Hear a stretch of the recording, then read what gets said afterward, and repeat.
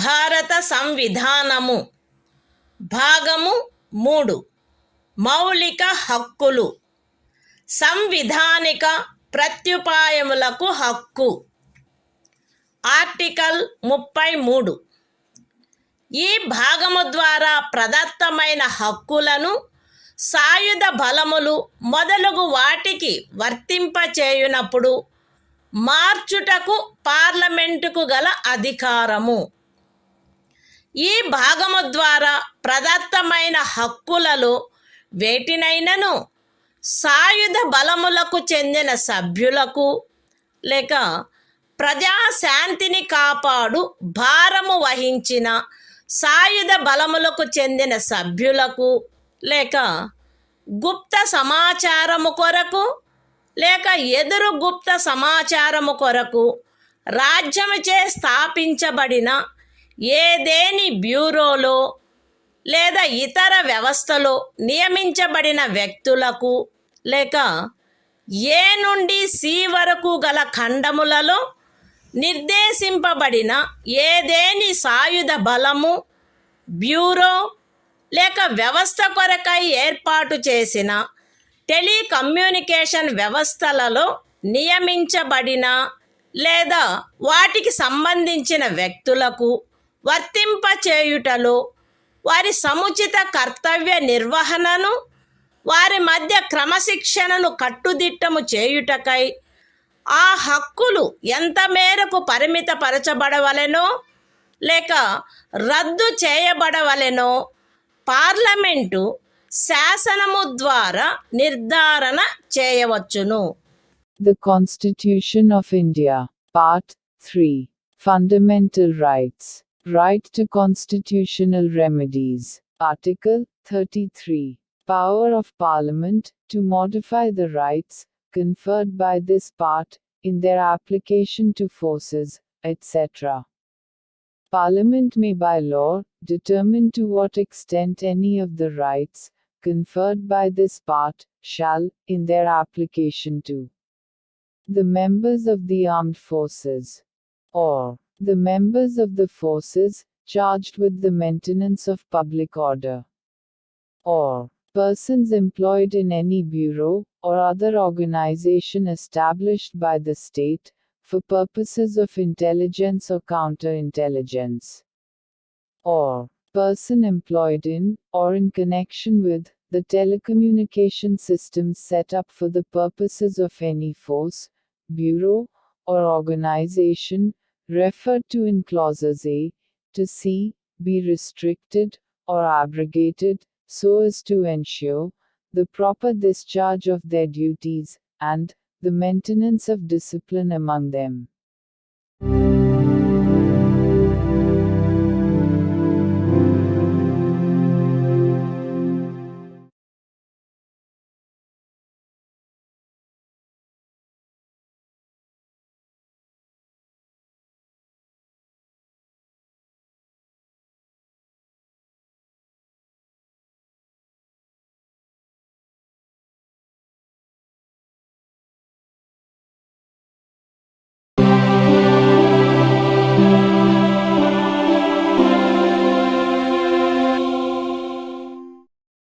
భారత సంవిధానము భాగము 3 మౌలిక హక్కులు సంవిధానిక ప్రత్యుపాయములకు హక్కు ఆర్టికల్ 34 ఏదేని ప్రాంతములో సైనిక శాసనము అమలులోనున్నప్పుడు ఈ భాగము ద్వారా ప్రదత్తమైన హక్కులపై నిర్బంధన. ఈ భాగమునందు పూర్వగామి నిబంధనలలో ఏమి ఉన్నప్పటికీ భారతదేశ రాజ్యక్షేత్రములోని ఏదేని ప్రాంతములో సైనిక శాసనము అమలులో ఉండి ఉన్నచో సంఘము యొక్క లేక ఒక రాజ్యము యొక్క సేవలోనున్న ఎవరేని వ్యక్తి అచట శాంతిని కాపాడుటకు లేక తిరిగి నెలకొల్పుటకు సంబంధించి చేసిన ఏదేని కార్యమును గూర్చి పార్లమెంటు శాసనము ద్వారా అతనికి క్షతిపూర్తి చేయవచ్చును లేక అట్టి ప్రాంతంలో సైనిక శాసనము క్రింద చేయబడిన ఏదేని దండనోత్తర్వును, విధించబడిన ఏదేని శిక్షను, ఉత్తర్వు చేయబడిన సమపహరణను, లేక చేసిన ఏదేని ఇతర కార్యమును మాన్యమునర్చవచ్చును. The Constitution of India, Part 3. Fundamental Rights. Right to constitutional remedies. Article 34. Restriction on rights conferred by this part while martial law is in force in any area. Notwithstanding anything in the foregoing provisions of this part, Parliament may, by law, indemnify any person, in the service of the Union, or of a state, or any other person, in respect of any act done by him, in connection with the maintenance or restoration of order, in any area within the territory of India, where martial law was in force, or validate any sentence passed, punishment inflicted, forfeiture ordered, or other act done under martial law in such area.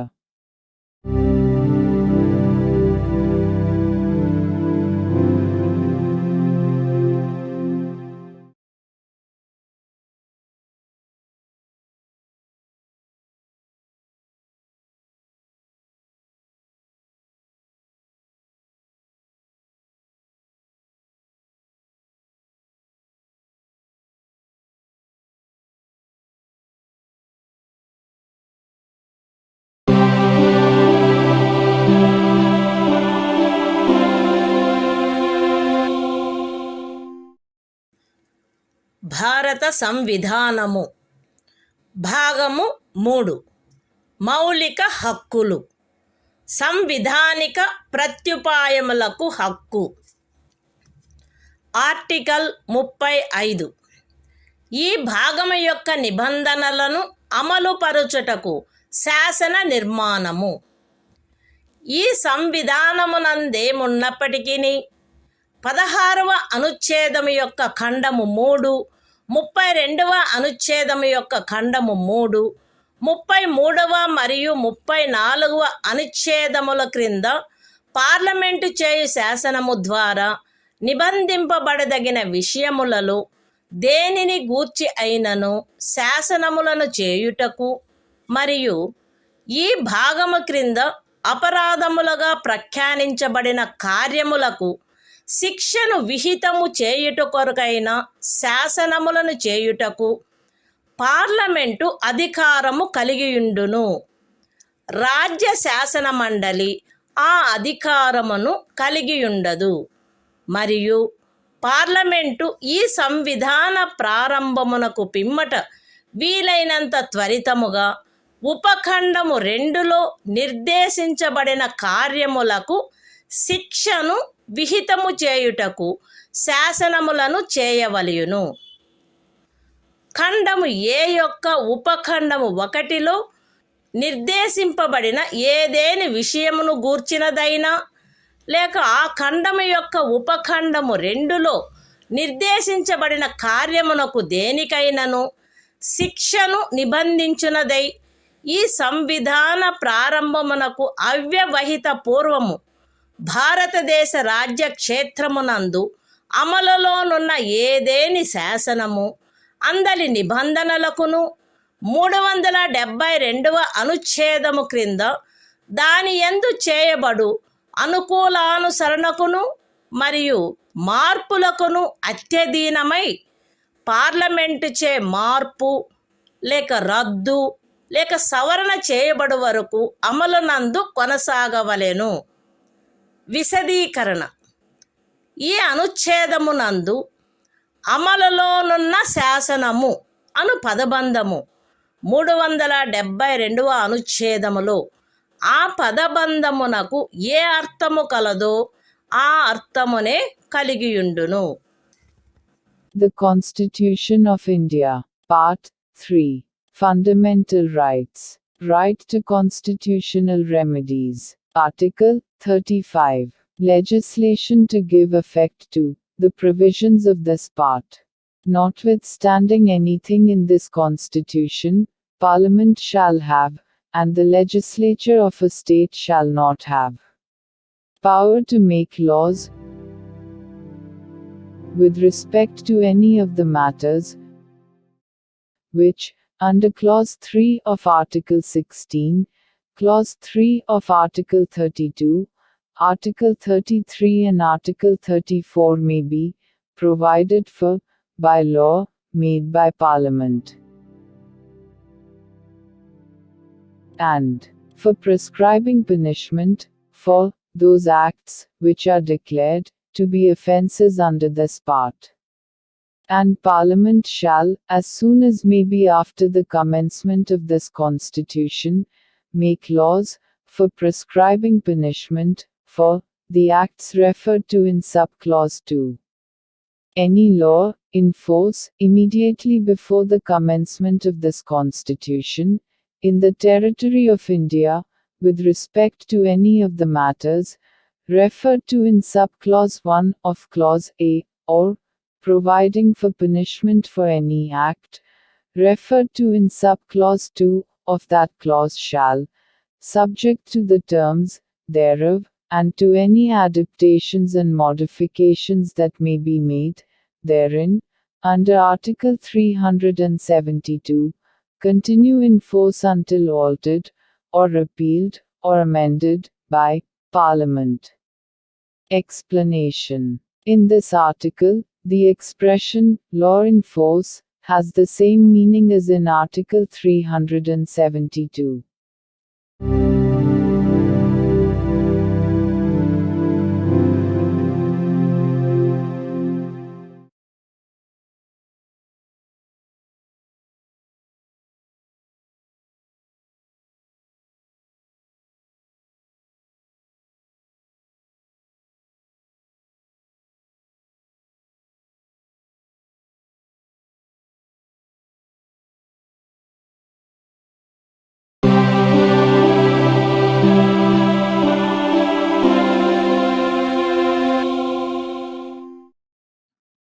భారత సంవిధానము భాగము 4 రాజ్య విధానము యొక్క ఆదేశిక సూత్రములు.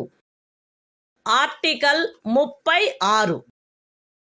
ఈ భాగములో సందర్భము అన్యదా అపేక్షించననే తప్ప రాజ్యము అను పదము భాగము 3లో ఆ పదమునకు ఏ అర్థము కలదో ఆ అర్థమునే కలిగియుండును. The Constitution of India, Part 4, Directive Principles of State Policy. Article 36. Definition. In this part, unless the context otherwise requires, the state has the same meaning as in Part 3.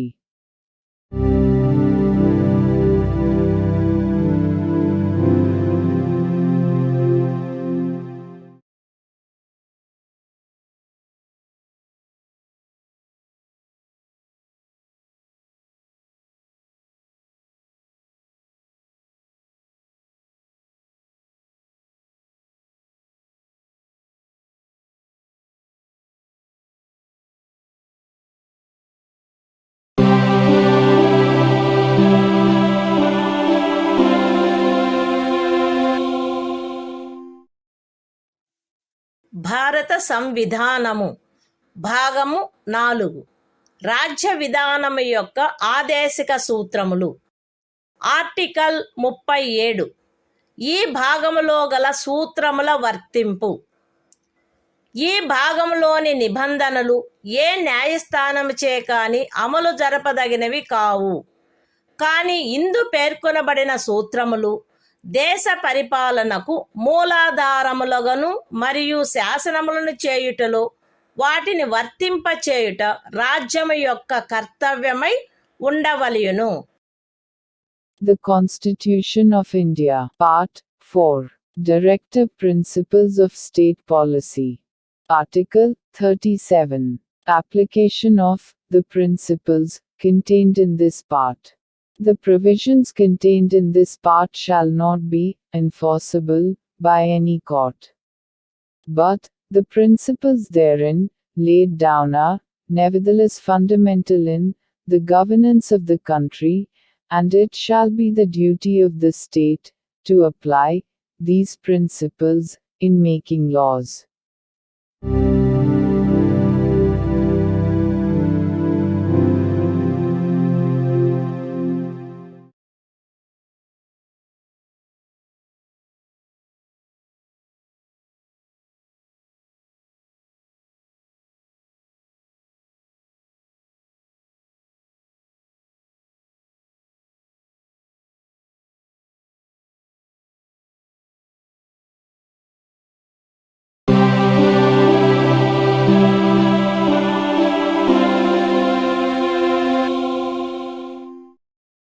భారత సంవిధానము భాగము 4 రాజ్య విధానము యొక్క ఆదేశిక సూత్రములు.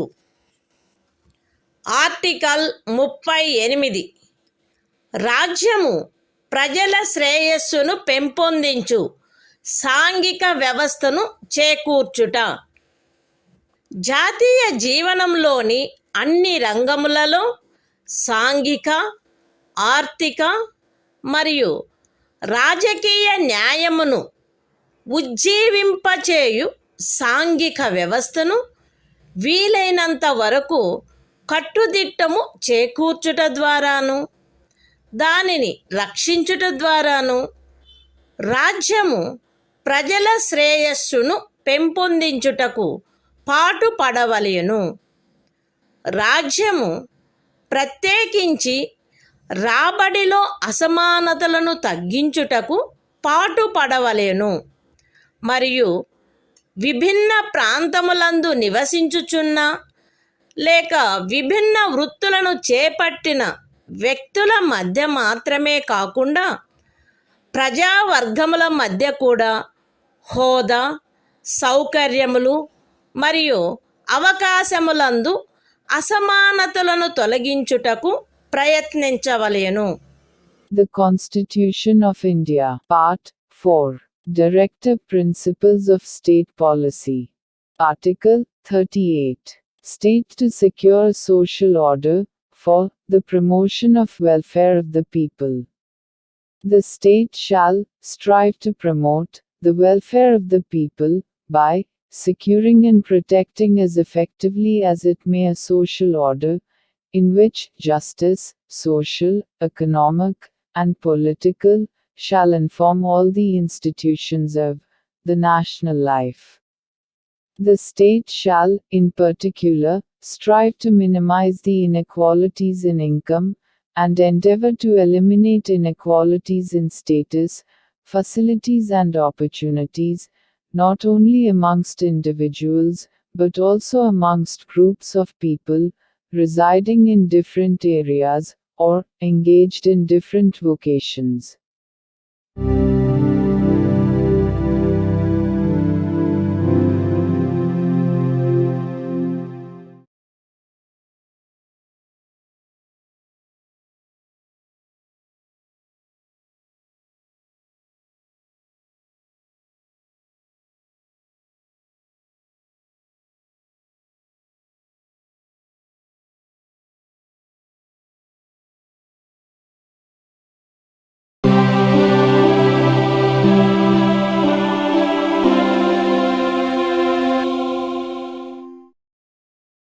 భారత సంవిధానము భాగము 4 రాజ్య విధానము యొక్క ఆదేశిక సూత్రములు. ఆర్టికల్ 39 రాజ్యము అనుసరించవలసిన కొన్ని విధాన సూత్రములు. రాజ్యము ఈ క్రింది వాటిని చేకూర్చుటకై ప్రత్యేకించి తన విధానమును రూపొందించవలెను.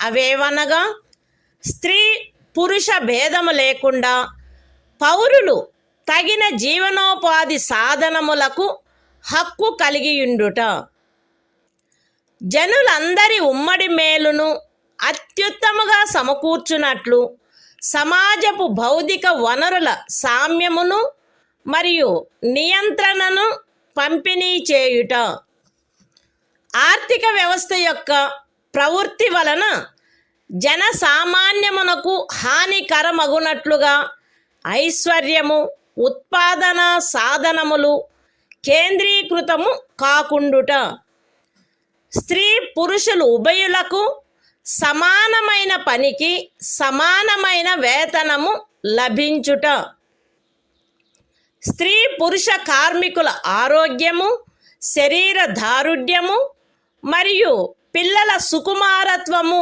దురుపయోగము చేయబడుకుండుట మరియు పౌరుల ఆర్థిక ఆవశ్యకత వలన తమ వయస్సునకు లేక శరీర దారుఢ్యమునకు సరిపడని పనులలో చేరుటకు బలవంత పెట్టకుండుట, పిల్లలకు ఆరోగ్యకరమైన రీతిలో గౌరవప్రదమైన మరియు స్వేచ్ఛాయుతమైన పరిస్థితులలో అభివృద్ధి చెందు అవకాశములను మరియు సౌకర్యములను కల్పించుట మరియు బాల్య యవనములను శోషణ నుండి మరియు నైతిక మరియు బౌద్ధిక పరిత్యజనము నుండి కాపాడుట. The Constitution of India, Part 4. Directive Principles of State Policy. Article 39. Certain principles of policy, to be followed by the state. The state shall, in particular, direct its policy towards securing a. That the citizens, men and women equally, have the right to an adequate means of livelihood. b. That the ownership and control of the material resources of the community are so distributed as best to subserve the common good. c. That the operation of the economic system does not result in the concentration of wealth and means of production to the common detriment. d. That there is equal pay for equal work for both men and women. a. That the health and strength of workers, men and women, and the tender age of children are not abused. And that citizens are not forced by economic necessity to enter avocations unsuited to their age or strength. f.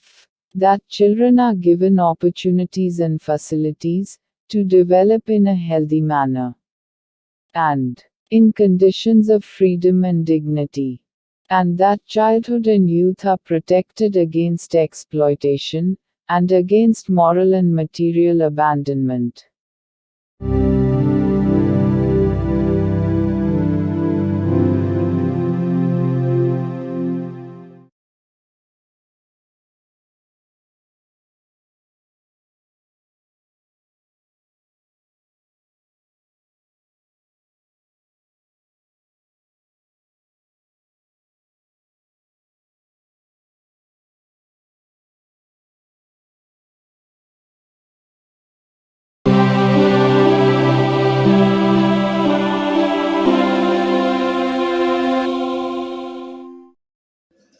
భారత సంవిధానము భాగము 4. రాజ్య విధానము యొక్క ఆదేశక సూత్రములు. Article 39A. సమాన న్యాయము, ఉచిత న్యాయవాద సహాయము. శాసన వ్యవస్థ ప్రవృత్తి సమానావకాశ ప్రాతిపదికపై న్యాయమును చేకూర్చు రీతిలో నిర్వహించబడునట్లు రాజ్యము కట్టుదిట్టము చేయవలెను.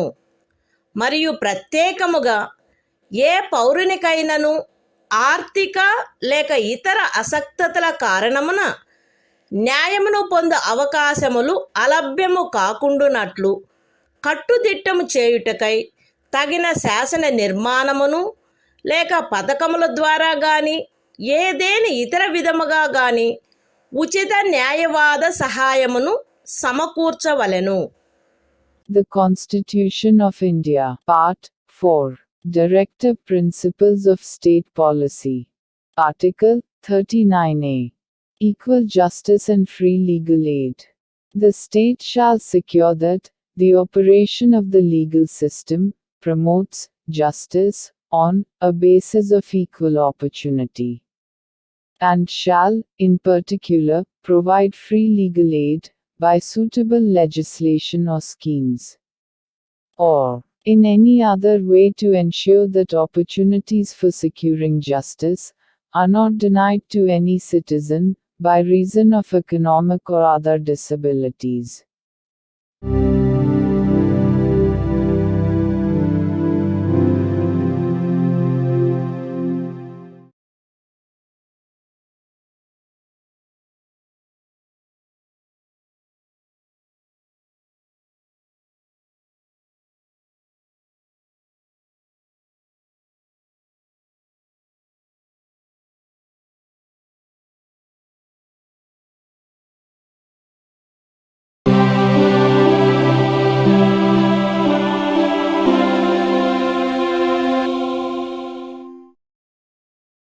భారత సంవిధానము భాగము 4 రాజ్య విధానము యొక్క ఆదేశక సూత్రములు. ఆర్టికల్ 40 గ్రామ పంచాయతీల వ్యవస్థీకరణ. గ్రామ పంచాయతీలను వ్యవస్థీకరించి స్వపరిపాలనా యూనిట్లుగా అవి పనిచేయుటకు వాటికి ఆవశ్యకమగు అధికార ప్రాధికారముల నొసగుటకు రాజ్యము చర్యలను గైగొనవలెను. The Constitution of India, Part 4, Directive Principles of State Policy. Article 40, Organization of Village Panchayats. The state shall take steps to organize village panchayats, and endow them with such powers and authority as may be necessary to enable them to function as units of self-government.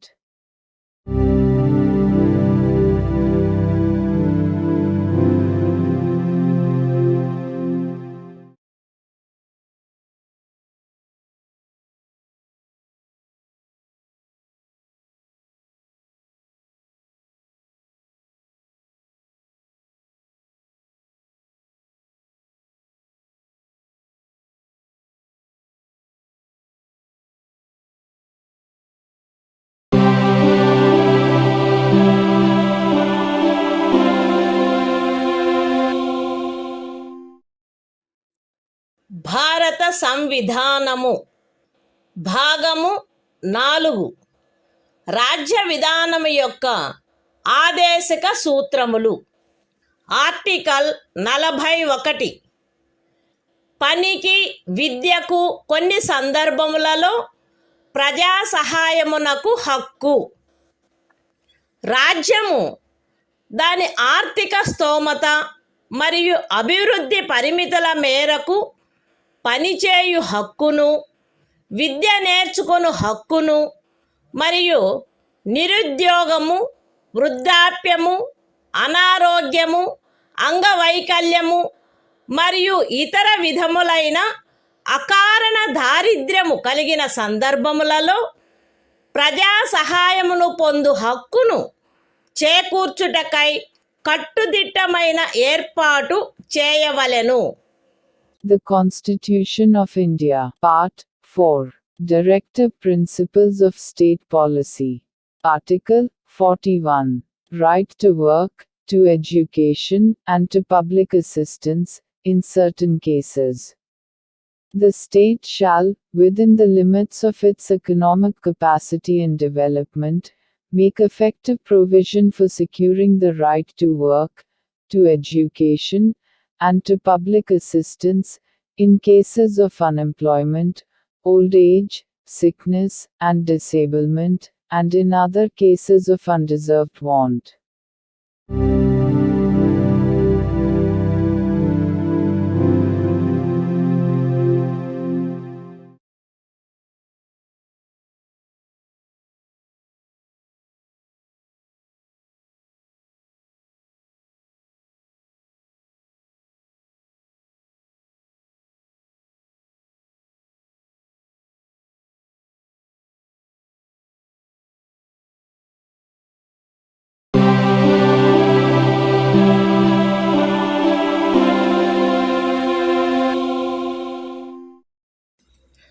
భారత సంవిధానము భాగము 4 రాజ్య విధానం యొక్క ఆదేశిక సూత్రములు.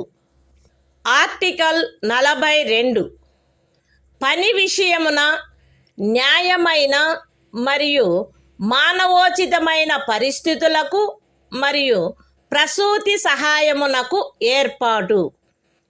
రాజ్యము పనిచేయు విషయమున న్యాయమైన మరియు మానవోచితమైన పరిస్థితులను ప్రసూతి సహాయమును చేకూర్చుటకు ఏర్పాటు చేయవలెను.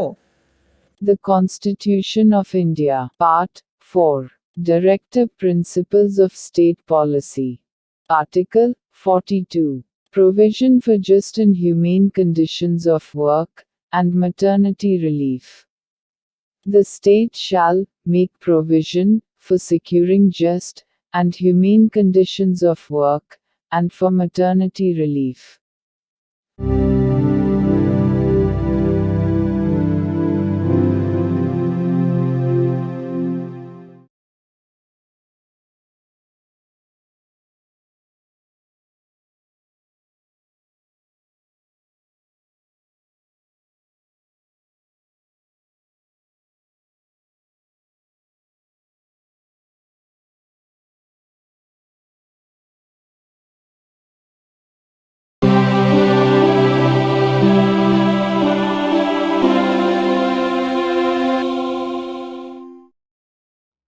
భారత సంవిధానము భాగము 4 రాజ్య విధానము యొక్క ఆదేశిక సూత్రములు. ఆర్టికల్ 43 కార్మికులకు జీవన భృతి మొదలగునవి. రాజ్యము తగిన శాసన నిర్మాణము ద్వారా లేక ఆర్థిక వ్యవస్థాపన ద్వారా లేక మరే విధముగానైనా వ్యవసాయ, పారిశ్రామిక లేక ఇతర కార్మికులందరికీ పనిని, జీవన భృతిని మరియు సముచిత జీవన స్థాయిని, విశ్రాంతి మరియు సాంఘిక సాంస్కృతిక అవకాశముల పూర్తి వినియోగమును చేకూర్చునట్టి పని పరిస్థితులను కల్పించుటకు ప్రయత్నించవలెను. మరియు ప్రత్యేకించి గ్రామీణ ప్రాంతములలో వైయక్తిక ప్రాతిపదికపై లేక సహకార ప్రాతిపదికపై కుటీర పరిశ్రమలను పెంపొందింపచేయుటకు ప్రయత్నించవలెను. The Constitution of India, Part 4, Directive Principles of State Policy. Article 43, Living wage, etc., for workers. The state shall endeavor to secure, by suitable legislation, or economic organization or in any other way, to all workers, agricultural, industrial or otherwise, work, a living wage, conditions of work ensuring a decent standard of life, and full enjoyment of leisure, and social and cultural opportunities, and, in particular, the state shall endeavor to promote cottage industries, on an individual or cooperative basis, in rural areas.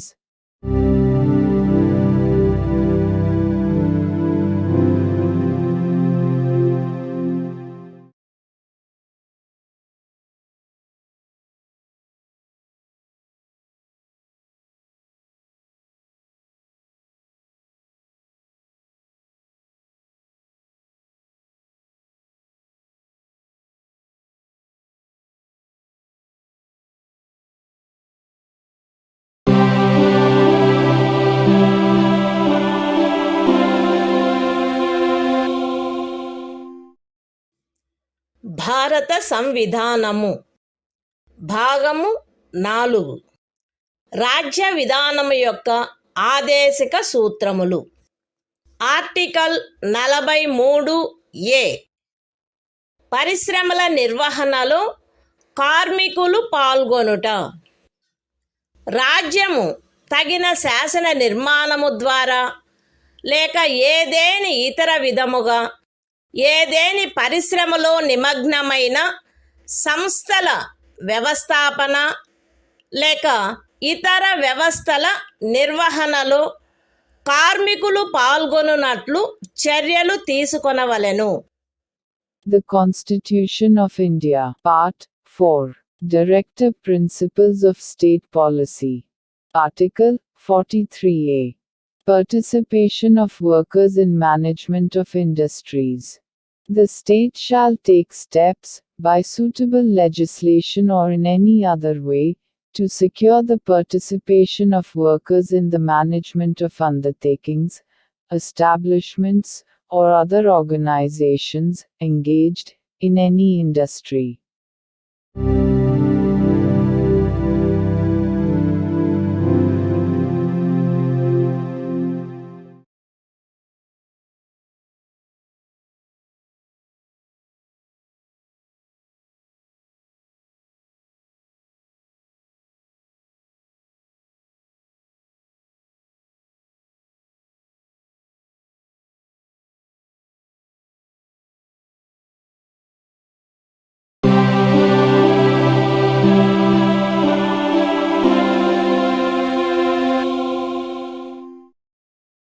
భారత సంవిధానము భాగము 4.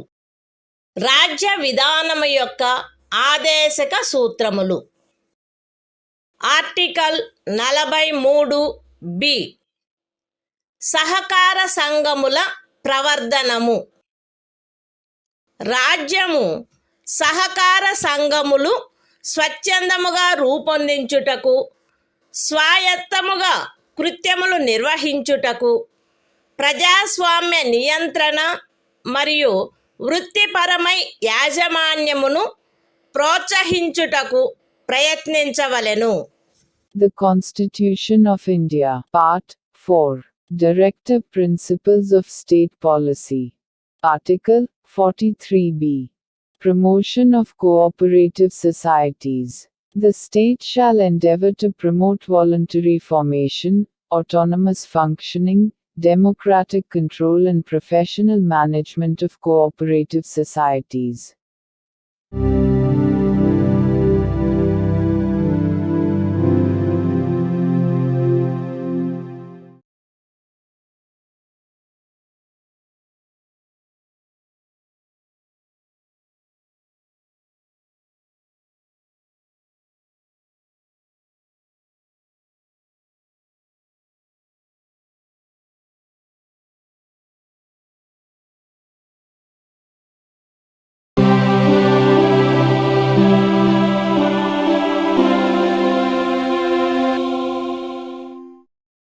భారత సంవిధానము భాగము 4. రాజ్య విధానము యొక్క ఆదేశిక సూత్రములు. Article 44. పౌరులందరకు ఏకరూపమైన civil స్మృతి. భారతదేశ రాజ్య క్షేత్రమునంతటను పౌరులకు ఏకరూపమైన సివిల స్మృతిని చేకూర్చుటకు రాజ్యము ప్రయత్నించవలెను. The Constitution of India, Part 4. Directive Principles of State Policy. Article 44. Uniform Civil Code for the Citizens. The state shall endeavor to secure for the citizens a uniform civil code throughout the territory of India.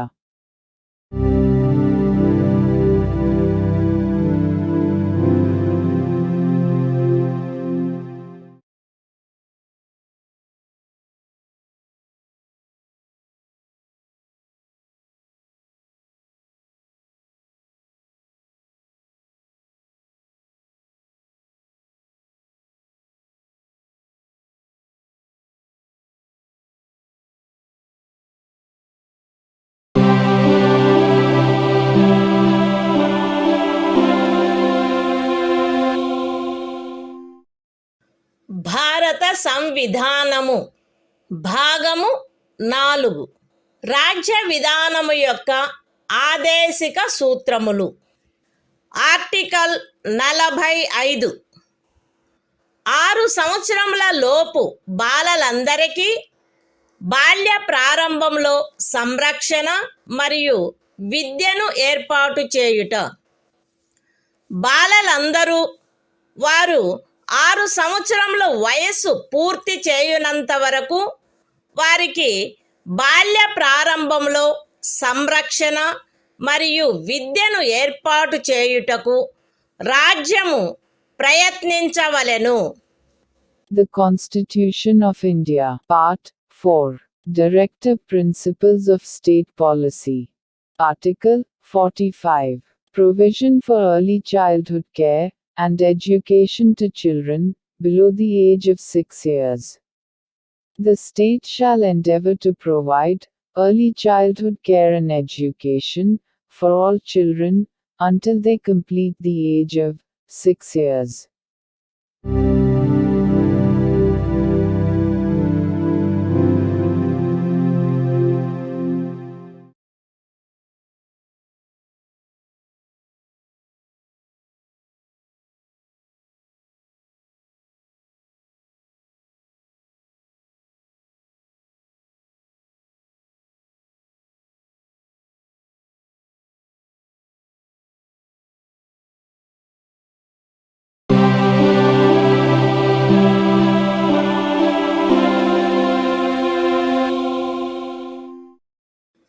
భారత సంవిధానము భాగము 4 రాజ్య విధానము యొక్క ఆదేశిక సూత్రములు. Article 46 అనుసూచిత కులముల, అనుసూచిత జనజాతుల మరియు ఇతర బలహీన వర్గముల యొక్క విద్యా విషయక మరియు ఆర్థిక హితములను పెంపొందించుట.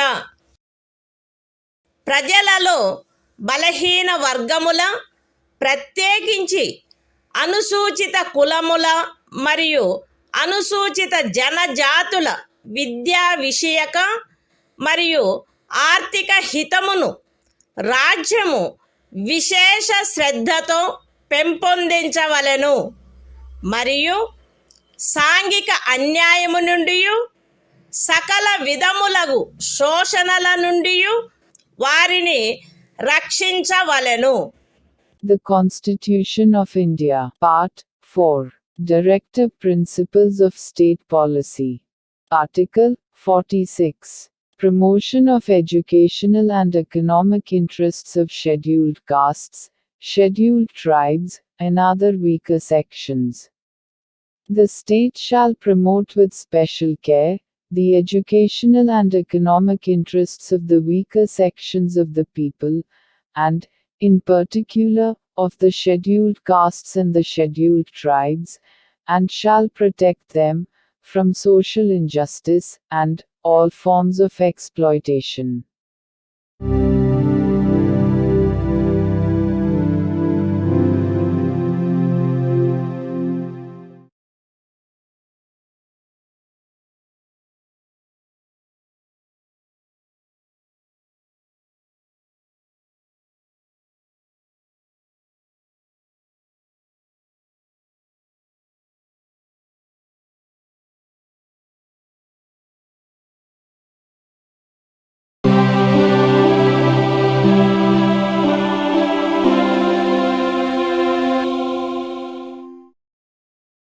భారత సంవిధానము భాగము 4 రాజ్య విధానము యొక్క ఆదేశిక సూత్రములు.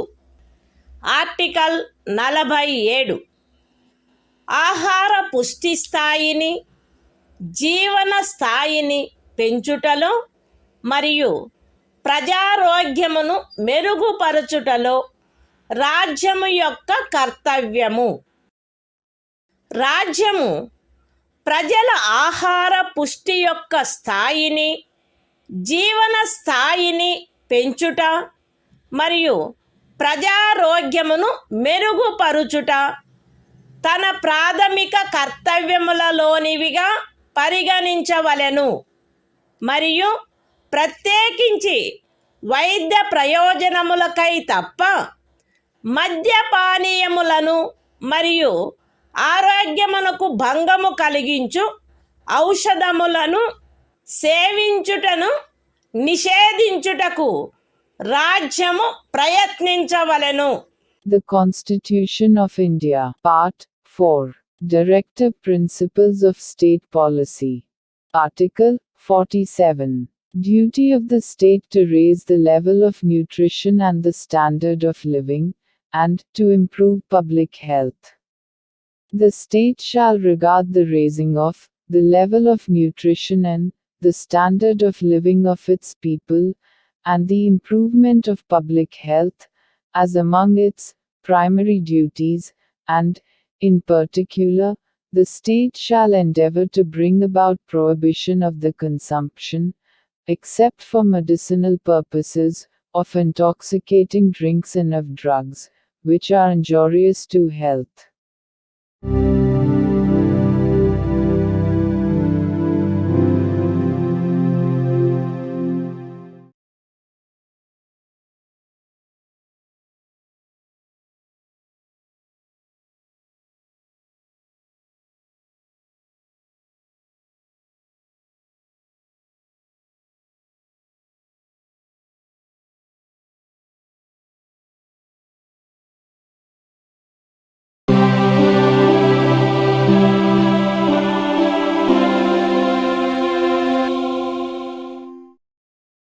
భారత సంవిధానము భాగము 4 రాజ్య విధానము యొక్క ఆదేశిక సూత్రములు.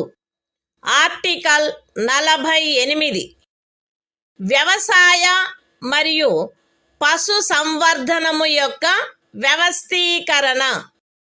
రాజ్యము ఆధునిక మరియు శాస్త్రీయ పద్ధతులను అనుసరించి వ్యవసాయమును పశు సంవర్ధనమును వ్యవస్థీకరించవలెను మరియు ప్రత్యేకించి ఆవుల, దూడల, ఇతర పాడి పశువుల, భారవాహక పశువుల జాతులను పరిరక్షించి మెరుగుపరచుటకును వాటి వధను నిషేధించుటకును రాజ్యము చర్యలను గైగొనవలెను.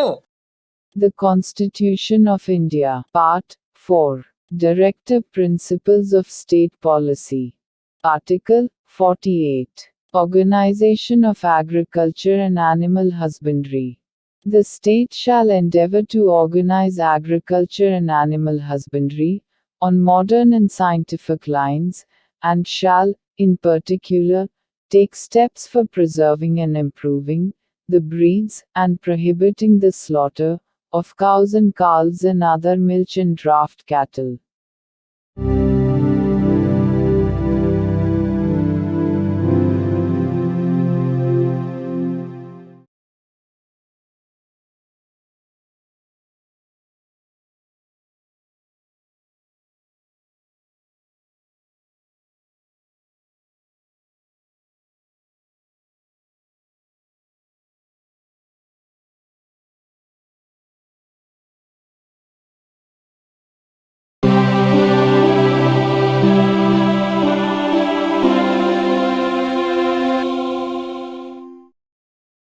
భారత సంవిధానము భాగము 4 రాజ్య విధానము యొక్క ఆదేశిక సూత్రములు.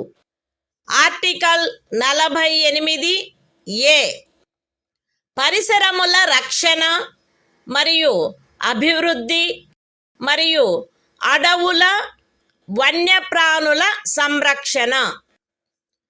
రాజ్యము పరిసరములను కాపాడి అభివృద్ధి చేయుటకును దేశములోని అడవులను వన్యప్రాణులను సంరక్షించుటకును ప్రయత్నించవలెను. The Constitution of India, Part 4. Directive Principles of State Policy. Article 48A. Protection and improvement of environment, and safeguarding of forests and wildlife. The state shall endeavor to protect and improve the environment, and to safeguard the forests and wildlife of the country.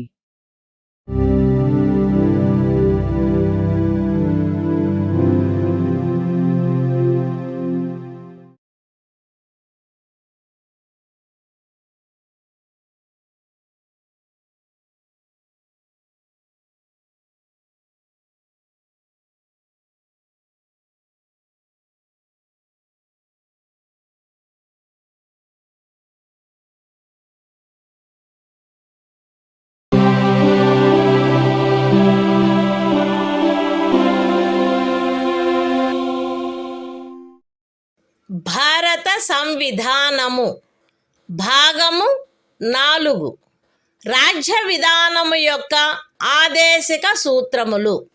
Article 49 జాతీయ ప్రాముఖ్యము గల స్మారక చిహ్నములను రక్షించుట.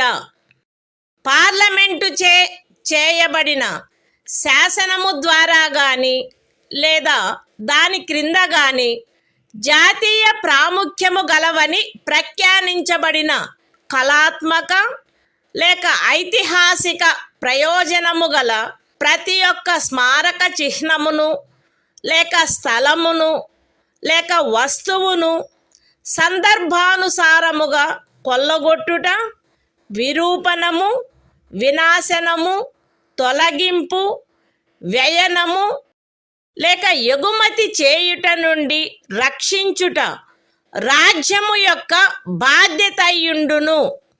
The Constitution of India, Part 4, Directive Principles of State Policy. Article 49. Protection of monuments and places and objects of national importance. It shall be the obligation of the state to protect every monument, or place, or object of artistic, or historic interest, declared by, or under law made by Parliament to be of national importance, from spoliation, disfigurement, destruction, removal, disposal or export, as the case may be.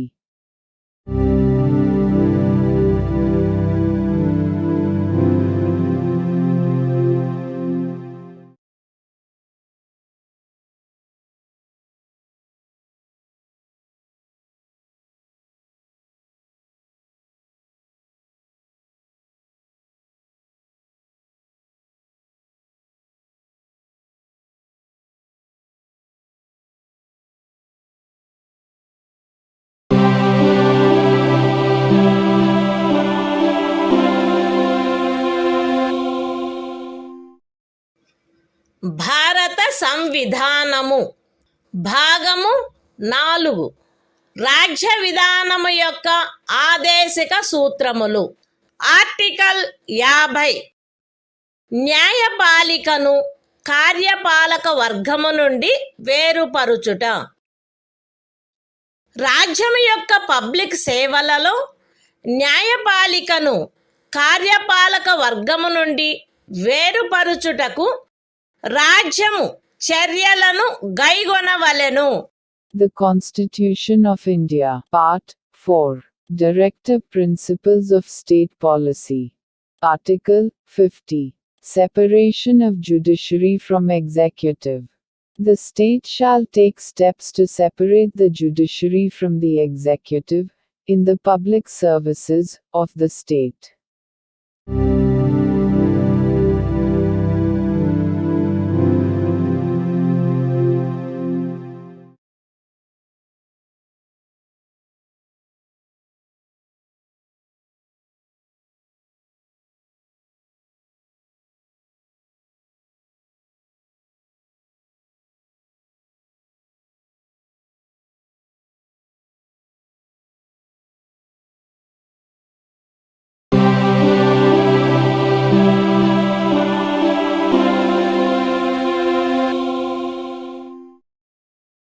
భారత సంవిధానము భాగము 4 రాజ్య విధానము యొక్క ఆదేశిక సూత్రములు. Article 51 అంతర్జాతీయ శాంతి భద్రతలను పెంపొందించుట. రాజ్యము ఈ క్రింది వాటికై ప్రయత్నించవలెను. అంతర్జాతీయ శాంతి భద్రతలను పెంపొందించుట, జాతుల మధ్య న్యాయమైన మరియు గౌరవప్రదమైన సంబంధములను నెలకొల్పుట, సువ్యవస్థిత ప్రజానీకముల పరస్పర వ్యవహారములందు అంతర్జాతీయ శాసనము పట్ల, సంధి బాధ్యతల పట్ల గౌరవమును పెంపొందించుట మరియు అంతర్జాతీయ వివాదముల పరిష్కారము మధ్యవర్తిత్వము ద్వారా జరుగుటను ప్రోత్సహించుట. The Constitution of India, Part 4. Directive Principles of State Policy. Article 51. Promotion of international peace and security. The state shall endeavor to a. Promote international peace and security. b. Maintain just and honorable relations between nations. c. Foster respect for international law and treaty obligations in the dealings of organized peoples with one another. And d. Encourage settlement of international disputes by arbitration.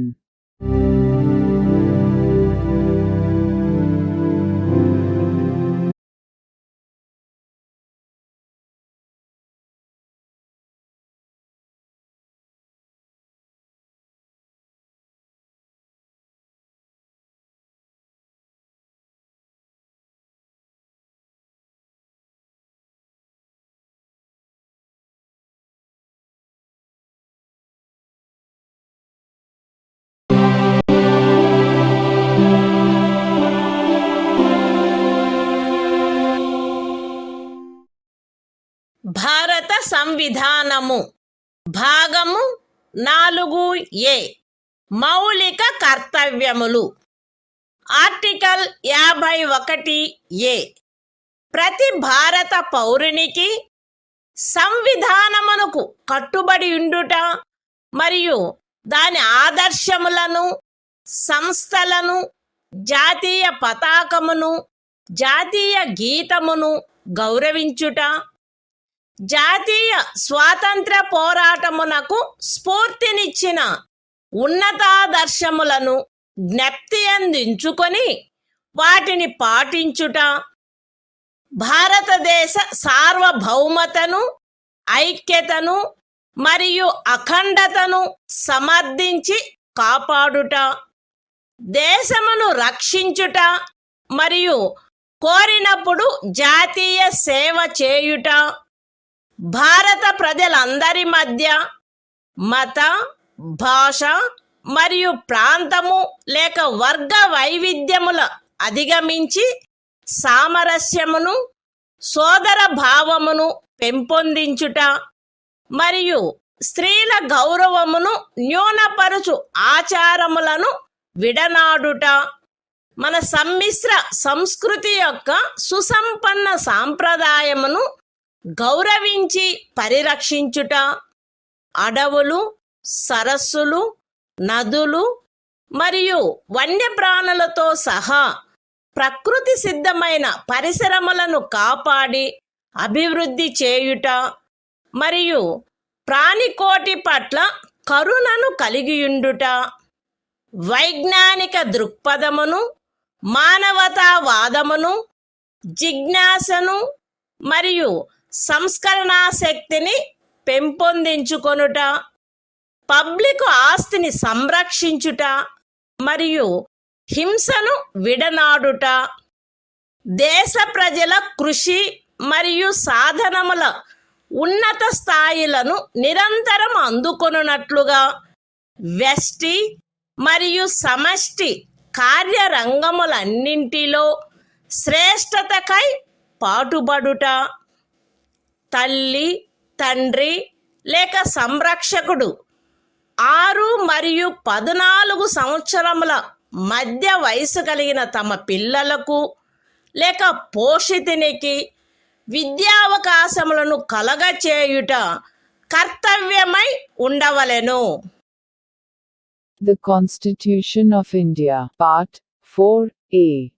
Fundamental Duties. Article 51A. Fundamental Duties. It shall be the duty of every citizen of India to abide by the Constitution and respect its ideals and institutions, the national flag and the national anthem. b. To cherish and follow the noble ideals which inspired our national struggle for freedom. c. To uphold and protect the sovereignty, unity and integrity of India. D. To defend the country and render national service, when called upon to do so. A. To promote harmony and the spirit of common brotherhood amongst all the people of India, transcending religious, linguistic, and regional or sectional diversities. To renounce practices derogatory to the dignity of women. F. To value and preserve the rich heritage of our composite culture. G. To protect and improve the natural environment, including forests, lakes, rivers, and wildlife, and to have compassion for living creatures. H. To develop the scientific temper, humanism, and the spirit of inquiry and reform. I. To safeguard public property and to abjure violence. J. To strive towards excellence in all spheres of individual and collective activity, so that the nation constantly rises to higher levels of endeavor and achievement. K. Who is a parent or guardian, to provide opportunities for education to his child, or, as the case may be, what between the age of 6 and 14 years.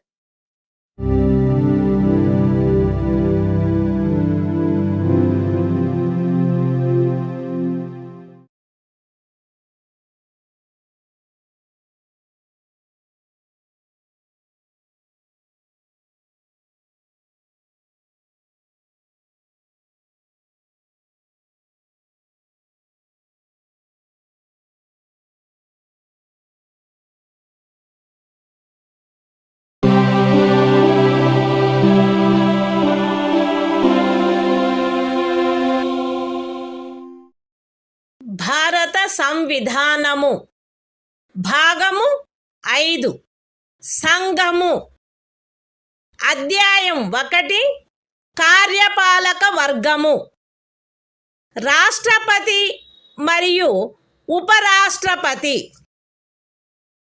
Article 52 భారత రాష్ట్రపతి భారతదేశమునకు ఒక రాష్ట్రపతి ఉండవలెను. The Constitution of India, Part 5, The Union. Chapter 1. The Executive.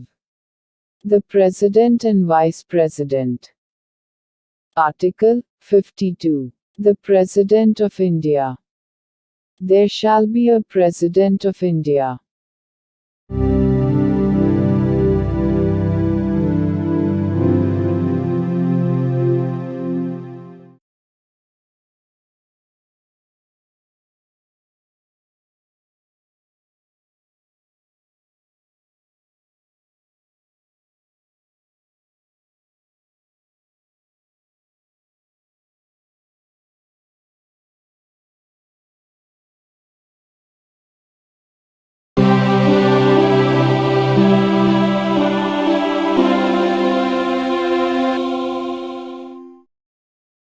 భారత సంవిధానము భాగము 5 సంఘము అధ్యాయము 1 కార్యపాలక వర్గము రాష్ట్రపతి మరియు ఉపరాష్ట్రపతి ఆర్టికల్ 53 సంఘము యొక్క కార్యపాలకాధికారము సంఘము యొక్క కార్యపాలకాధికారము రాష్ట్రపతి యందు నిహితమై ఉండవలెను. ఆయన దానిని స్వయముగా లేక తనకు అధీనస్థులగు అధికారుల ద్వారా ఈ సంవిధానమును అనుసరించి వినియోగించవలెను.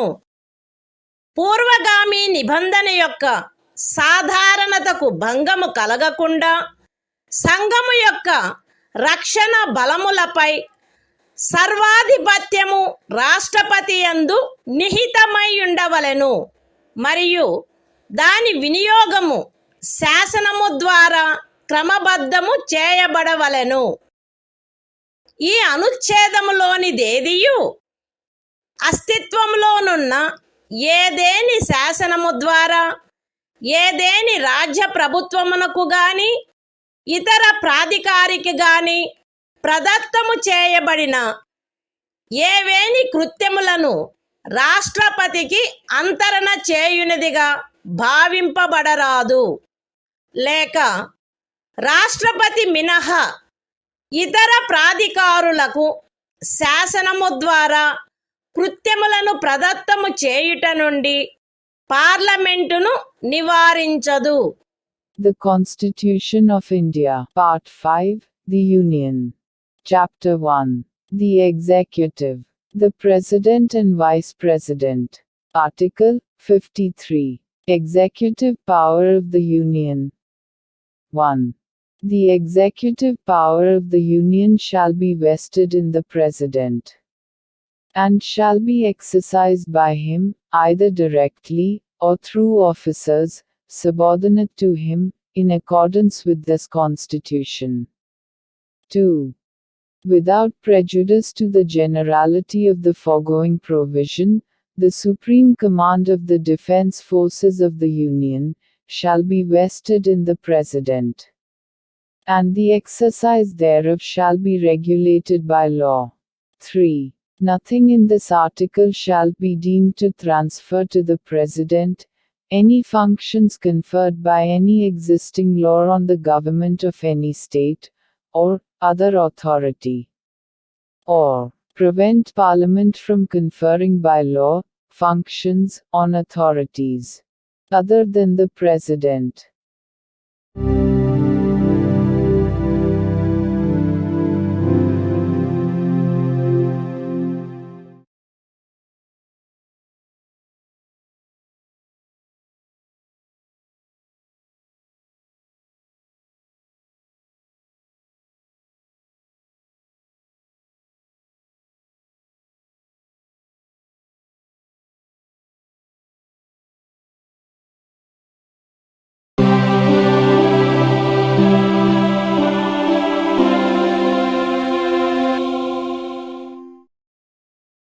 భారత సంవిధానము భాగము 5 సంఘము అధ్యాయము 1 కార్యపాలక వర్గము రాష్ట్రపతి మరియు ఉపరాష్ట్రపతి. ఆర్టికల్ 54 రాష్ట్రపతి ఎన్నిక. రాష్ట్రపతి ఈ క్రింది వారితో కూడిన నిర్వాచక గణము యొక్క సభ్యులచే ఎన్నుకొనబడవలెను. పార్లమెంటు ఉభయ సదనములోని ఎన్నుకొనబడిన సభ్యులు మరియు రాజ్య శాసన సభలలోని ఎన్నుకొనబడిన సభ్యులు. విశదీకరణ. ఈ అనుచ్ఛేదము మరియు అనుచ్ఛేదము 55లోని రాజ్యము అను పదములో ఢిల్లీ జాతీయ రాజధాని రాజ్యక్షేత్రము మరియు పాండిచ్చేరి సంఘ రాజ్యక్షేత్రము చేరియుండును. The Constitution of India, Part 5, The Union. Chapter 1. The Executive. The President and Vice President. Article 54. Election of President. The President shall be elected by the members of an electoral college, consisting of a. the elected members of both houses of Parliament, and b. the elected members of the legislative assemblies of the states. Explanation. In this article, and in Article 55, state includes the National Capital Territory of Delhi and the Union Territory of Pondicherry.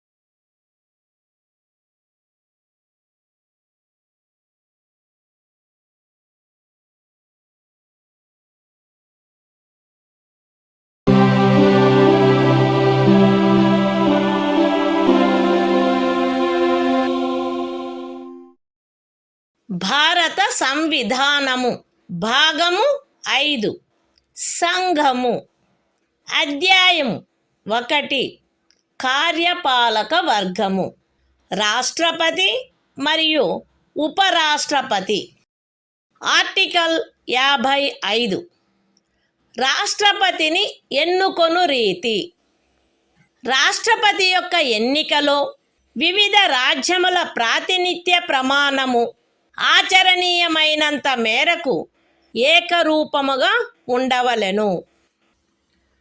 రాజ్యముల మధ్య అట్టి ఏకరూపతను చేకూర్చుటకు గాను మరియు మొత్తము రాజ్యములకును సంఘమునకును మధ్య సమత్వమును చేకూర్చుటకు గాను అట్టి ఎన్నికలో పార్లమెంటులోని మరియు ప్రతి రాజ్య శాసనసభలోని ఎన్నుకొనబడిన ప్రతి సభ్యుడు ఇచ్చుటకు హక్కు కలిగియున్న ఓట్ల సంఖ్యను ఈ క్రింది రీతిగా నిర్ధారణ చేయవలెను.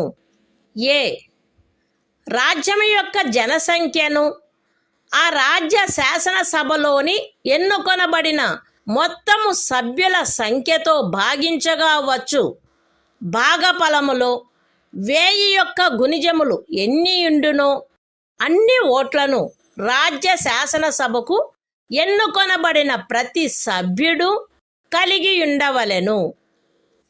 బి 1000 యొక్క సదరు గుణిజములను లెక్కించిన పిమ్మట శేషము 500కు తగ్గనిచో ఉపఖండము ఏలో నిర్దేశింపబడిన ప్రతి సభ్యునకు గల ఓట్ల సంఖ్యకు అదనముగా 1 ఓటును చేర్చవలెను. సి ఉపఖండములు ఏ మరియు బిల క్రింద రాజ్య శాసనసభలోని సభ్యులకు నియతమైన ఓట్ల మొత్తపు సంఖ్యను పార్లమెంటు ఉభయ సదనములో ఎన్నుకొనబడిన సభ్యుల మొత్తము సంఖ్యతో భాగించగా ఏ సంఖ్య వచ్చునో అన్ని ఓట్లను పార్లమెంటు ఉభయ సదనములోని ఎన్నుకోబడిన ప్రతి సభ్యుడు కలిగి ఉండవలెను. సగమునకు మించిన భిన్నమును 1గా పరిగణించవలెను. ఇతర భిన్నములను ఉపేక్షించవలెను. రాష్ట్రపతి ఎన్నిక ఏకల అంతరణీయ ఓటు ద్వారా అనుపాతిక ప్రాతినిధ్య పద్ధతును అనుసరించి జరగవలెను మరియు అట్టి ఎన్నికలో పోలింగు రహస్యపు బ్యాలెట్ పద్ధతిలో జరగవలెను.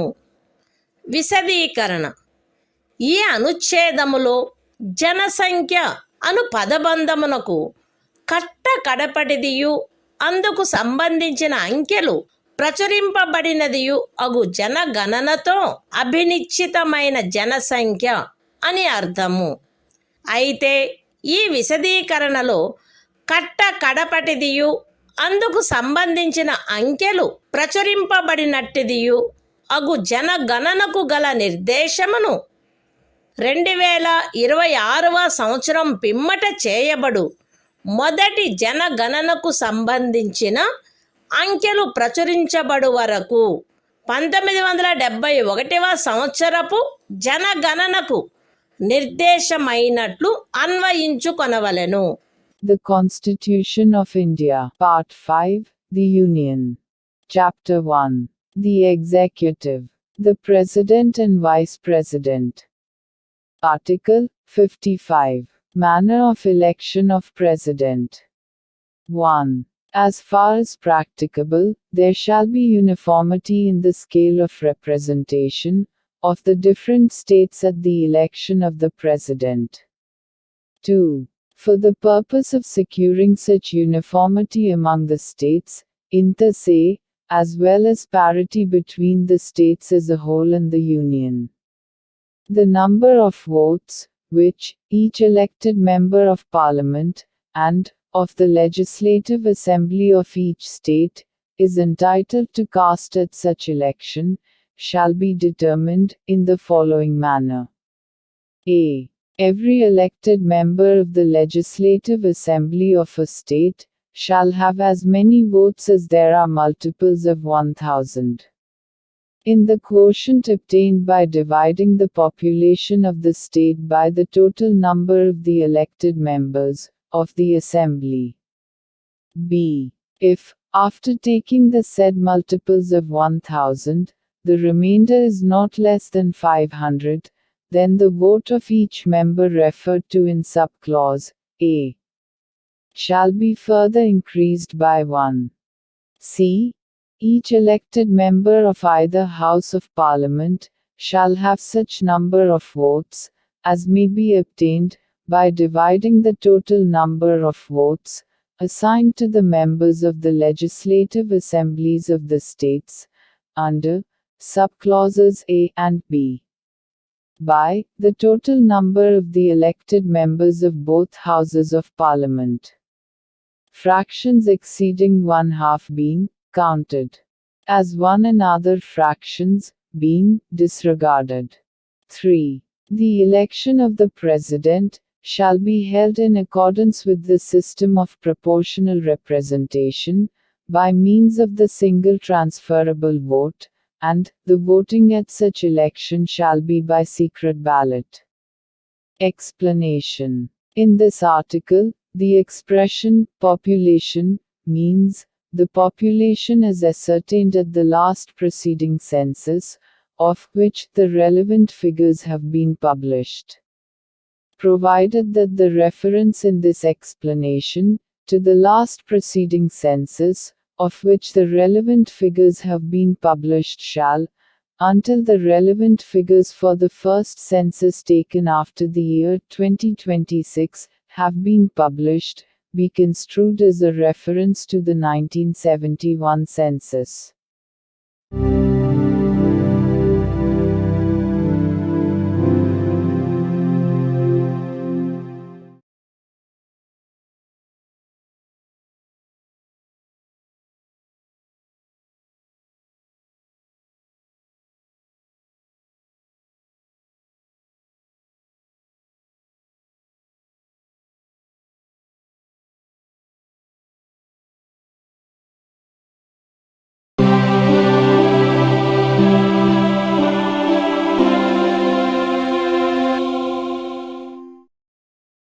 భారత సంవిధానము భాగము 5 సంఘము అధ్యాయము 1 కార్యపాలక వర్గము రాష్ట్రపతి మరియు ఉపరాష్ట్రపతి ఆర్టికల్ 56 రాష్ట్రపతి పదావధి రాష్ట్రపతి తన పదవిలో ప్రవేశించిన తేదీ నుండి 5 సంవత్సరముల కాలావధి వరకు పదవి యందుండవలెను.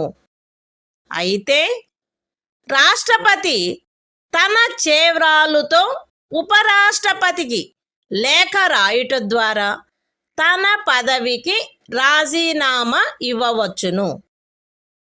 రాష్ట్రపతిని సంవిధానాతిక్రమణము కావించినందుకు 61వ అనుచ్ఛేదములో నిబంధించబడిన రీతిగా మహాభియోగము ద్వారా పదవి నుండి తొలగించవచ్చును. రాష్ట్రపతి తన పదావధి ముగిసినప్పటికీ తన ఉత్తరాధికారి ఆ పదవిలో ప్రవేశించు వరకు పదవిలో కొనసాగవలెను. ఖండము 1 యొక్క వినాయింపులోని ఖండము ఏ క్రింద ఉపరాష్ట్రపతికి పంపబడిన రాజీనామా పత్రమును ఆయన లోక్సభ అధ్యక్షునికి తక్షణమే పంపవలెను. The Constitution of India, Part 5, The Union. Chapter 1. The Executive. The President and Vice President. Article 56. Term of Office of President. 1. The President shall hold office for a term of 5 years, from the date on which he enters upon his office. Provided that a. The President may, by writing under his hand addressed to the Vice President, resign his office. b. The President may, for violation of the Constitution, be removed from office by impeachment in the manner provided in Article 61. C. The President shall, notwithstanding the expiration of his term, continue to hold office, until his successor enters upon his office. 2. Any resignation addressed to the Vice President under Clause A of the proviso to Clause 1 shall forthwith be communicated, by him, to the Speaker of the House of the People.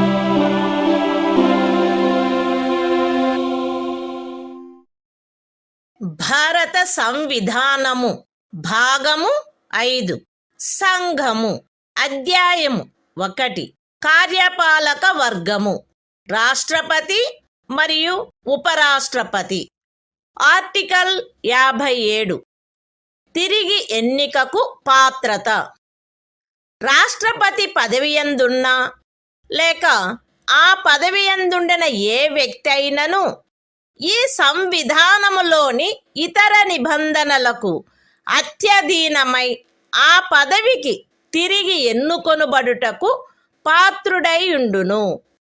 The Constitution of India, Part 5, The Union. Chapter 1. The Executive. The President and Vice President. Article 57. Eligibility for re-election. A person who holds, or who has held, office as President shall, subject to the other provisions of this Constitution, be eligible for re-election to that office.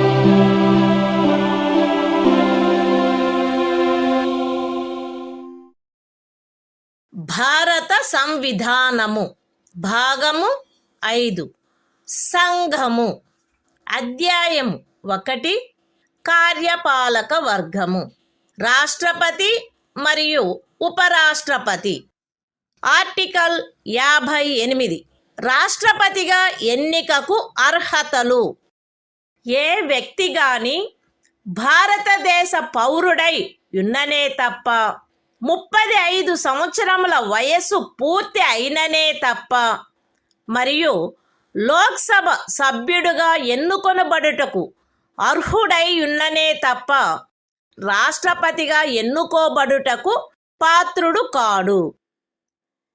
ఏ వ్యక్తి అయినను భారత ప్రభుత్వము క్రింద లేక ఏదేని రాజ్య ప్రభుత్వము క్రింద లేక సదరు ప్రభుత్వములోని దేని యొక్క నియంత్రణకైనను అత్యధీనమై ఉన్న ఏదేని స్థానిక లేక ఇతర ప్రాధికారి క్రింద గాని లాభాయుతమైన ఏదేని పదవియందున్నచో ఆ వ్యక్తి రాష్ట్రపతిగా ఎన్నుకొనబడుటకు పాత్రుడు కాడు. విశదీకరణ ఈ అనుచ్ఛేదపు నిమిత్తము ఎవరేని వ్యక్తి సంఘము యొక్క రాష్ట్రపతిగా లేక ఉపరాష్ట్రపతిగా లేక ఏదేని రాజ్యము యొక్క గవర్నరుగా లేక సంఘము యొక్క లేక ఏదేని రాజ్యము యొక్క మంత్రిగానున్న కారణమును బట్టి మాత్రమే లాభాయుతమైన పదవి యందున్నట్లు భావించబడరాదు. The Constitution of India, Part 5, The Union. Chapter 1. The Executive. The President and Vice President. Article 58. Qualifications for election as President. 1. No person shall be eligible for election as President, unless he is a citizen of India, has completed the age of 35 years, and is qualified for election, as a member of the House of the People. 2. A person shall not be eligible for election as President if he holds any office of profit, under the Government of India, or the Government of any state, or under any local or other authority, subject to the control of any of the said governments. Explanation. For the purposes of this article, a person shall not be deemed to hold any office of profit, by reason only that he is the President or Vice President of the Union, or the Governor of any state, or as a minister either for the Union or for any state.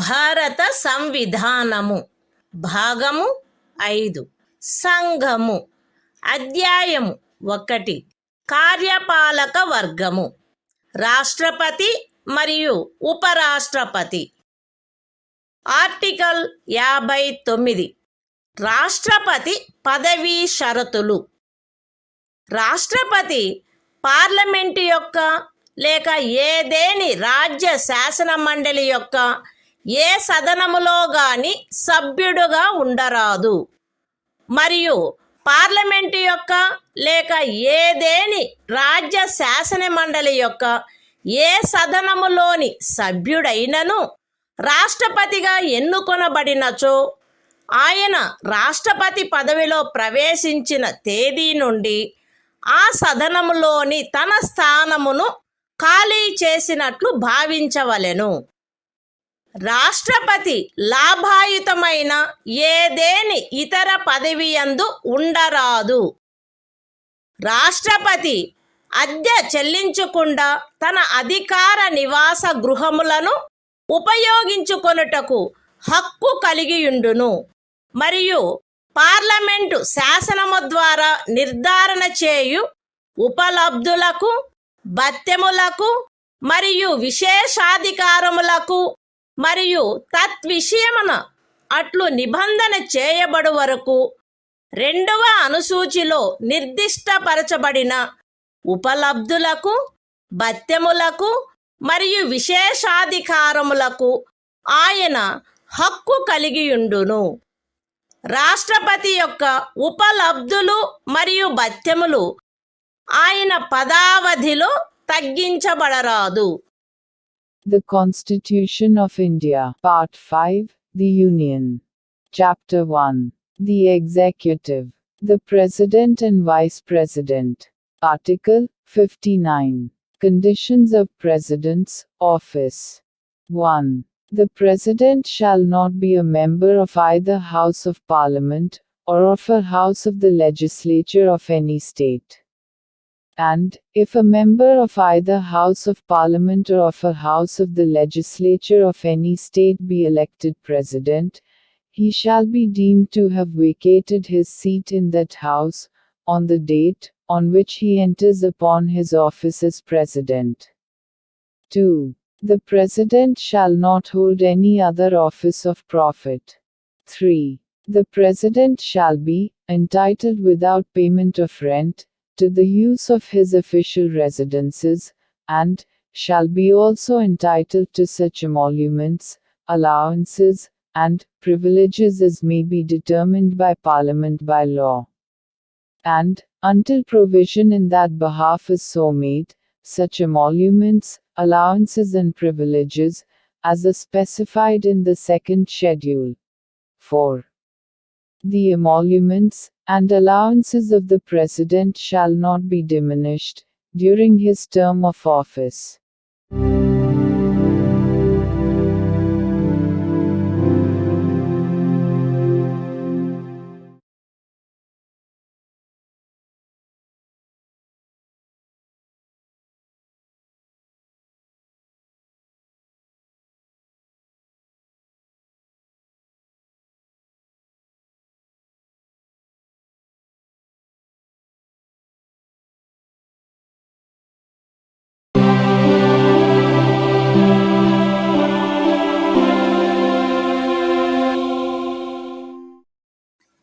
భారత సంవిధానము భాగము 5 సంఘము అధ్యాయము 1 కార్యపాలక వర్గము రాష్ట్రపతి మరియు ఉపరాష్ట్రపతి article 60 రాష్ట్రపతిచే ప్రమాణము లేక ప్రతిజ్ఞ ప్రతి రాష్ట్రపతి మరియు రాష్ట్రపతిగా వ్యవహరించు లేక రాష్ట్రపతి కృత్యములను నిర్వహించు ప్రతి వ్యక్తి తన పదవిలో ప్రవేశించుటకు పూర్వము భారతదేశ ముఖ్య న్యాయమూర్తి సమక్షమున లేక ఆయన హాజరు లేనప్పుడు సర్వోన్నత న్యాయస్థాన న్యాయాధీశులలో అందుబాటులోనున్న వారిలో అందరికంటే సీనియర్ న్యాయాధీశుని సమక్షమున గాని ఈ క్రింది రూపములో ప్రమాణము లేక ప్రతిజ్ఞ చేసి దానిపై చేవ్రాలు చేయవలెను. ఏబి అను నేను భారతదేశ రాష్ట్రపతి పదవిని శ్రద్ధాపూర్వకముగా నిర్వహింతుననియు లేక రాష్ట్రపతి యొక్క కృత్యములను శ్రద్ధాపూర్వకముగా నిర్వహింతుననియు నా సంపూర్ణ సామర్థ్యము మేరకు సంవిధానమును మరియు శాసనమును పరిరక్షించి సంరక్షించి రక్షింతుననియు భారతదేశ ప్రజల సేవయందును వారి క్షేమమునందును నిరతుడునయ్యదననియు దైవ సాక్షిగా ప్రమాణము చేయుచున్నాను. సత్యనిష్టతో ప్రతిజ్ఞ చేయుచున్నాను. The Constitution of India, Part 5, The Union. Chapter 1. The Executive. The President and Vice President. Article 60. Oath or affirmation by the President. Every President, and every person acting as President, or discharging the functions of the President, shall, before entering upon his office, make and subscribe in the presence of the Chief Justice of India, or, in his absence, the senior most judge of the Supreme Court available, an oath or affirmation in the following form, that is to say, I, A.B., do swear in the name of God, that I will faithfully execute the office, solemnly affirm of President, or discharge the functions of the President of India, and will to the best of my ability, preserve, protect and defend the Constitution, and the law, and that I will devote myself to the service and well-being of the people of India.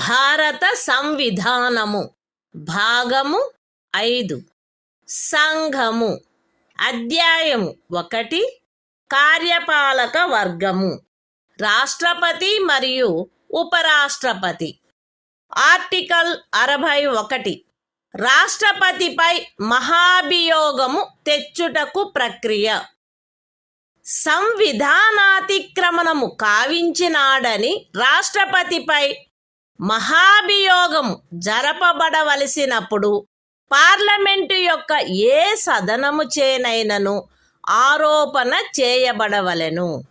అట్టి ఆరోపణ ఏదియు అట్టి ఆరోపణ చేయు ప్రతిపాదన గల తీర్మానమును ప్రస్తావించవలెనను ఉద్దేశము తమకు కలదని ఆ సదనము యొక్క మొత్తము సభ్యుల సంఖ్యలో 4వ వంతుకు తక్కువగాని మంది చేవ్రాలు చేసి వ్రాతపూర్వకముగా నోటీసు ఇచ్చిన పిమ్మట కనీసం 14 దినములు గడిచిన తర్వాత ప్రస్తావించననే తప్ప మరియు అట్టి తీర్మానము ఆ సదనము యొక్క మొత్తము సభ్యుల సంఖ్యలో 3/2 తక్కువ కాని అధిక సంఖ్యాకులచే పాస్ చేయబడిననే తప్ప చేయబడరాదు.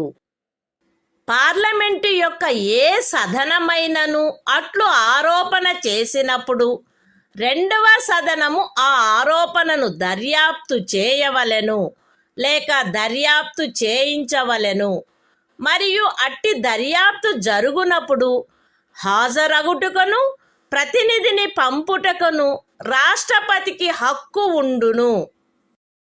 దర్యాప్తు ఫలితముగా రాష్ట్రపతిపై చేయబడిన ఆరోపణ స్థిరపడినదని ప్రఖ్యానించు తీర్మానము ఆ ఆరోపణను దర్యాప్తు చేసిన లేక చేయించిన సదనము యొక్క సభ్యుల మొత్తము సంఖ్యలో 3/2 తక్కువ కాని అధిక సంఖ్యాకులచే ఆమోదించబడినచో అట్లు ఆమోదించబడిన తేదీ నుండి ఆ తీర్మానము రాష్ట్రపతిని పదవి నుండి తొలగించు ప్రభావము కలిగియుండును. The Constitution of India, Part 5, The Union. Chapter 1. The Executive. The President and Vice President. Article 61. Procedure for impeachment of the President. 1. When a President is to be impeached for violation of the Constitution, the charge shall be preferred by either House of Parliament. 2. No such charge shall be preferred, unless the proposal to prefer such charge is contained in a resolution, which has been moved, after at least 14 days' notice in writing, signed by not less than 1/4 of the total number of members of the House, has been given of their intention to move the resolution, and such resolution has been passed by a majority of not less than 2/3 of the total membership of the House. 3. When a charge has been so preferred by either House of Parliament, the other House shall investigate the charge, or cause the charge to be investigated, and the President shall have the right to appear, and to be represented at such investigation. 4. If as a result of the investigation, a resolution is passed by a majority of not less than 2/3 of the total membership of the House, by which the charge was investigated, or caused to be investigated, declaring that the charge preferred against the President has been sustained, such resolution shall have the effect of removing the President from his office, as from the date on which the resolution is so passed.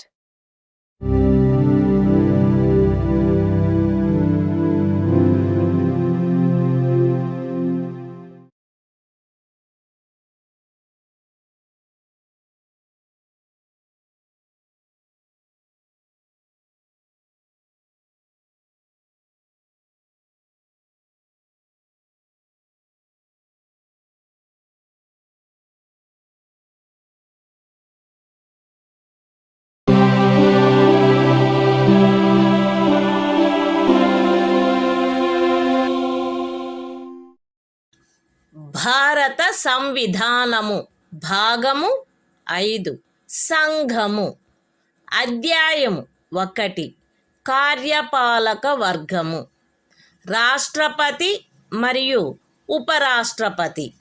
Article 62 రాష్ట్రపతి పదవి ఖాళీ అయినప్పుడు దానిని పూరించుటకు ఎన్నిక జరపవలసిన కాలము మరియు ఆకస్మికముగా ఏర్పడిన ఖాళీని పూరించుటకు ఎన్నుకొనబడు వ్యక్తి యొక్క పదావధి.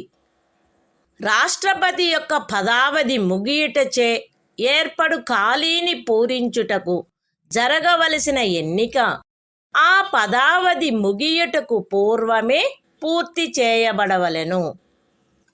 మరణము, రాజీనామా లేక తొలగింపు కారణముగా లేక అన్యదా రాష్ట్రపతి పదవియందు ఏర్పడిన ఖాళీని పూరించుటకు జరగవలసిన ఎన్నిక ఆ ఖాళీ ఏర్పడిన తర్వాత సాధ్యమైనంత త్వరితముగాను ఎట్టి సందర్భంలోనూ ఖాళీ ఏర్పడిన తేదీ నుండి 6 మాసములు దాటకుండగను జరపబడవలెను.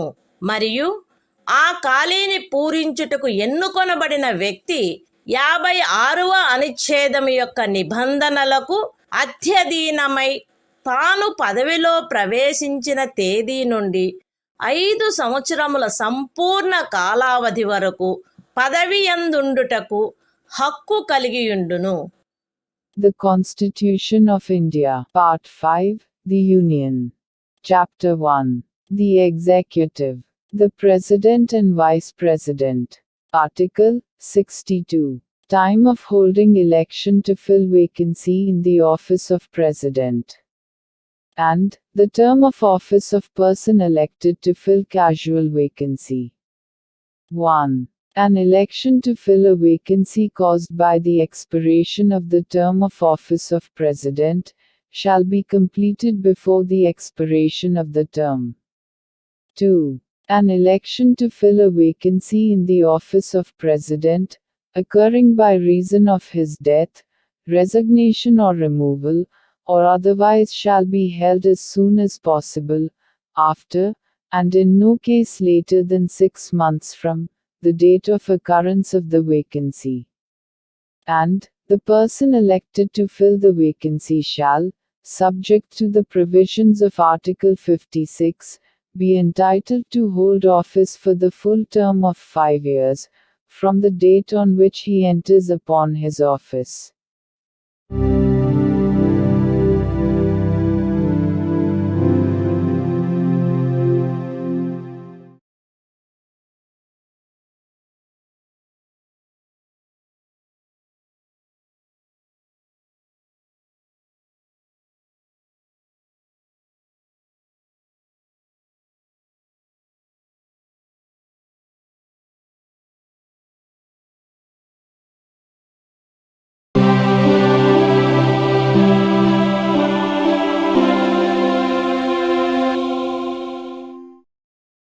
భారత సంవిధానము భాగము 5 సంఘము. అధ్యాయము 1 కార్యపాలక వర్గము. రాష్ట్రపతి మరియు ఉపరాష్ట్రపతి. ఆర్టికల్ 63. భారత ఉపరాష్ట్రపతి. భారతదేశమునకు ఒక ఉపరాష్ట్రపతి ఉండవలెను. The Constitution of India, Part 5, The Union. Chapter 1. The Executive. The President and Vice President. Article 63. The Vice President of India. There shall be a Vice President of India.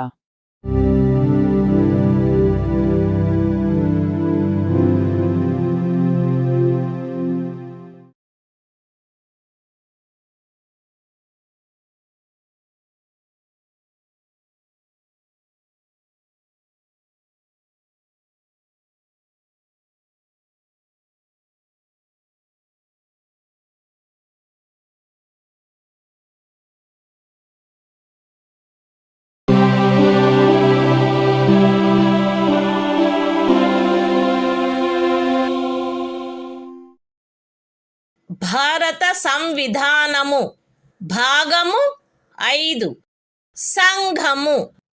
అధ్యాయము 1 కార్యపాలక వర్గము. రాష్ట్రపతి మరియు ఉపరాష్ట్రపతి. ఆర్టికల్ 64. ఉపరాష్ట్రపతి పదవి రీత్యా రాజ్యసభకు సభాపతిగా నుండుట. ఉపరాష్ట్రపతి పదవి రీత్యా రాజ్యసభకు సభాపతి అయి ఉండును. ఆయన లాభాయుతమైన ఏ ఇతర పదవి యందును ఉండరాదు. అయితే ఉపరాష్ట్రపతి 65వ అనుచ్ఛేదము క్రింద రాష్ట్రపతిగా వ్యవహరించు లేక రాష్ట్రపతి యొక్క కృత్యములను నిర్వహించు ఏ కాలావధిలోనైనను ఆయన రాజ్యసభ యొక్క సభాపతి పదవికి చెందిన కర్తవ్యములను నిర్వర్తించరాదు. మరియు 97వ అనుచ్ఛేదము క్రింద రాజ్యసభ యొక్క సభాపతికి చెల్లించబడదగు ఎట్టి జీతమునకు లేక భత్యమునకు ఆయన హక్కు కలిగి ఉండడు. The Constitution of India, Part 5, The Union. Chapter 1. The Executive. The President and Vice President. Article 64. The Vice President, to be, ex officio Chairman of the Council of States.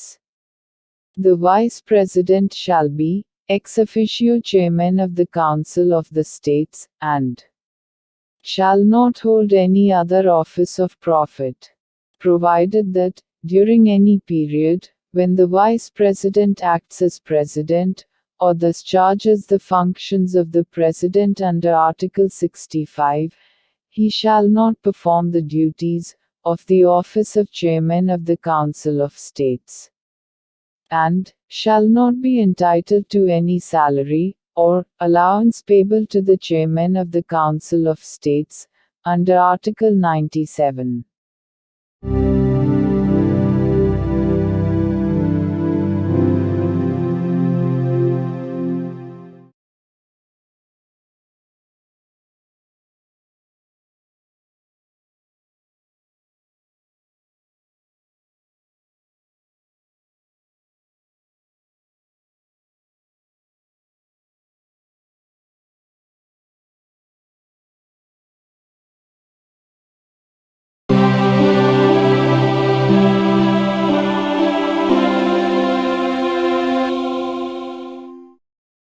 భారత సంవిధానము భాగము 5 సంఘము అధ్యాయము 1 కార్యపాలక వర్గము రాష్ట్రపతి మరియు ఉపరాష్ట్రపతి.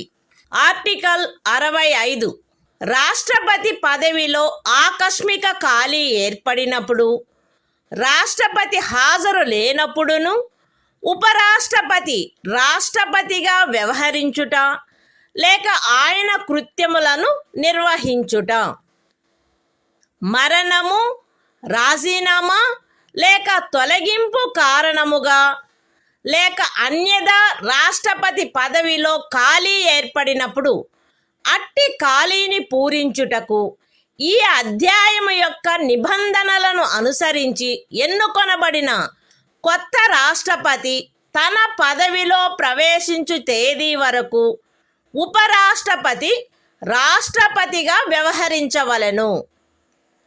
రాష్ట్రపతి హాజరులో లేకుండుట అమలను నిర్వహించు కాలావధిలోను, ఆ కాలావధికి సంబంధించి రాష్ట్రపతికి గల సర్వాధికారములను ఉన్ముక్తతాధికారములను కలిగియుండును. పార్లమెంటు శాసనము ద్వారా నిర్ధారణ చేయు ఉపలబ్ధులకు, భత్యములకు మరియు విశేషాధికారములకు మరియు అట్లు నిబంధన చేయబడు వరకు 2వ అనుసూచిలో నిర్దిష్టపరచబడిన ఉపలబ్ధులకు, భత్యములకు మరియు విశేషాధికారములకు ఆయన హక్కు కలిగియుండును. The Constitution of India, Part 5, The Union. Chapter 1. The Executive.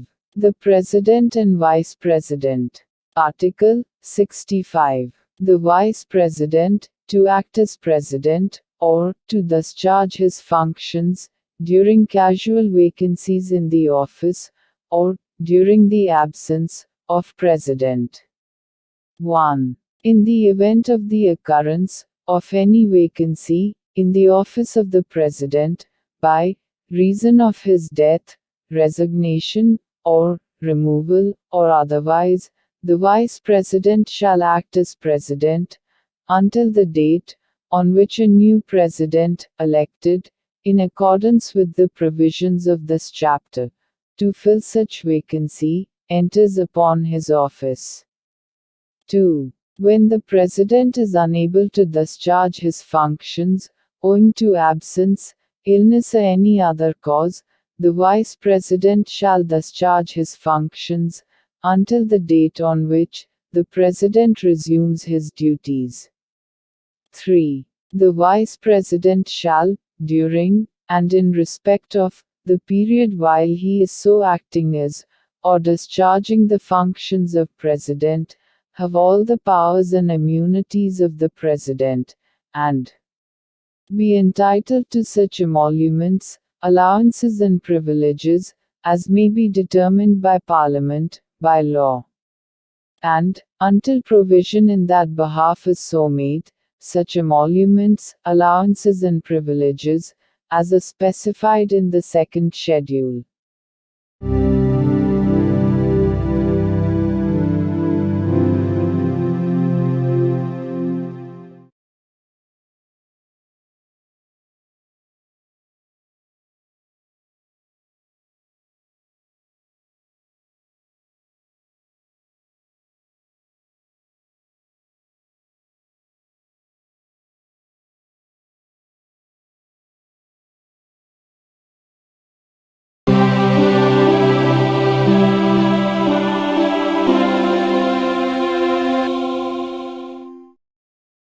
భారత సంవిధానము భాగము 5 సంఘము అధ్యాయము 1 కార్యపాలక వర్గము రాష్ట్రపతి మరియు ఉపరాష్ట్రపతి ఆర్టికల్ 66 ఉపరాష్ట్రపతి ఎన్నిక ఉపరాష్ట్రపతి పార్లమెంటు ఉభయ సదనముల సభ్యులతో కూడిన నిర్వాచక గణము యొక్క సభ్యులచే ఏకల అంతరణీయ ఓటు ద్వారా అనుపాతిక ప్రాతినిధ్య పద్ధతిని అనుసరించి ఎన్నుకొనబడవలెను మరియు అట్టి ఎన్నికలలో ఓటింగు రహస్యపు బ్యాలెట్ పద్ధతిని జరగవలెను.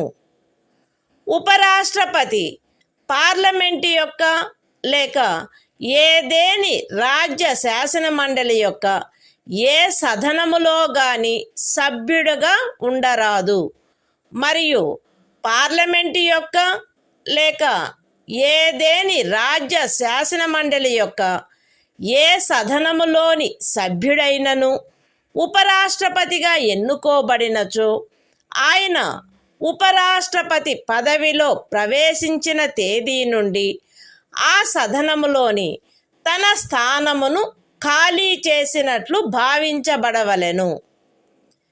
ఏ వ్యక్తి గాని ఆయన భారతదేశ పౌరుడై ఉన్ననే తప్ప ఆయనకు 35 సంవత్సరముల వయస్సు పూర్తి అయిననే తప్ప మరియు ఆయన రాజ్యసభ సభ్యుడుగా ఎన్నుకొనబడుటకు అర్హుడై ఉన్ననే తప్ప ఉపరాష్ట్రపతిగా ఎన్నుకొనబడుటకు పాత్రుడు కాడు. ఏ వ్యక్తి అయినను భారత ప్రభుత్వము క్రింద గాని ఏదేని రాజ్య ప్రభుత్వము కింద గాని సదరు ప్రభుత్వములలో దేని యొక్క నియంత్రణకైనను అధ్యధీనమయ్యున్న ఏదేని స్థానిక లేక ఇతర ప్రాధికారి క్రింద గాని లాభాయుతమైన ఏదేని పదవి యందున్నచో ఆ వ్యక్తి ఉపరాష్ట్రపతిగా ఎన్నుకొనబడుటకు పాత్రుడు కాడు. విశదీకరణ. ఈ అనుచ్ఛేదపు నిమిత్తము ఎవరేని వ్యక్తి సంఘము యొక్క రాష్ట్రపతిగా లేక ఉపరాష్ట్రపతిగా లేక ఏదేని రాజ్యము యొక్క గవర్నరుగా లేక సంఘము యొక్క లేక ఏదేని రాజ్యము యొక్క మంత్రిగా ఉన్న కారణమును బట్టి మాత్రమే లాభాయుతమైన పదవి యందున్నట్లు భావించరాదు. The Constitution of India, Part 5, the Union. Chapter 1. The Executive. The President and Vice President. Article 66. Election of Vice President. 1. The Vice President shall be elected by the members of an electoral college, consisting of the members of both Houses of Parliament, in accordance with the system of proportional representation, by means of the single transferable vote, and the voting at such election shall be by secret ballot. 2. The Vice President shall not be a member of either House of Parliament or of a House of the Legislature of any state. And, if a member of either House of Parliament or of a House of the Legislature of any state be elected Vice President, he shall be deemed to have vacated his seat in that House, on the date on which he enters upon his office, as Vice President. 3. No person shall be eligible for election as Vice President, unless he is a citizen of India. B. Has completed the age of 35 years, and C. Is qualified for election as a member of the Council of States. 4.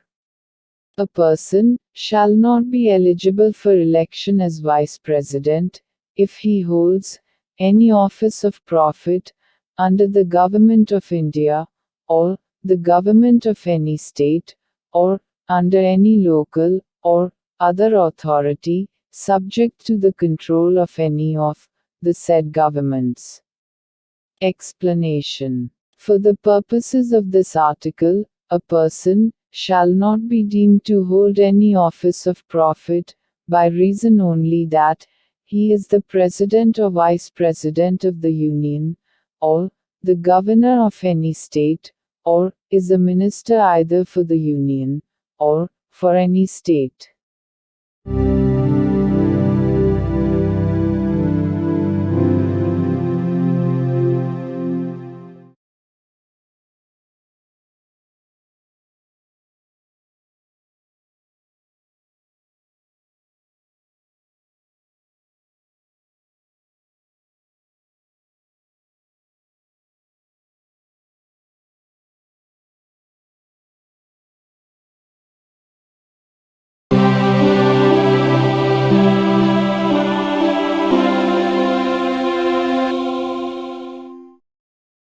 భారత సంవిధానము భాగము 5 సంఘము అధ్యాయము 1 కార్యపాలక వర్గము రాష్ట్రపతి మరియు ఉపరాష్ట్రపతి article 67 ఉపరాష్ట్రపతి పదావధి ఉపరాష్ట్రపతి తన పదవిలో ప్రవేశించిన తేదీ నుండి 5 సంవత్సరముల కాలావధి వరకు పదవియందుండును. అయితే ఉపరాష్ట్రపతి తన చేవ్రాలుతో రాష్ట్రపతికి లేఖ వ్రాయుట ద్వారా తన పదవికి రాజీనామా ఇవ్వవచ్చును. ఉపరాష్ట్రపతి రాజ్యసభలో అప్పుడు సభ్యులుగానున్న వారందరిలో అధిక సంఖ్యాకులచే ఆమోదించబడి లోక్సభచే అంగీకరించబడిన తీర్మానము ద్వారా పదవి నుండి తొలగించబడవచ్చును. కానీ ఈ ఖండము నిమిత్తము తీర్మానమేదియు దానిని ప్రస్తావించవలెనను ఉద్దేశము కలదను నోటీసు ఇచ్చి కనీసము 14 దినములు గడిచిననే తప్ప ప్రస్తావించబడరాదు. ఉపరాష్ట్రపతి తన పదావధి ముగిసినప్పటికీ తన ఉత్తరాధికారి ఆ పదవిలో ప్రవేశించు వరకు పదవిలో కొనసాగవలెను. The Constitution of India, Part 5, The Union. Chapter 1. The Executive. The President and Vice President. Article 67. Term of office of Vice President. The Vice President shall hold office for a term of 5 years from the date on which he enters upon his office, provided that A. A vice president may, by writing under his hand addressed to the president, resign his office.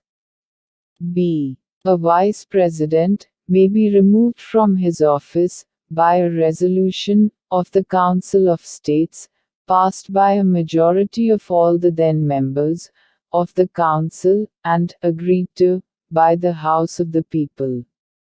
But no resolution for the purpose of this clause shall be moved, unless at least 14 days' notice has been given of the intention to move the resolution. C. A vice president shall, notwithstanding the expiration of his term, continue to hold office until his successor enters upon his office.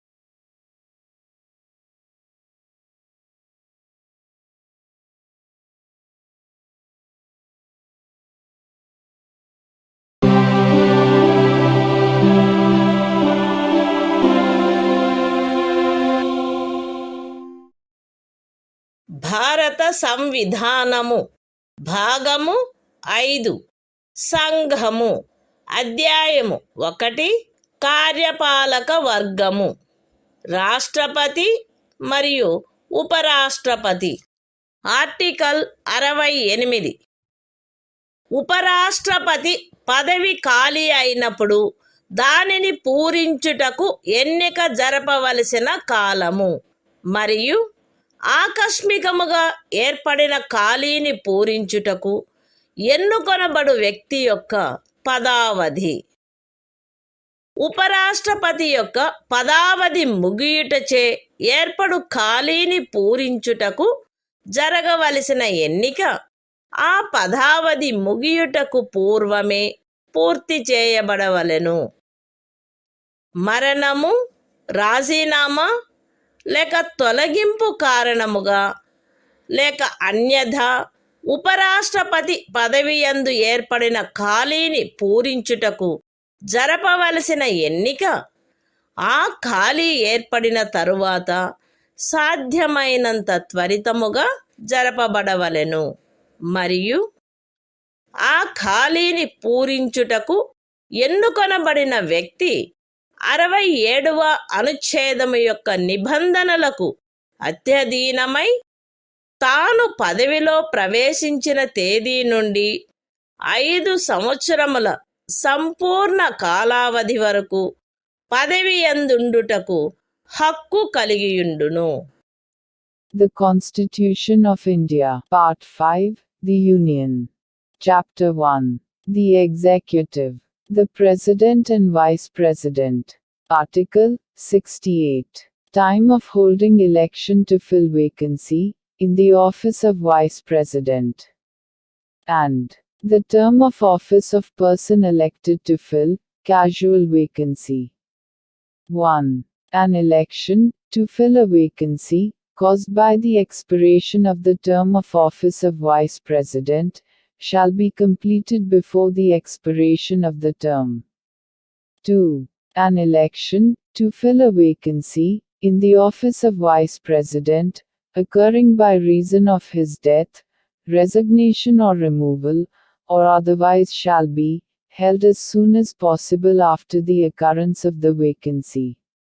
And the person elected to fill the vacancy shall, subject to the provisions of Article 67, be entitled to hold office for the full term of 5 years from the date on which he enters upon his office.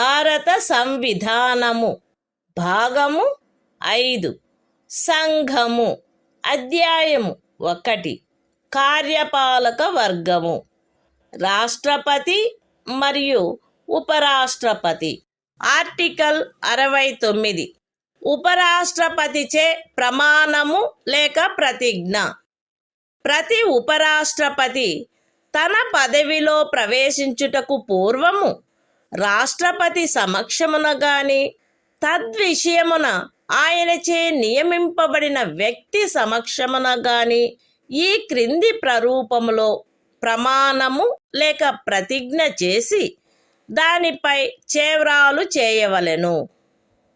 AB అను నేను శాసనము ద్వారా స్థాపితమైన భారత సంవిధానము పట్ల యథార్థమైన శ్రద్ధానిష్టలను కలిగియుందుననియు మరియు నేను వహింపనున్న కర్తవ్యములను శ్రద్ధాపూర్వకముగా నిర్వహింతుననియు దైవ సాక్షిగా ప్రమాణం చేయుచున్నాను.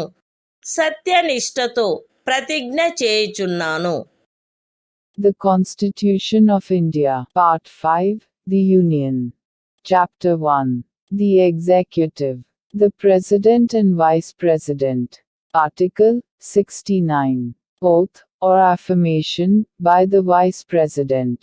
Every Vice President shall, before entering upon his office, make and subscribe before the President, or some person appointed in that behalf, by him, an oath or affirmation, in the following form, that is to say, I, A.B., do swear in the name of God, that I will bear true faith and solemnly affirm allegiance to the Constitution of India, as by law established, and that I will faithfully discharge the duty upon which I am about to enter.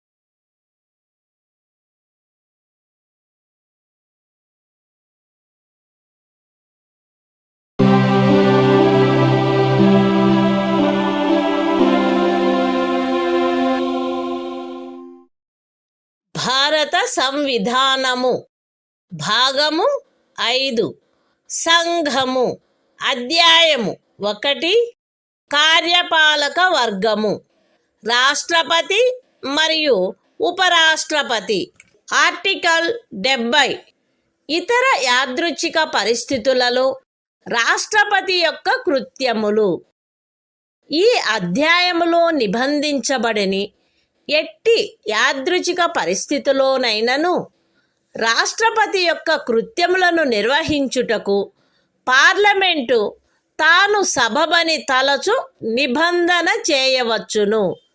The Constitution of India, Part 5, The Union. Chapter 1. The Executive.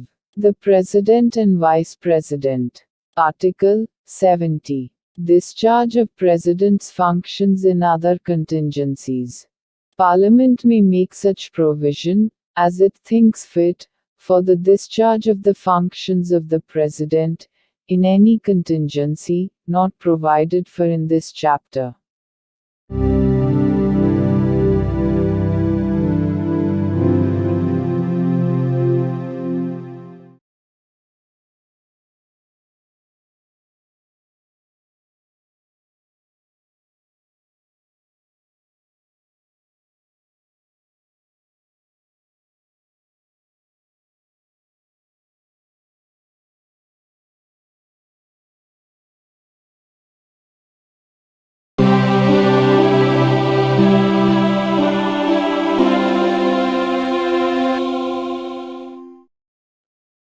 భారత సంవిధానము భాగము 5 సంఘము అధ్యాయము 1 కార్యపాలక వర్గము రాష్ట్రపతి మరియు ఉపరాష్ట్రపతి article 71 రాష్ట్రపతి లేక ఉపరాష్ట్రపతి యొక్క ఎన్నికకు చెందిన లేక సంబంధించిన విషయములు.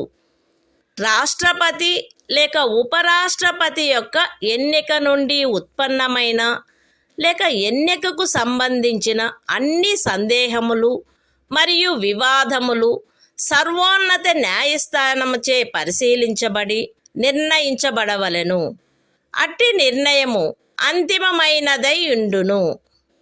రాష్ట్రపతిగా లేక ఉపరాష్ట్రపతిగా ఒక వ్యక్తి యొక్క ఎన్నిక చెల్లదని సర్వోన్నత న్యాయస్థానము ప్రఖ్యానించినచో సర్వోన్నత న్యాయస్థానము ఆ నిర్ణయము చేసిన తేదీన గాని అంతకు పూర్వము గాని సందర్భానుసారముగా రాష్ట్రపతి పదవికి లేక ఉపరాష్ట్రపతి పదవికి చెందిన అధికారములను వినియోగించుటలోను కర్తవ్యములు నిర్వహించుటలోను ఆయనచే చేయబడిన కార్యములు ఆ ప్రఖ్యానము కారణముగా అమాన్యమునర్చబడరాదు.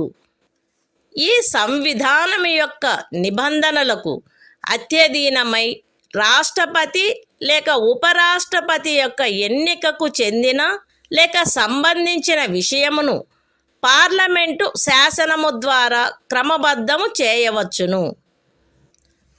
రాష్ట్రపతిగా లేక ఉపరాష్ట్రపతిగా ఒక వ్యక్తి యొక్క ఎన్నిక అతనిని ఎన్నుకొనడి నిర్వాచక గణము యొక్క సభ్యులలో ఏ కారణము వలనైనను ఏదేని ఖాళీ ఉన్నదను కారణమును బట్టి ప్రష్టవ్యము కారాదు. The Constitution of India, Part 5, The Union. Chapter 1. The Executive. The President and Vice President. Article 71. Matters relating to, or connected with, the election of a President or Vice President. 1. All doubts and disputes arising out of, or in connection with the election of a President, or Vice President shall be inquired into, and decided, by the Supreme Court, whose decision shall be final. 2. If the election of a person, as President, or Vice President, is declared void by the Supreme Court, acts done by him, in the exercise and performance of the powers and duties, of the office of President, or Vice President, as the case may be, on or before the date of the decision of the Supreme Court, shall not be invalidated by reason of that declaration. 3. Subject to the provisions of this Constitution, Parliament may by law, regulate any matter, relating to or connected with the election, of, a President, or, Vice President. 4. The election of a person, as President or Vice President, shall not be called in question, on the ground, of the existence of any vacancy, for whatever reason among the members of the Electoral College electing him.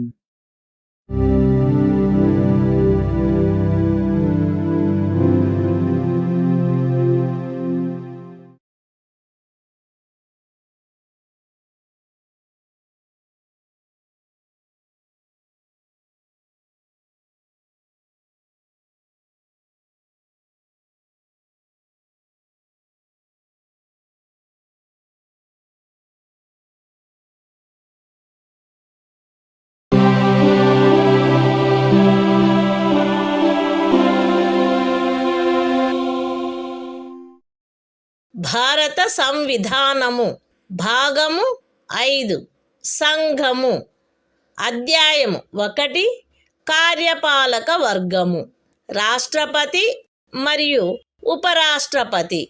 Article 72 కొన్ని సందర్భములలో క్షమాపణలు మొదలైన వాటిని మంజూరు చేయుటకు మరియు దండనోత్తర్వును suspend చేయుటకు, పరిహరించుటకు లేక లఘూకరించుటకు రాష్ట్రపతి యొక్క అధికారము. రాష్ట్రపతి ఈ క్రింది సందర్భములలో నేర నిర్ణీతుడైన వ్యక్తికి క్షమాపణలను, తాత్కాలిక నిలుపుదలను, వాయిదాలను లేక పరిహరణలను మంజూరు చేయుటకు లేక ఆ వ్యక్తిపై విధించబడిన దండనోత్తర్వును సస్పెండ్ చేయుటకు, పరిహరించుటకు లేక లఘూకరించుటకు అధికారము కలిగియుండును. శిక్ష లేక దండనోత్తరువు సైనిక న్యాయస్థానముచే విధించబడిన అన్ని సందర్భములలో సంఘము యొక్క కార్యపాలనాధికారంలో చేరియున్న విషయమునకు సంబంధించిన ఏదేని శాసనమునకు విరుద్ధమగు అపరాధమునకై శిక్ష లేక దండనోత్తరు విధించబడిన అన్ని సందర్భములలో దండనోత్తరు మరణ దండనోత్తరు అయిన అన్ని సందర్భములలో ఏదేని సైనిక న్యాయస్థానముచే ఇవ్వబడిన దండనోత్తరువును సస్పెండ్ చేయుటకు, పరిహరించుటకు లేక లఘూకరించుటకు సంఘమునకు చెందిన సాయుధ బలముల యొక్క ఎవరేని అధికారికి శాసనము ద్వారా ప్రదత్తము చేయబడిన అధికారమునకు ఖండము 1 యొక్క ఉపఖండము ఏలో ఉన్నదేదియు భంగము కలిగించదు.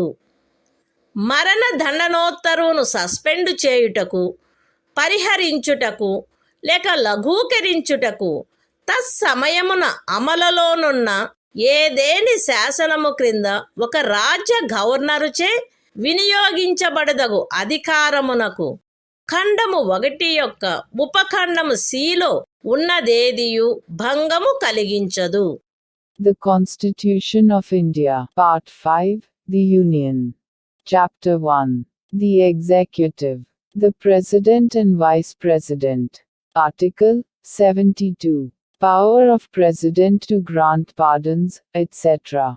and to suspend, remit, or commute sentences in certain cases. 1. The President shall have the power to grant pardons, reprieves, respites, or remissions of punishment, or to suspend, remit, or commute the sentence of any person convicted of any offense, in all cases where the punishment or sentence is by a court-martial. B. In all cases where the punishment or sentence is for an offense against any law relating to a matter to which the executive power of the Union extends.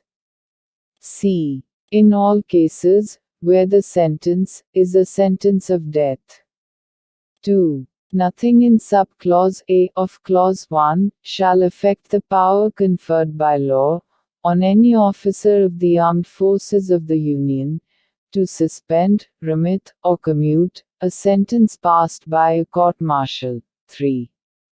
Nothing in sub-clause C of clause 1 shall affect the power to suspend, remit, or commute a sentence of death exercisable by the governor of a state under any law for the time being in force.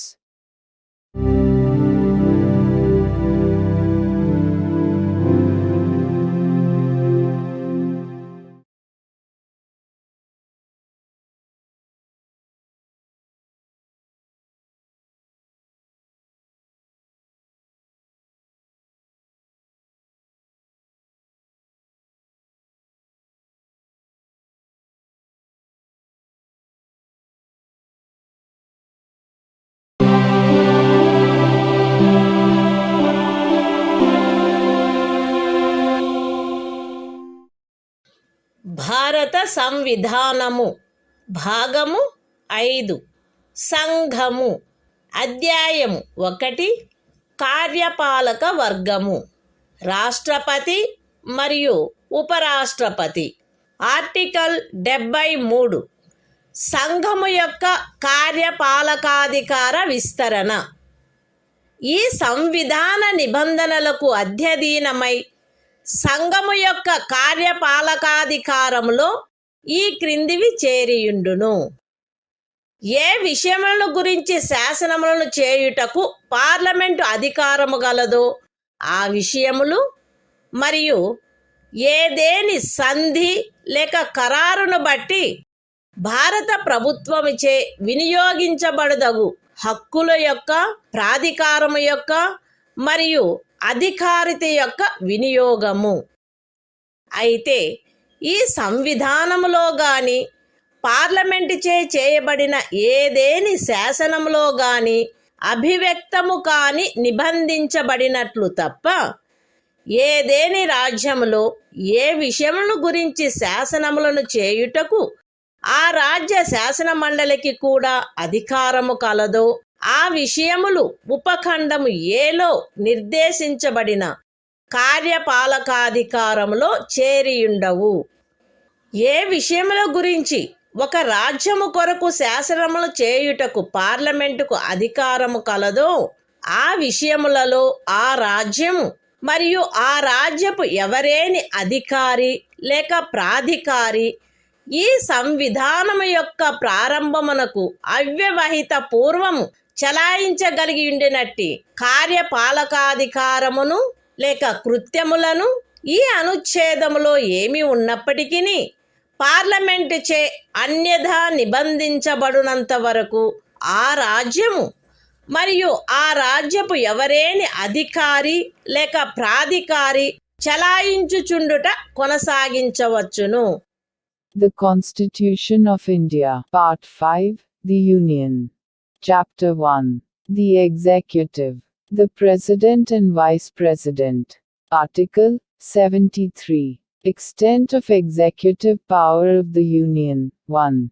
Subject to the provisions of this Constitution, the executive power of the Union shall extend to the matters with respect to which Parliament has power to make laws, and b. to the exercise of such rights, authority, and jurisdiction as are exercisable by the Government of India, by virtue of any treaty or agreement, provided that the executive power referred to in subclause A shall not, save as expressly provided in this Constitution, or in any law made by Parliament, extend, in any state to matters with respect to which the legislature of the state has also power to make laws. 2. Until otherwise provided by Parliament, a state and any officer or authority of a state may, notwithstanding anything in this article, continue to exercise in matters with respect to which Parliament has power to make laws for that state. Such executive power or functions, as the state or officer, or authority thereof, could exercise immediately before the commencement of this Constitution.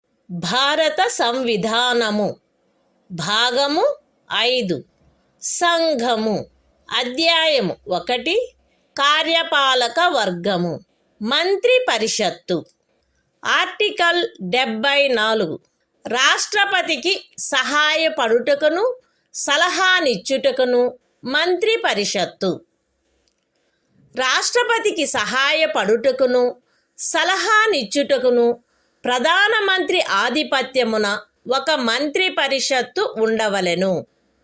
రాష్ట్రపతి తన కృత్యములను నిర్వహించుటలో అట్టి సలహాననుసరించి వ్యవహరించవలెను.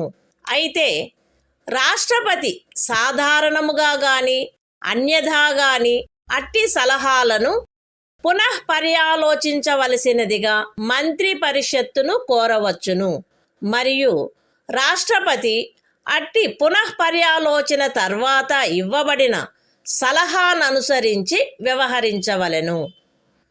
రాష్ట్రపతికి మంత్రులచే ఏదేని సలహా ఇయ్యబడినదా అట్లయినచో అది ఏది అను ప్రశ్న ఏ న్యాయస్థానమందును పరిశీలించబడరాదు. The Constitution of India. Part 5. The Union. Chapter 1. The Executive. Council of Ministers. Article 74. Council of Ministers, to aid and advise President. 1. There shall be a Council of Ministers, with the Prime Minister at the head, to aid and advise the President, who shall, in the exercise of his functions, act in accordance with such advice. Provided that the President may require the Council of Ministers to reconsider such advice, either generally or otherwise, and the President shall act in accordance with the advice tendered after such reconsideration. 2. The question whether any, and if so what, advice was tendered by ministers to the President shall not be inquired into in any court.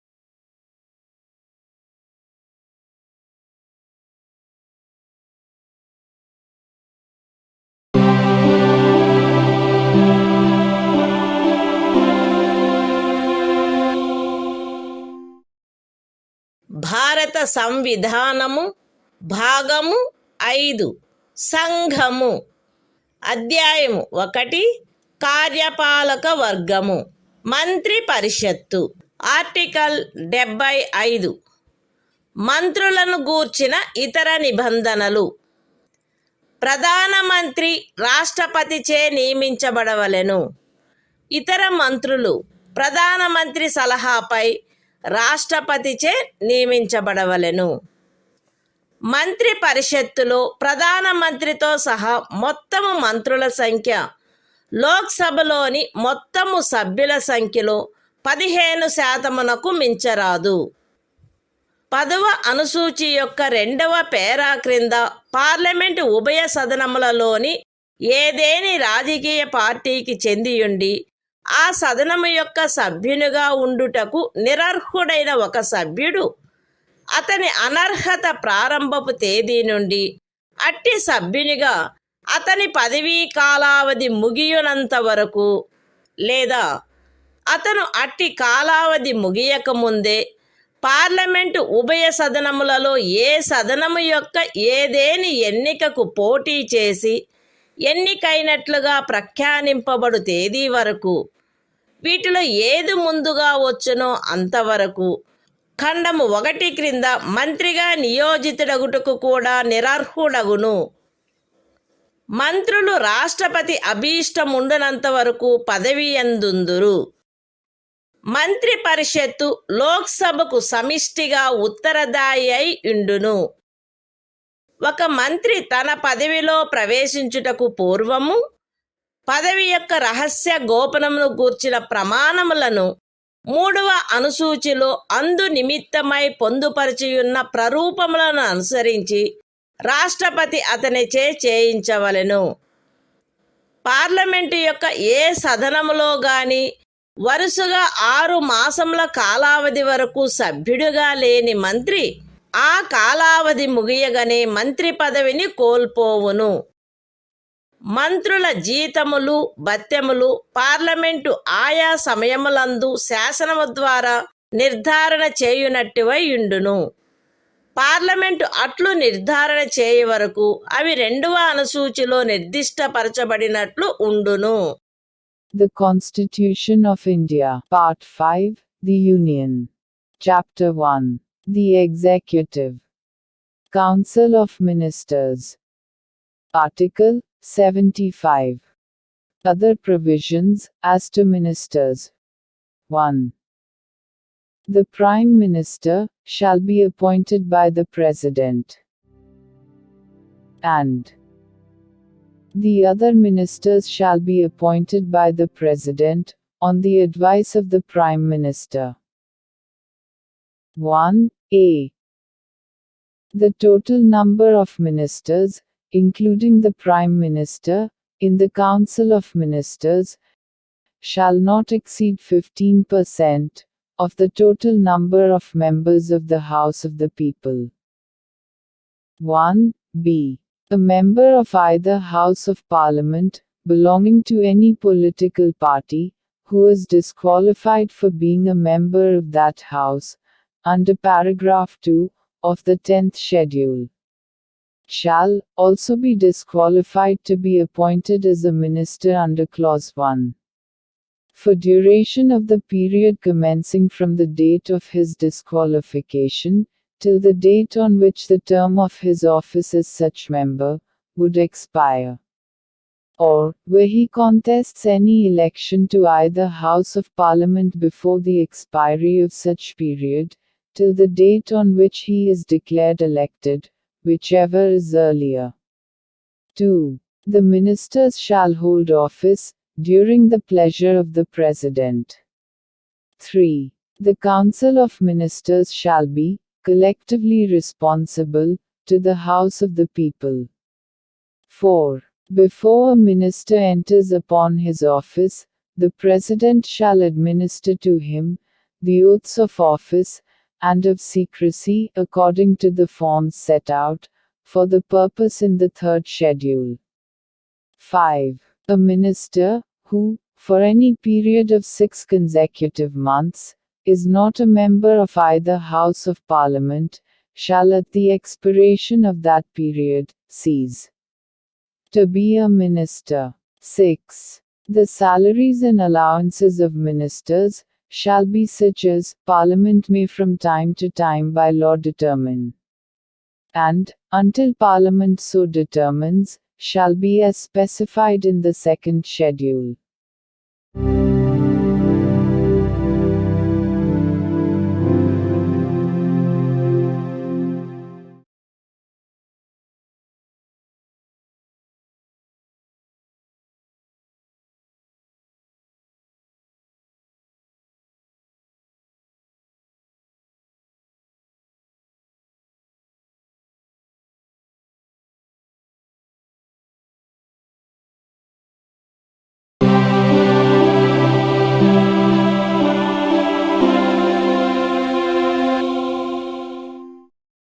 భారత సంవిధానము భాగము 5 సంఘము అధ్యాయము 1 కార్యపాలక వర్గము భారతదేశ attorney general article 76 సర్వోన్నత న్యాయస్థానము యొక్క న్యాయాధీశుడిగా నియమించబడుటకు అర్హుడైన వ్యక్తిని రాష్ట్రపతి భారతదేశపు అటార్నీ జనరలుగా నియమించవలెను.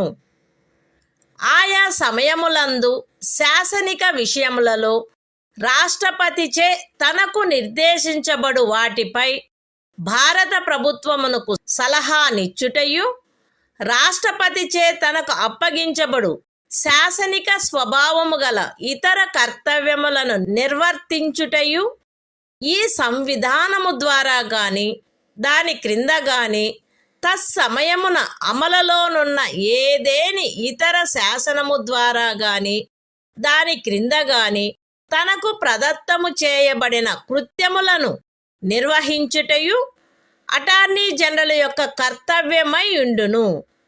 అటార్నీ జనరలు తన కర్తవ్యములను నిర్వహించుటలో భారతదేశ రాజ్య క్షేత్రములోని న్యాయస్థానములన్నింటిలో వాదనాధికారమును కలిగియుండును. అటార్నీ జనరలు రాష్ట్రపతి అనుగ్రహముండునంత వరకు పదవియందుండును మరియు రాష్ట్రపతి నిర్ధారణ చేయు ప్రతి మూల్యమును పొందవలెను. The Constitution of India, Part 5, The Union. Chapter 1. The Executive. Article 76. Attorney General for India. 1. The President shall appoint a person who is qualified to be appointed a judge of the Supreme Court to be Attorney General for India. 2. It shall be the duty of the Attorney General to give advice to the Government of India upon such legal matters, and to perform such other duties of a legal character as may from time to time be referred or assigned to him by the President, and to discharge the functions conferred on him by or under this Constitution or any other law for the time being in force. 3. In the performance of his duties, the Attorney General shall have right of audience in all courts in the territory of India. 4. The Attorney General shall hold office during the pleasure of the President, and shall receive such remuneration as the President may determine.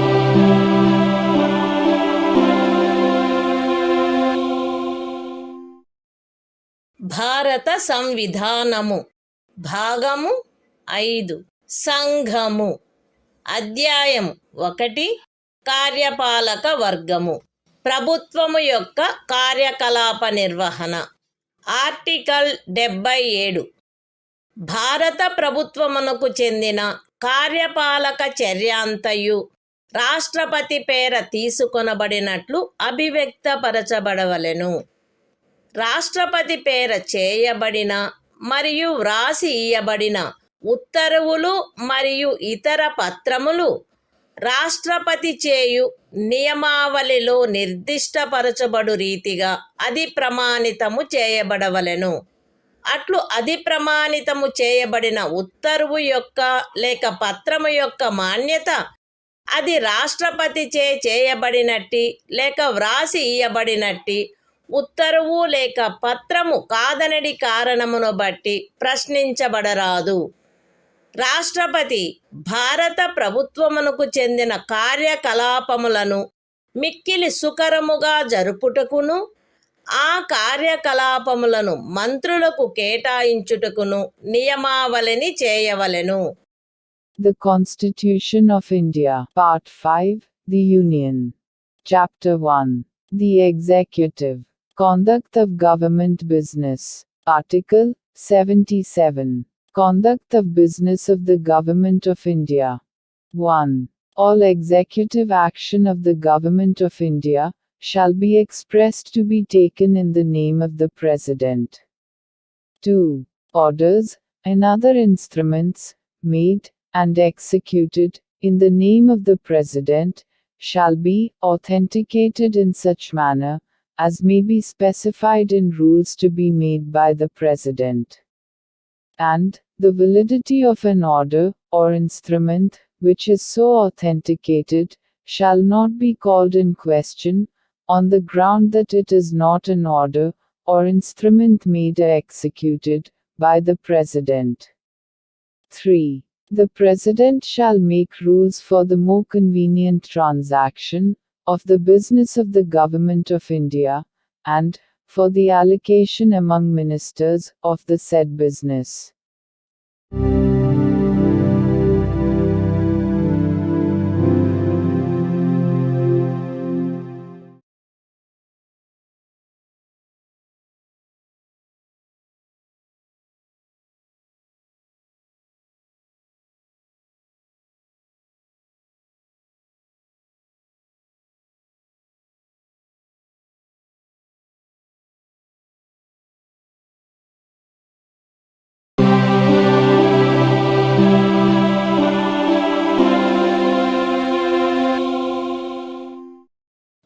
భారత సంవిధానము భాగము 5 సంఘము అధ్యాయము 1 కార్యపాలక వర్గము ప్రభుత్వము యొక్క కార్యకలాప నిర్వహణ article 78 రాష్ట్రపతికి సమాచారమును అందచేయుట మున్నగు విషయములను గురించి ప్రధానమంత్రి కర్తవ్యములు. ఈ క్రింద తెలుపబడినవి ప్రధానమంత్రి కర్తవ్యములై ఉండును. సంఘము యొక్క వ్యవహారములలో పరిపాలనకు సంబంధించి మంత్రి పరిషత్తు యొక్క సమస్త నిర్ణయములను మరియు శాసన నిర్మాణమునకై చేయబడిన ప్రతిపాదనలను రాష్ట్రపతికి తెలియచేయుట. సంఘము యొక్క వ్యవహారముల పరిపాలనకును శాసన నిర్మాణమునకై చేయబడిన ప్రతిపాదనలకును సంబంధించిన విషయములలో రాష్ట్రపతి కోరు సమాచారమును అందజేయుట మరియు ఏ విషయమైనను ఒక మంత్రిచే నిర్ణయించబడి మంత్రి పరిషత్తుచే పర్యాలోచించబడి ఉండని ఎడల ఆ విషయమును మంత్రి పరిషత్తు యొక్క పర్యాలోచనకు సమర్పించవలసినదిగా రాష్ట్రపతి అపేక్షించినచో దానిని అట్లు సమర్పించుట. The Constitution of India, Part 5, The Union. Chapter 1. The Executive. Conduct of Government Business. Article 78. Duties of Prime Minister, as respects the furnishing of information to the President, etc. It shall be the duty of the Prime Minister to communicate to the President all decisions of the Council of Ministers relating to the administration of the affairs of the Union, and proposals for legislation. B. To furnish such information relating to the administration of the affairs of the Union, and proposals for legislation, as the President may call for. And C. If the President so requires, to submit for the consideration of the Council of Ministers any matter on which a decision has been taken by a minister, but which has not been considered by the Council.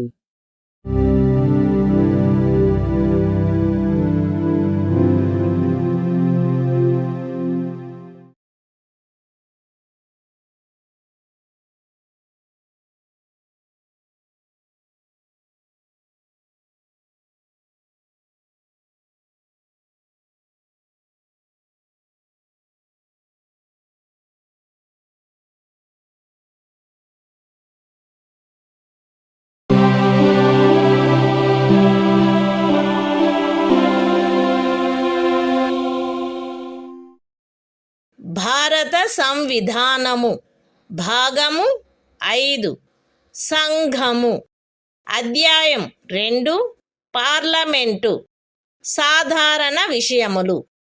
Article 79 parliament యొక్క సంఘటన.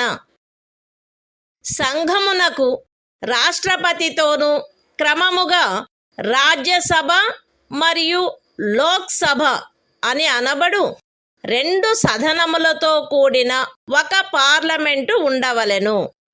The Constitution of India, Part 5, The Union. Chapter 2. Parliament. General. Article 79. Constitution of Parliament. There shall be a Parliament for the Union, which shall consist of the President, and 2 houses, to be known respectively as the Council of States, and the House of the People.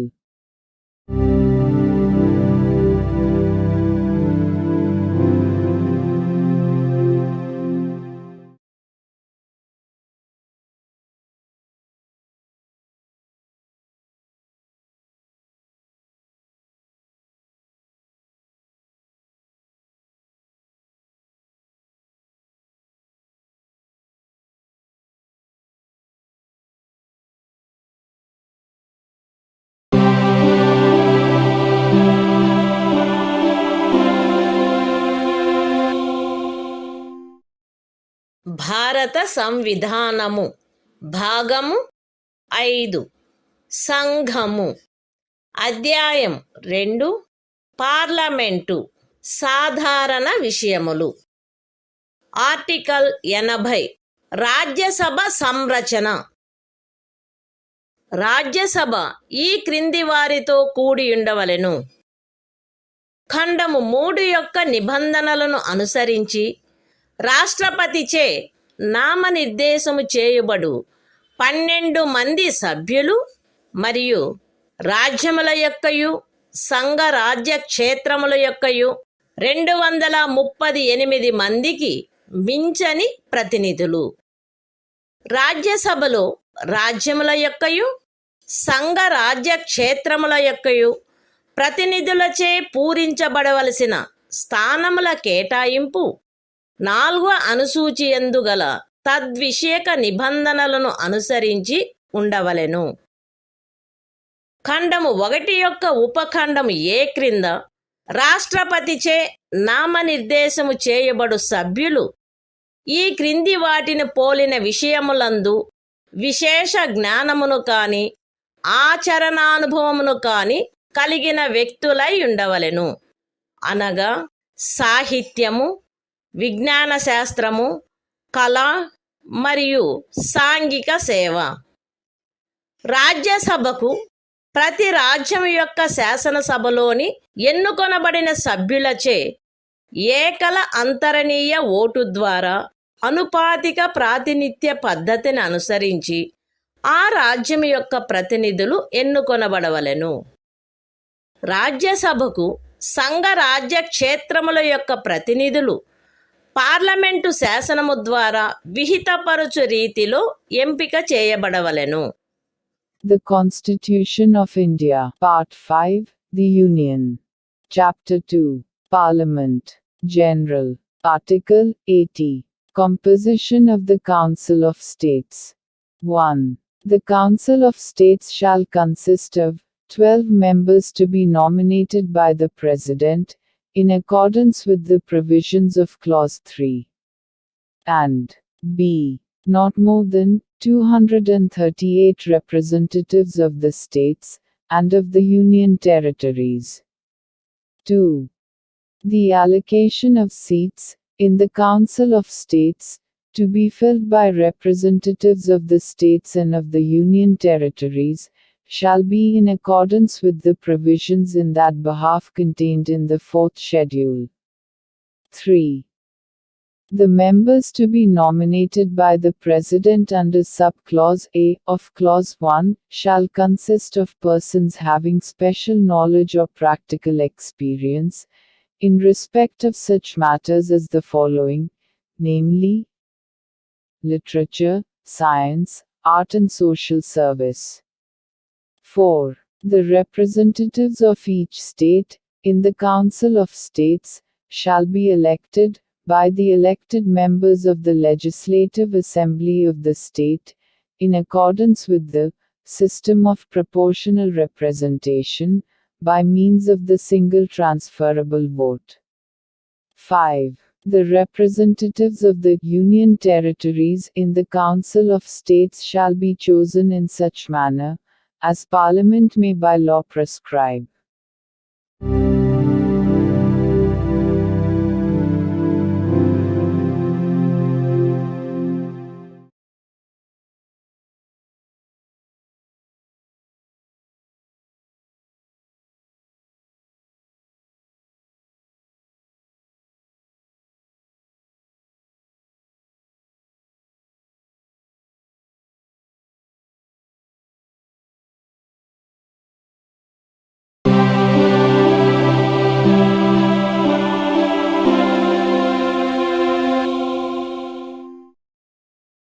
భారత సంవిధానము.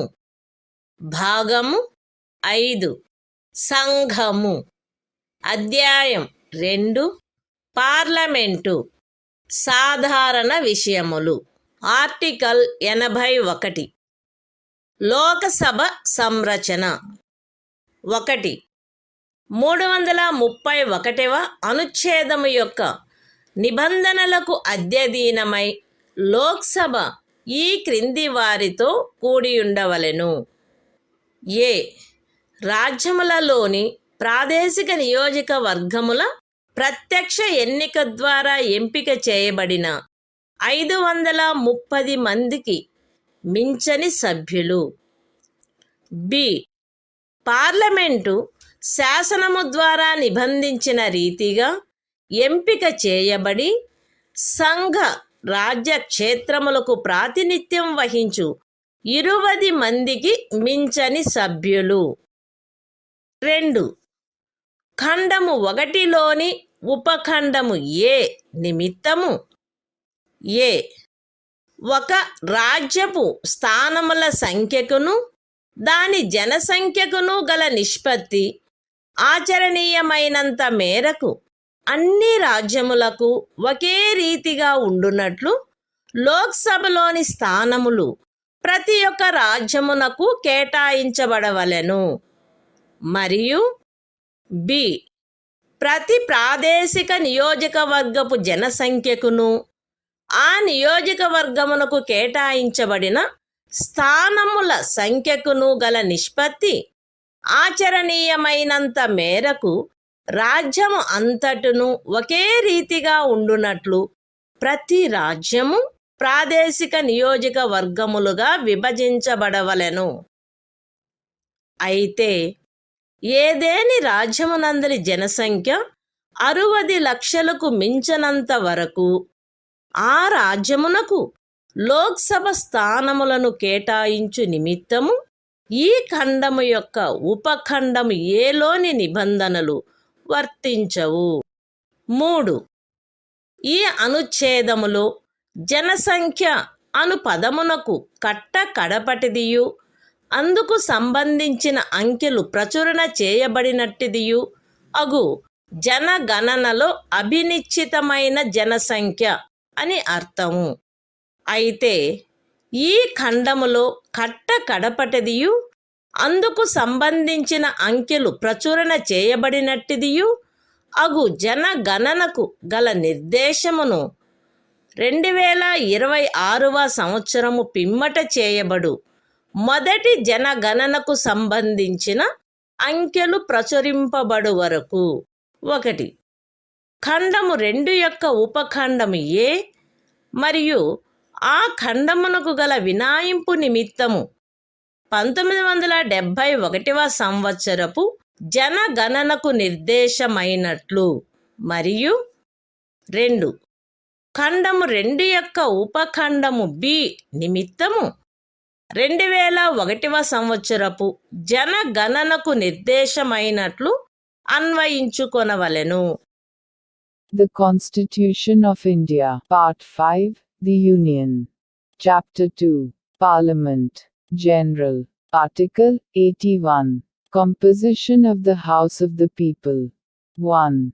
Subject to the provisions of Article 331, the House of the People shall consist of a.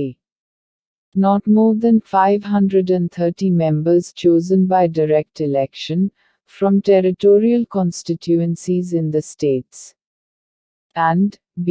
Not more than 20 members to represent the Union territories, chosen in such manner as Parliament may by law provide. 2.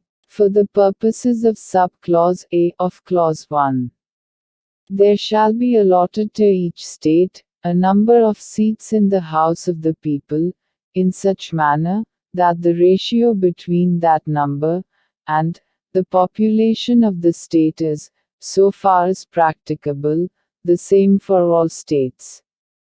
And b. Each state shall be divided into territorial constituencies, in such manner that the ratio between the population of each constituency and the number of seats allotted to it is, so far as practicable, the same throughout the state.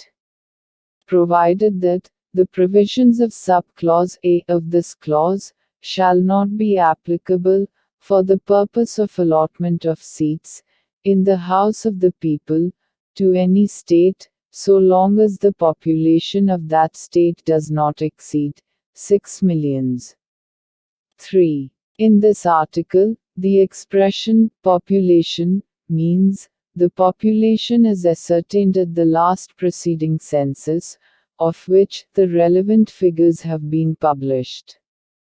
Provided that the reference in this clause to the last preceding census of which the relevant figures have been published, shall, until the relevant figures for the first census taken after the year 2026 have been published, be construed, 1.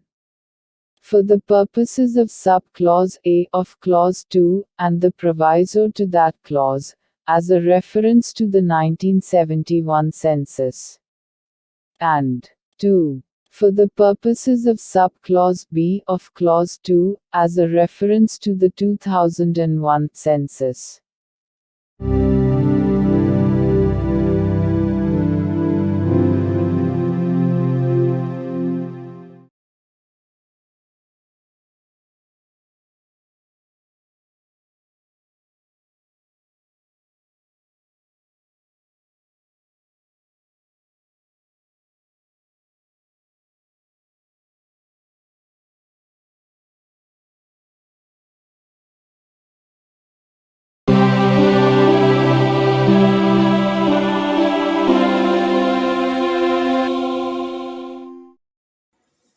భారత సంవిధానము భాగము 5 సంఘము అధ్యాయం 2 parliament సాధారణ విషయములు article 82 ప్రతి జనగణన పిమ్మట తిరిగి సర్దుబాటు ప్రతి ఒక్క జనగణన పూర్తి అయిన పిమ్మట రాజ్యములకు లోక్సభ స్థానముల కేటాయింపు మరియు ప్రాదేశిక నియోజకవర్గములుగా ప్రతి రాజ్యము యొక్క విభజన పార్లమెంటు శాసనము ద్వారా నిర్ధారణ చేయునట్టి ప్రాధికారిచే మరియు అట్టి రీతిలో తిరిగి సర్దుబాటు చేయబడవలెను.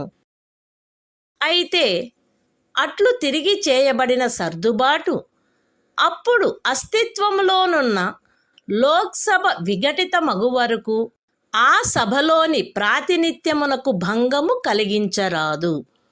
అంతేగాక అట్లు తిరిగి చేయబడిన సర్దుబాటు రాష్ట్రపతి ఉత్తర్వు ద్వారా నిర్దిష్టపరచు తేదీన అమలులోనికి వచ్చును మరియు అట్టి సర్దుబాటు అమలులోనికి వచ్చు వరకు ఆ సదనమునకు చెందిన ఏదేని ఎన్నికను అట్టి సర్దుబాటునకు పూర్వము ఉన్న ప్రాదేశిక నియోజకవర్గముల ప్రాతిపదికపై జరపవచ్చును. అంతేగాక ఇంకను 2026వ సంవత్సరము పిమ్మట చేయబడిన మొదటి జనగణనకు సంబంధించిన అంకెలు ప్రచురించబడు వరకు ఈ అనుచ్ఛేదము క్రింద 1. 1971వ సంవత్సర జనగణన ప్రాతిపదికపై తిరిగి సర్దుబాటు చేయబడినట్లు లోక్సభలో రాజ్యములకు స్థానముల కేటాయింపును చేయుటను. 2.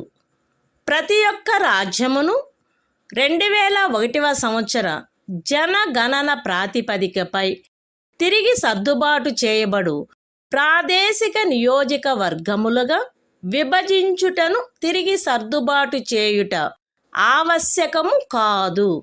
The Constitution of India, Part 5, The Union. Chapter 2, Parliament, General. Article 82. Readjustment after each census. Upon the completion of each census, the allocation of seats in the House of the People to the states, and the division of each state into territorial constituencies, shall be readjusted by such authority, and in such manner as Parliament may by law determine, provided that such readjustment shall not affect representation in the House of the People, until the dissolution of the then existing House. Provided further that such readjustment shall take effect from such date as the President may, by order, specify. And until such readjustment takes effect, any election to the House may be held, on the basis of the territorial constituencies existing before such readjustment.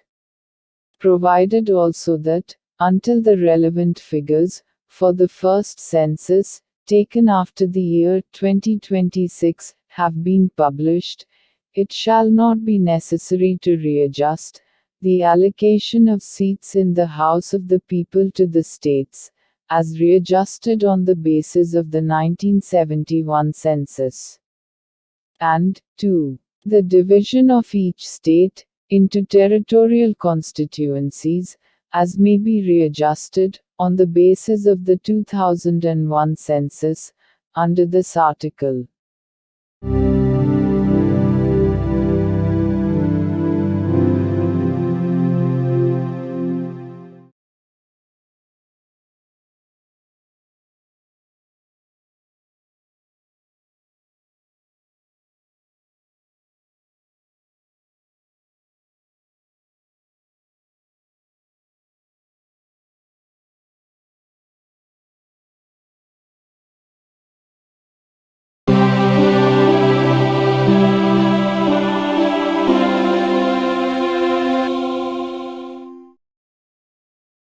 భారత సంవిధానము భాగము 5 సంఘము అధ్యాయం 2 parliament సాధారణ విషయములు article 83 parliament యొక్క సదనముల కాలావధి 1 రాజ్యసభ విఘటనకు లోను కాదు, కానీ parliament శాసనము ద్వారా తద్విషయమున చేయు నిబంధనలను అనుసరించి రాజ్యసభ సభ్యులలో వీలైనంత దగ్గర సంఖ్యలో గల 3వ వంతు మంది ప్రతి 2వ సంవత్సరము ముగిసిన మీదట వీలైనంత త్వరితముగా పదవి నుండి విరమించవలెను.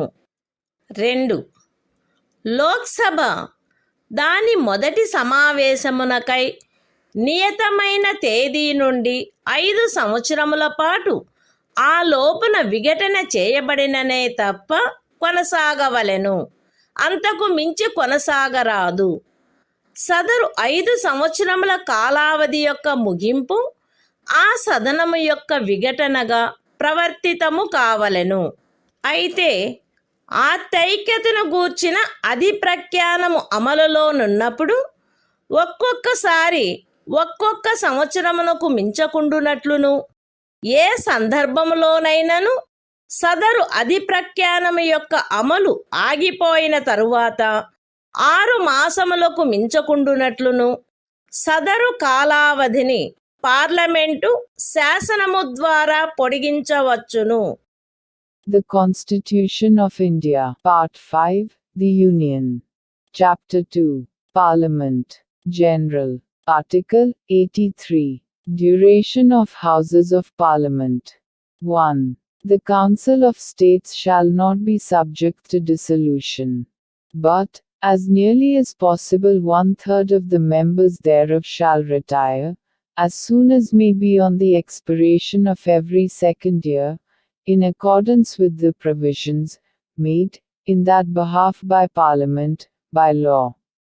2. The House of the People, unless sooner dissolved, shall continue for 5 years from the date appointed for its first meeting, and no longer and the expiration of the said period of 5 years, shall operate as a dissolution of the House, provided that the said period may, while a proclamation of emergency is in operation, be extended by Parliament by law, for a period not exceeding 1 year at a time, and not extending in any case beyond a period of 6 months, after the proclamation has ceased to operate.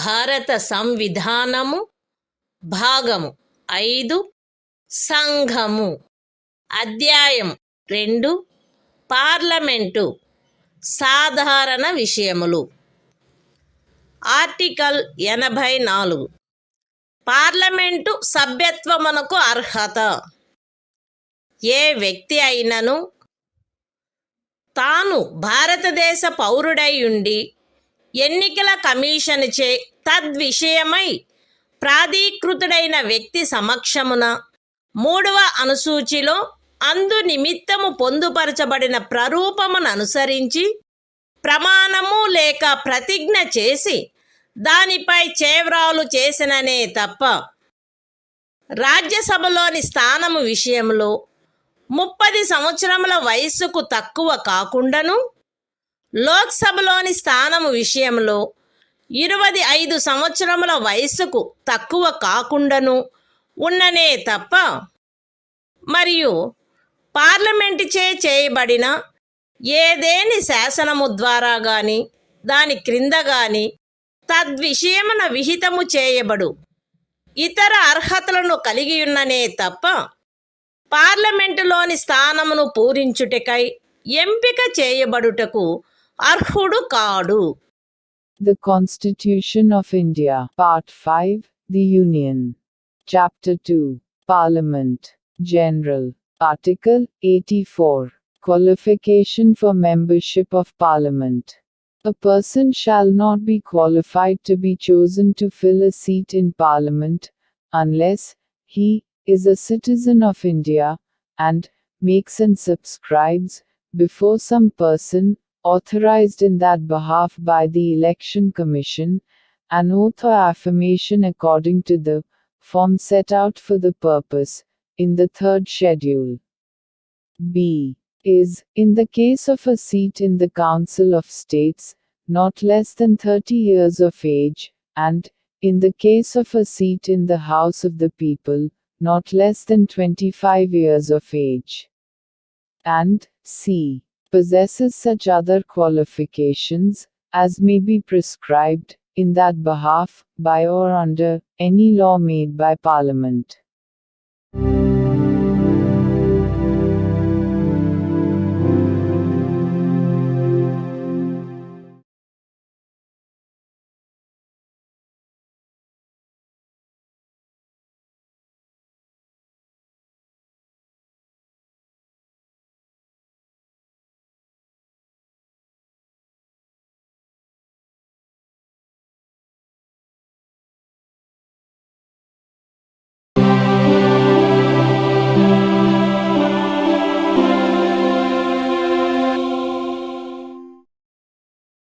భారత సంవిధానము భాగము 5 సంఘము అధ్యాయము 2 parliament సాధారణ విషయములు article 85 parliament యొక్క అధివేశనములు అధివేశనావసానము మరియు విఘటన రాష్ట్రపతి ఆయా సమయములందు పార్లమెంటు యొక్క ప్రతి సదనమును ఆయన సబబని తలుచు సమయమునను స్థలమునను సమావేశమగుటకు ఆహ్వానించవలెను. కానీ దాని ఒక అధివేశనములోని కడపటి ఉపవేశనమునకును దాని మరుసటి అధివేశనములోని మొదటి ఉపవేశనమునకును నియతమైన తేదీకి మధ్య 6 మాసముల అంతరము ఉండరాదు. రాష్ట్రపతి ఆయా సమయములందు ఆ సదనముల యొక్క లేక ఆ సదనములలో దేని యొక్క అయినను అధివేశనావసానము చేయవచ్చును. లోక్సభను విఘటన చేయవచ్చును. The Constitution of India, Part 5, The Union. Chapter 2, Parliament, General. Article 85. Sessions of Parliament, Prorogation, and Dissolution. 1. The President shall from time to time summon each House of Parliament to meet at such time and place as he thinks fit. But 6 months shall not intervene between its last sitting in one session and the date appointed for its first sitting in the next session. 2. The President may from time to time prorogue the Houses or either House. B. Dissolve the House of the People.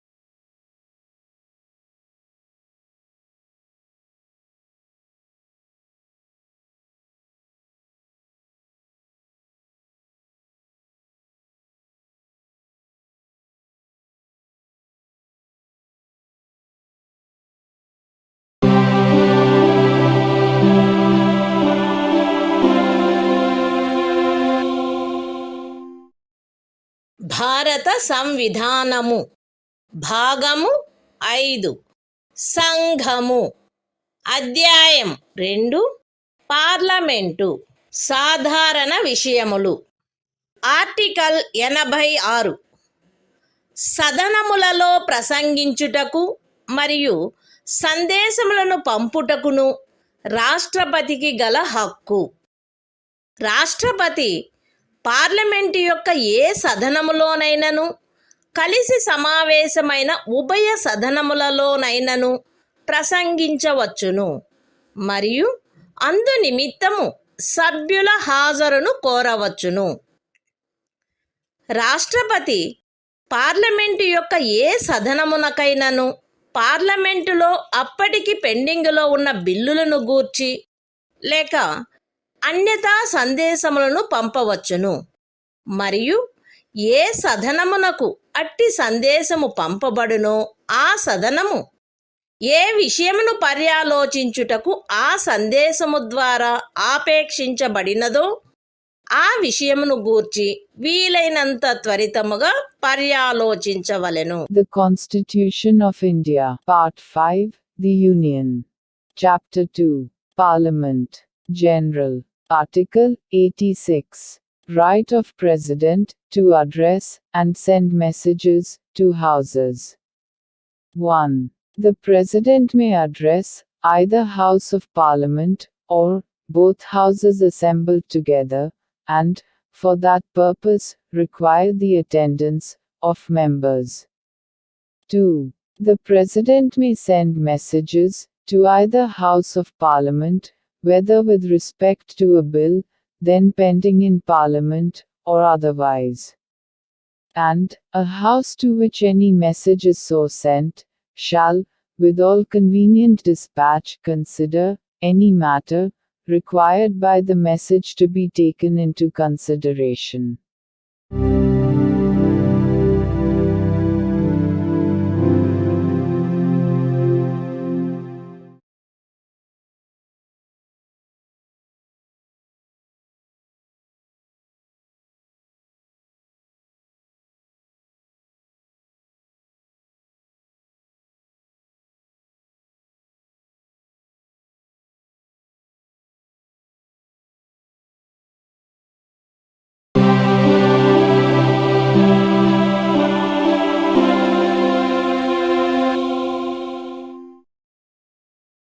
భారత సంవిధానము భాగము 5 సంఘము అధ్యాయము 2 parliament సాధారణ విషయములు article 87 రాష్ట్రపతి విశేష ప్రసంగము. రాష్ట్రపతి లోక్సభ యొక్క ప్రతి సాధారణ ఎన్నికల తరువాత మొదటి అధివేశనము యొక్క ప్రారంభమునను ప్రతి సంవత్సరము మొదటి అధివేశనము యొక్క ప్రారంభమునను కలిపి సమావేశమైన పార్లమెంటు యొక్క ఉభయ సదనములను సంబోధించి పార్లమెంటును ఆహ్వానించిన కారణములను తెలియజేయవలెను. ఉభయ సదనముల ప్రక్రియలను క్రమబద్ధము చేయు నియమావళి ద్వారా రాష్ట్రపతి ప్రసంగములో నిర్దేశించబడిన విషయములను చర్చించుటకై కాలమును కేటాయించుట చేయబడవలెను. The Constitution of India. Part 5. The Union. Chapter 2. Parliament. General. Article 87. Special Address by the President. 1. At the commencement of the first session after each general election, to the House of the People, and, at the commencement of the first session of each year, the President shall address both Houses of Parliament assembled together, and inform Parliament of the causes of its summons. 2. Provision shall be made by the rules regulating the procedure of either House for the allotment of time for discussion of the matters referred to in such address.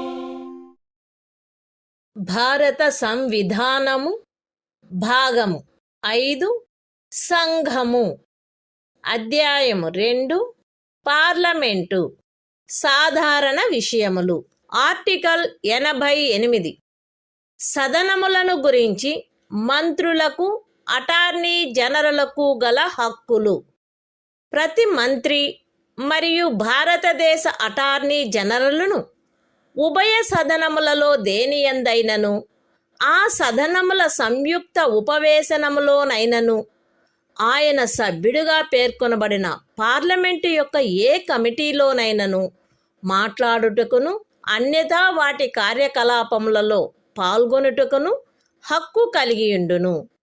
కానీ ఈ అనుచ్ఛేదమును పురస్కరించుకొని ఆయన అందు vote చేయుటకు హక్కు కలిగియుండడు. The Constitution of India. Part 5. The Union.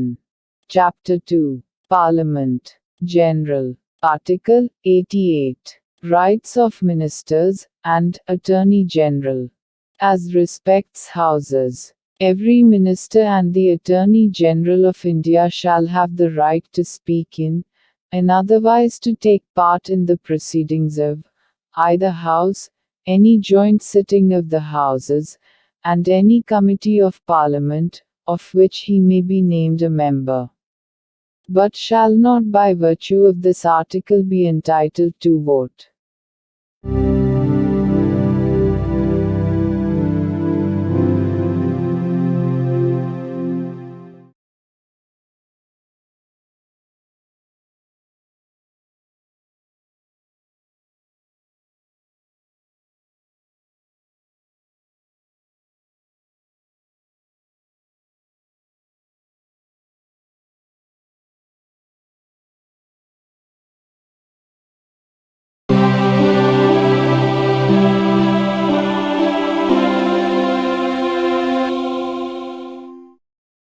భారత సంవిధానము భాగము 5 సంఘము అధ్యాయము 2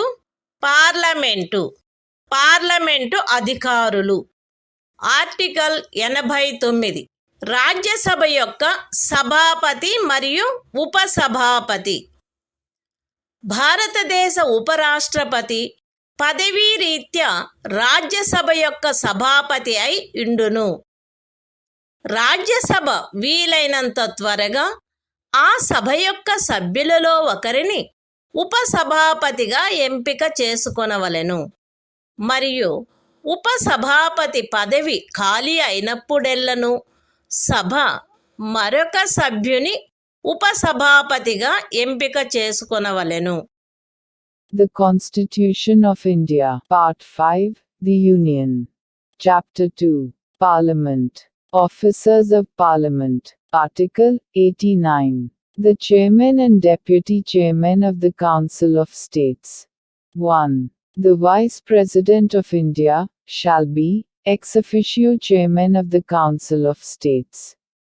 2. The Council of States shall, as soon as may be, choose a member of the Council to be Deputy Chairman thereof, and, so often as the office of Deputy Chairman becomes vacant, the Council shall choose another member to be Deputy Chairman thereof.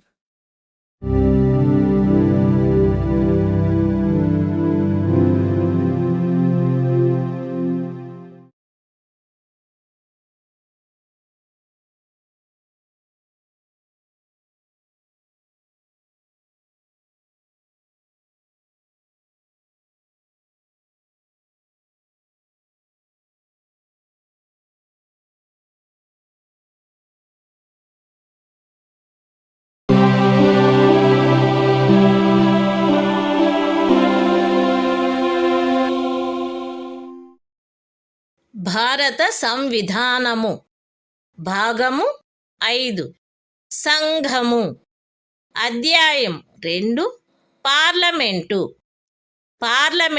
అధికారులు article 90 ఉపసభాపతి పదవిని ఖాళీ చేయుట, ఆ పదవికి రాజీనామా ఇచ్చుట మరియు ఆ పదవి నుండి తొలగించబడుట.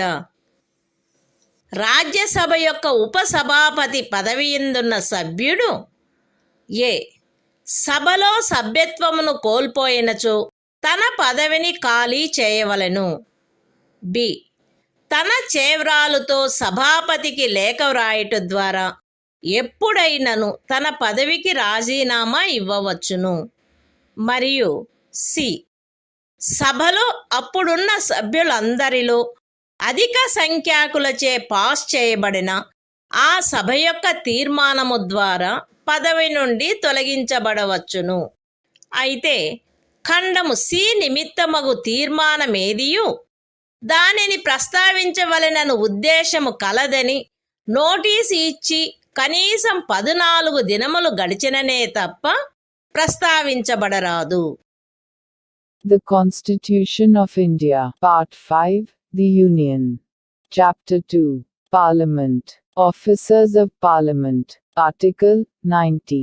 Vacation and resignation of, and removal from, the office of Deputy Chairman. A member holding office, as Deputy Chairman of the Council of States, shall vacate his office if he ceases to be a member of the Council. B. May at any time, by writing under his hand addressed to the Chairman, resign his office. And C. May be removed from his office, by a resolution of the Council, passed by a majority of all the then members of the Council. Provided that, no resolution for the purpose of Clause C, shall be moved, unless at least 14 days' notice has been given of the intention to move the resolution.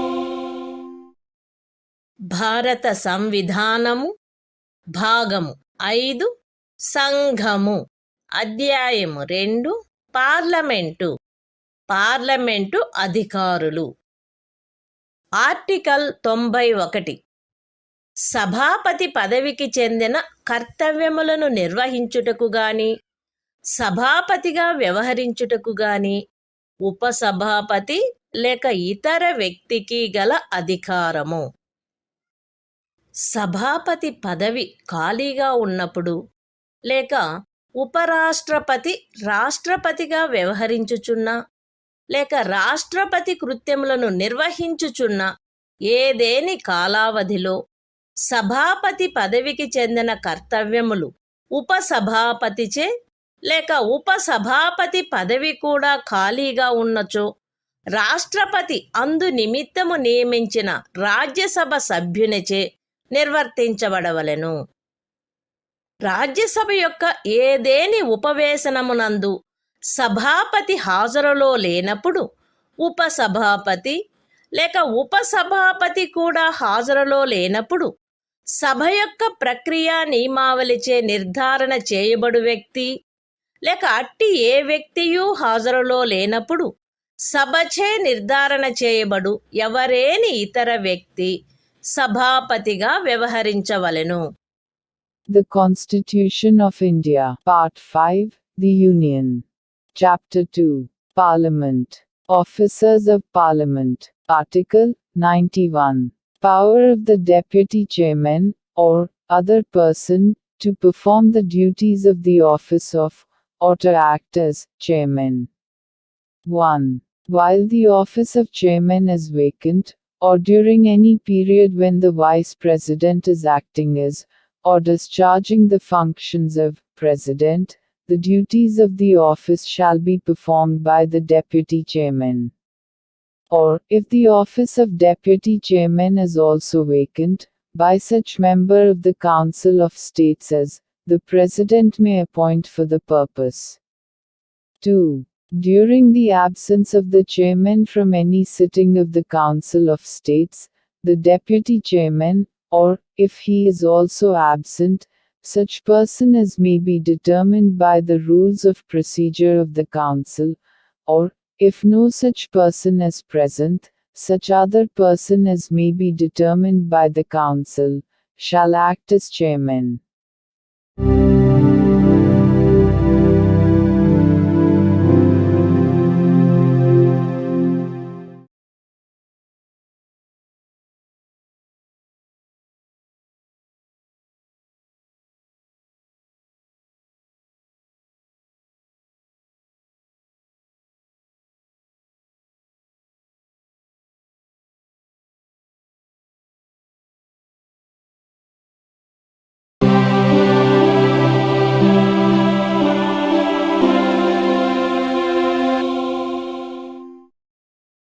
భారత సంవిధానము భాగము 5 సంఘము అధ్యాయము 2 parliament అధికారులు article 92 సభాపతి లేక ఉపసభాపతిని పదవి నుండి తొలగించుటకు తీర్మానము పర్యాలోచించబడుచున్నప్పుడు ఆయన అధ్యక్షత వహించకుండుట. ఉపరాష్ట్రపతిని పదవి నుండి తొలగించుటకు తీర్మానమేదైనను పర్యాలోచనలోనున్నప్పుడు సభాపతి లేక ఉపసభాపతిని పదవి నుండి తొలగించుటకు తీర్మానమేదైనను పర్యాలోచనలోనున్నప్పుడు ఉపసభాపతి రాజ్యసభ యొక్క ఏదేని ఉపవేశనమునందు ఆయన హాజరై ఉన్నప్పటికీ అధ్యక్షత వహించరాదు. అట్టి ప్రతి ఉపవేశమునకు 91వ అనుచ్ఛేదములోని ఖండము 2 యొక్క నిబంధనలు సందర్భానుసారముగా సభాపతి లేక ఉపసభాపతి హాజరులో లేనట్టి ఉపవేశనమునకు వర్తించునటులనే వర్తించును. ఉపరాష్ట్రపతిని పదవి నుండి తొలగించుటకు తీర్మానమేదైనను రాజ్యసభలో పర్యాలోచనలోనున్నప్పుడు ఆ సభలో మాట్లాడుటకును అన్యథా దాని కార్యకలాపములలో పాల్గొనుటకును సభాపతి హక్కు కలిగియుండును. కాని 100వ అనుచ్ఛేదములో ఏమి ఉన్నప్పటికీ అట్టి తీర్మానముపై గాని ఆ కార్యకలాపములలో ఏదేని ఇతర విషయముపై గాని ఓటు చేయుటకు ఆయనకు బొత్తిగా హక్కు ఉండదు. The Constitution of India, Part 5, The Union. Chapter 2, Parliament. Officers of Parliament. Article 92. The Chairman or the Deputy Chairman, not to preside, while a resolution for his removal from office is under consideration. 1. At any sitting of the Council of States, while any resolution for the removal of the Vice President from his office is under consideration, the Chairman, or while any resolution for the removal of the Deputy Chairman from his office is under consideration, the Deputy Chairman shall not, though he is present, preside. And, the provisions of Clause 2 of Article 91 shall apply in relation to every such sitting, as they apply in relation to a sitting from which the Chairman, or, as the case may be, the Deputy Chairman, is absent.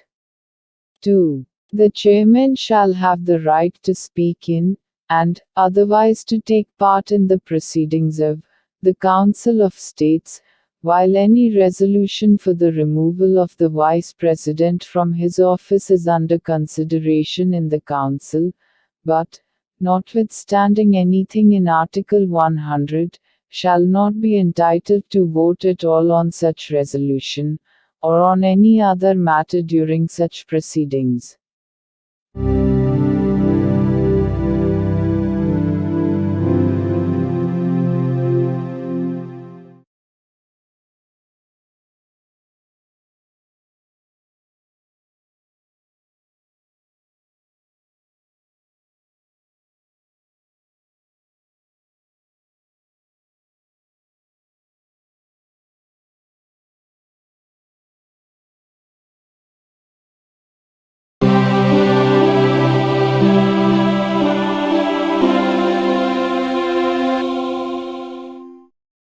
భారత సంవిధానము భాగము 5 సంఘము అధ్యాయము 2 parliament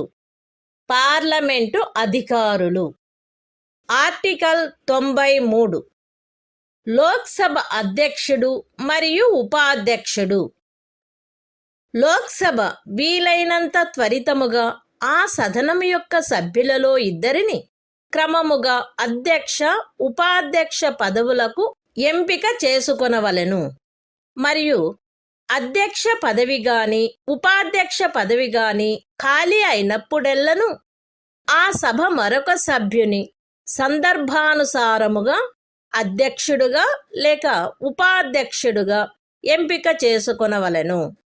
The Constitution of India, Part 5, The Union. Chapter 2, Parliament. Officers of Parliament. Article 93. The Speaker and Deputy Speaker of the House of the People. The House of the People shall, as soon as may be, choose 2 members of the House, to be respectively Speaker and Deputy Speaker thereof, and so often as the office of Speaker or Deputy Speaker becomes vacant, the House shall choose another member to be Speaker or Deputy Speaker, as the case may be.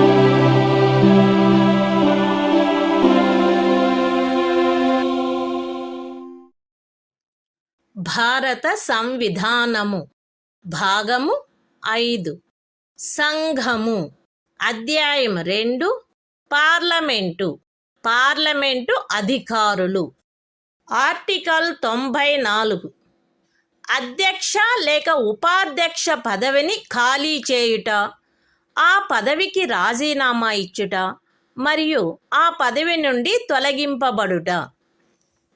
Lok Sabha యొక్క అధ్యక్ష లేక ఉపాధ్యక్ష పదవి యందున్న సభ్యుడు లోక్సభలో సభ్యత్వమును కోల్పోయినచో తన పదవిని ఖాళీ చేయవలెను.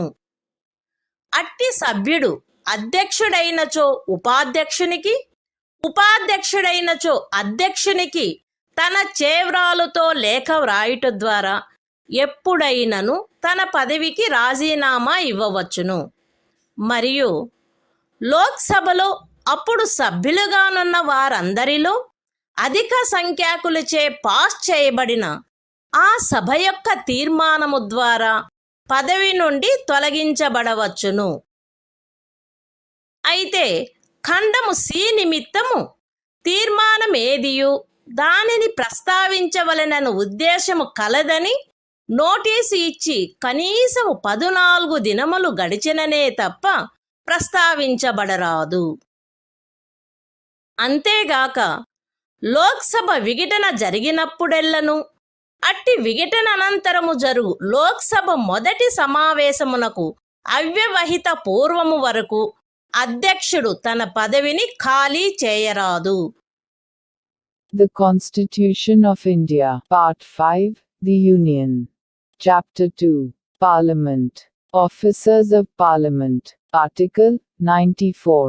Vacation and resignation of, and removal from, the offices of Speaker and Deputy Speaker. A member holding office as Speaker, or Deputy Speaker of the House of the People, shall vacate his office if he ceases to be a member of the House of the People. B. May at any time, by writing under his hand addressed, if such member is the Speaker, to the Deputy Speaker, and, if such member is the Deputy Speaker, to the Speaker, resign his office, and, C. May be removed from his office by a resolution of the House of the People, passed by a majority of all the then members of the House, provided that no resolution for the purpose of clause C shall be moved, unless at least 14 days' notice has been given of the intention to move the resolution. Provided further that, whenever the House of the People is dissolved, the Speaker shall not vacate his office until immediately before the first meeting of the House of the People, after the dissolution.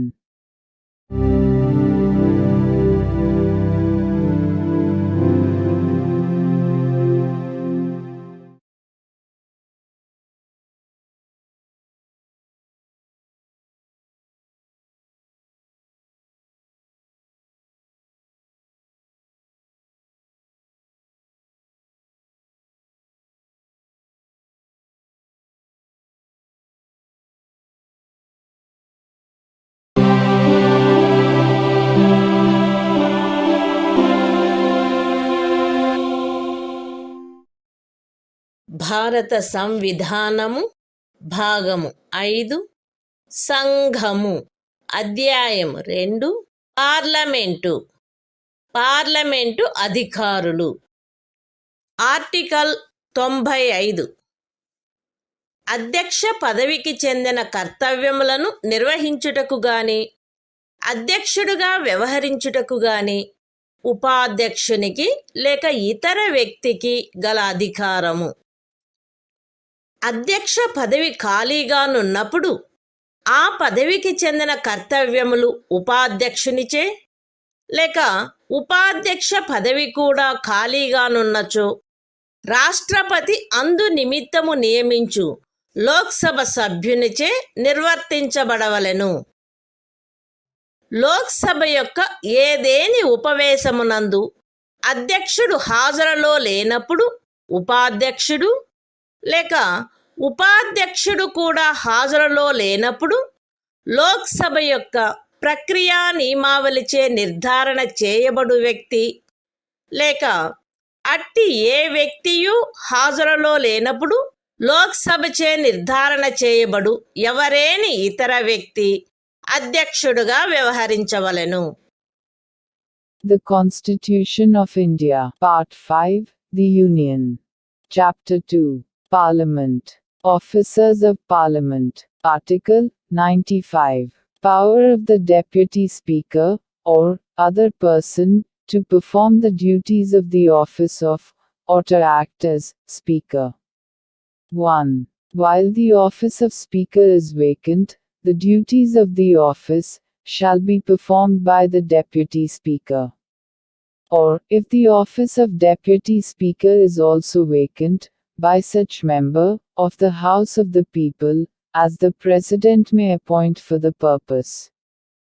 2. During the absence of the Speaker, from any sitting of the House of the People, the Deputy Speaker, or, if he is also absent, such person, as may be determined by the rules of procedure of the House, or, if no such person is present, such other person, as may be determined by the House, shall act as Speaker.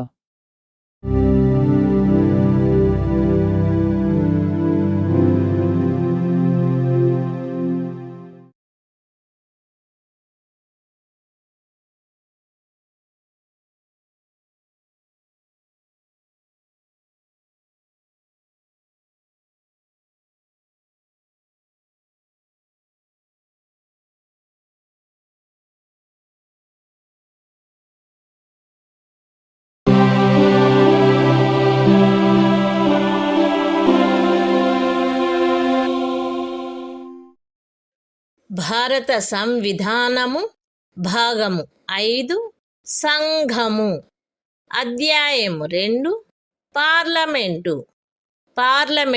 అధికారులు article 96 అధ్యక్షుని లేక ఉపాధ్యక్షుని పదవి నుండి తొలగించుటకు తీర్మానము పర్యాలోచించబడుచున్నప్పుడు ఆయన అధ్యక్షత వహించకుండుట.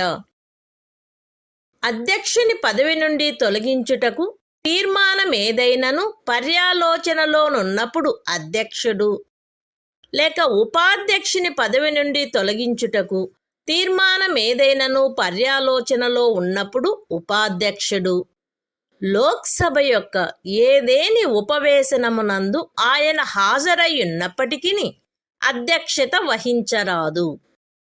అట్టి ప్రతి ఉపవేశనమునకు 95వ అనుచ్ఛేదములోని ఖండము 2 యొక్క నిబంధనలు సందర్భానుసారముగా అధ్యక్షుడు లేక ఉపాధ్యక్షుడు హాజరులో లేనట్టి ఉపవేశనమునకు వర్తించునటులనే వర్తించును.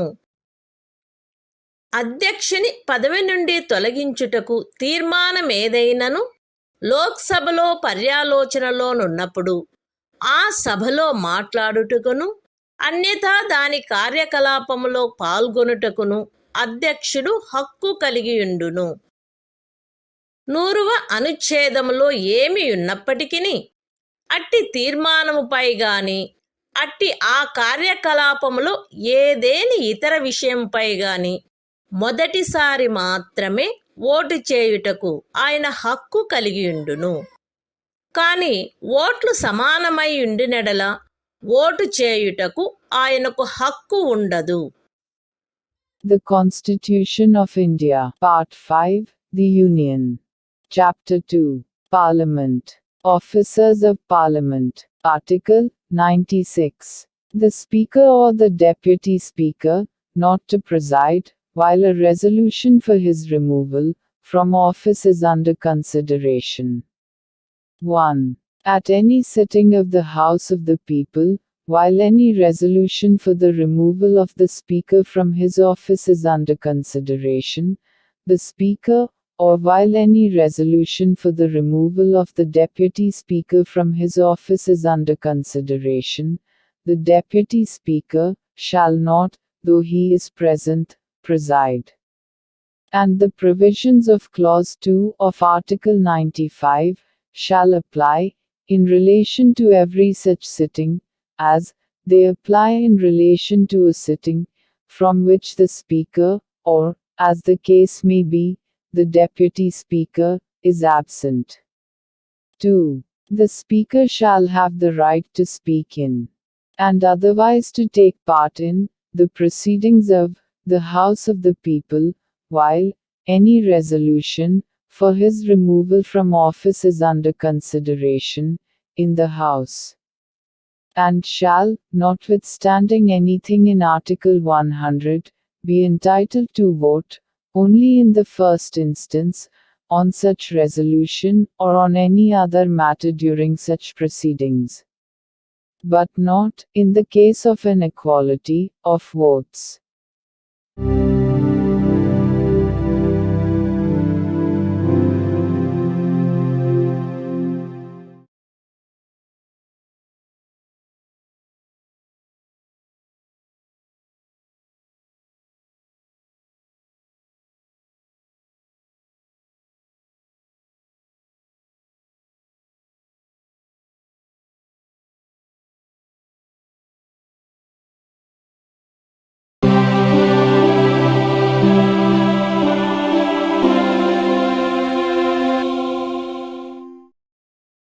భారత సంవిధానము భాగము 5 సంఘము.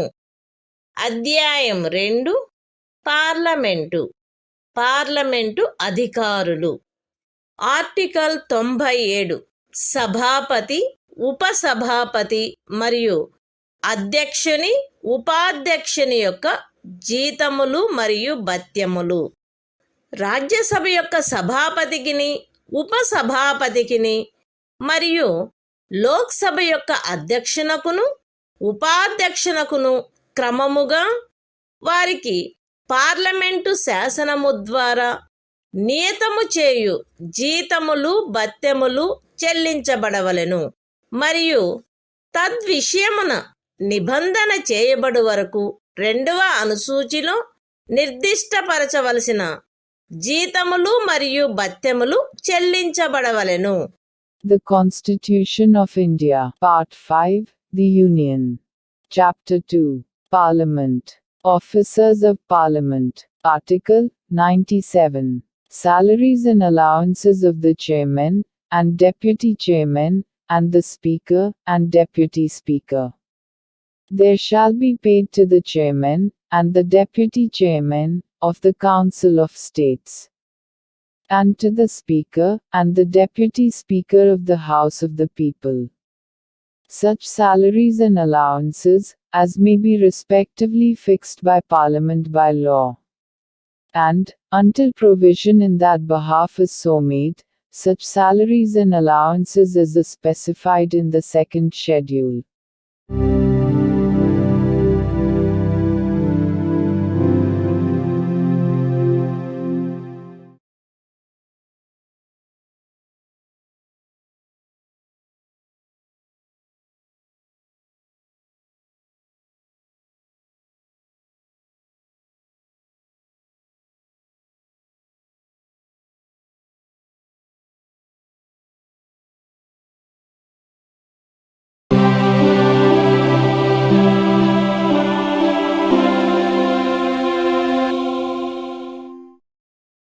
భారత సంవిధానము భాగము 5 సంఘము. అధ్యాయము 2 పార్లమెంటు. పార్లమెంటు అధికారులు. ఆర్టికల్ 98 పార్లమెంటు యొక్క సచివాలయము. పార్లమెంటు యొక్క ప్రతి సదనమునకు వేరువేరుగా సచివాలయ సిబ్బంది ఉండవలెను. అయితే ఈ ఖండములోనున్నదేదియు పార్లమెంటు యొక్క ఉభయ సదనములకు చెందు ఉమ్మడి పదవులు సృష్టించుటను నివారించునదిగా అన్వయించబడరాదు. పార్లమెంటు యొక్క ఉభయ సదనముల సచివాలయ సిబ్బంది యొక్క భర్తీని మరియు ఆ సిబ్బందిలో నియమించబడిన వ్యక్తుల సేవా షరతులను పార్లమెంటు శాసనము ద్వారా క్రమబద్ధము చేయవచ్చును. ఖండము 2 క్రింద పార్లమెంటుచే నిబంధన చేయబడు వరకు రాష్ట్రపతి సందర్భానుసారముగా లోక్సభ యొక్క అధ్యక్షునితో లేక రాజ్యసభ యొక్క సభాపతితో సంప్రదించి లోక్సభకు లేక రాజ్యసభకు చెందిన సచివాలయ సిబ్బంది యొక్క భర్తీని మరియు ఆ సిబ్బందిలో నియమించబడిన వ్యక్తుల సేవా షరతులను క్రమబద్ధము చేయు నియమావళిని చేయవచ్చును.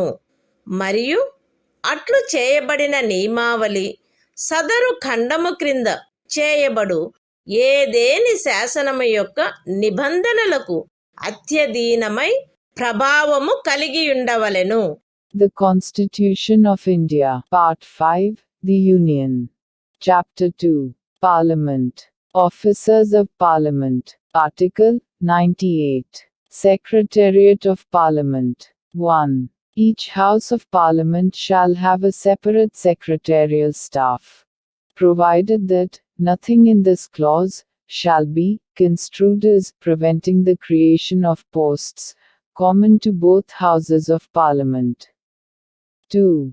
Parliament may by law regulate the recruitment and the conditions of service of persons appointed to the secretarial staff of either House of Parliament. 3. Until provision is made by Parliament under Clause 2. The President may, after consultation with the Speaker of the House of the People, or the Chairman of the Council of States, as the case may be, make rules regulating the recruitment and the conditions of service of persons appointed to the secretarial staff of the House of the People or the Council of States. And any rules so made shall have effect, subject to the provisions of any law made under the said clause.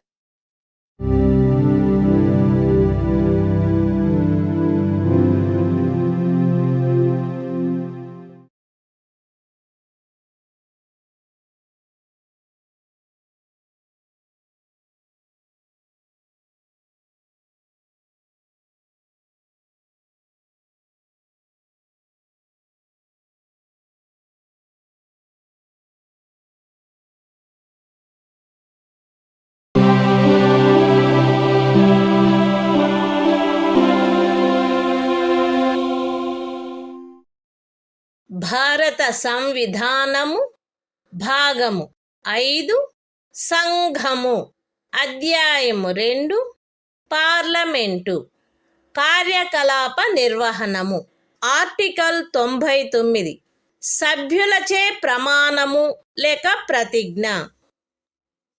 Parliament ఉభయ సదనములలోని ప్రతి సభ్యుడు తన స్థానమును స్వీకరించుటకు పూర్వము రాష్ట్రపతి సమక్షమున గాని తద్విషయమున ఆయనచే నియమించబడిన వ్యక్తి సమక్షమున గాని 3వ అనుసూచిలో అందు నిమిత్తము పొందుపరచబడిన ప్రరూపమును అనుసరించి ప్రమాణము లేక ప్రతిజ్ఞ చేసి దానిపై చేవ్రాలు చేయవలెను. The Constitution of India, Part 5, The Union. Chapter 2, Parliament. Conduct of Business. Article 99. Oath or affirmation by members. Every member of either House of Parliament shall, before taking his seat, make and subscribe before the President, or some person appointed in that behalf by him, an oath or affirmation according to the form set out for the purpose in the 3rd schedule.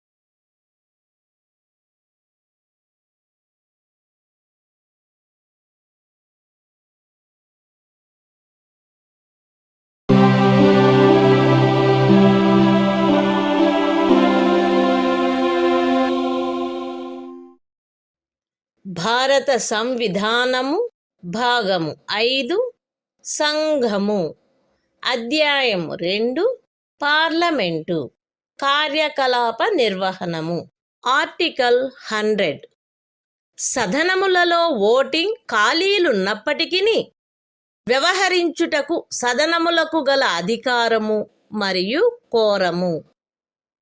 ఈ సంవిధానములో అన్యదా నిబంధించబడినట్లు తప్ప ఉభయ సదనములలో దేని ఉపవేశనములో గాని సదనముల సంయుక్త ఉపవేశనములో గాని అన్ని ప్రశ్నలు అధ్యక్షుడు లేక సభాపతి మినహా లేక సభాపతిగా గాని అధ్యక్షుడుగా గాని వ్యవహరించుచున్న వ్యక్తి మినహా హాజరయ్యుండి ఓటు చేయు సభ్యులలో అధిక సంఖ్యాకుల ఓట్లచే నిర్ధారణ చేయబడవలెను. సభాపతి గాని అధ్యక్షుడు గాని లేక ఆ స్థానములో వ్యవహరించుచున్న వ్యక్తి గాని మొదటిసారి ఓటు చేయరాదు. కాని ఓట్లు సమానమై యుండెనెడల ఆయన నిర్ణాయక ఓటును కలిగియుండవలెను మరియు అట్టి ఓటును వేయవలెను.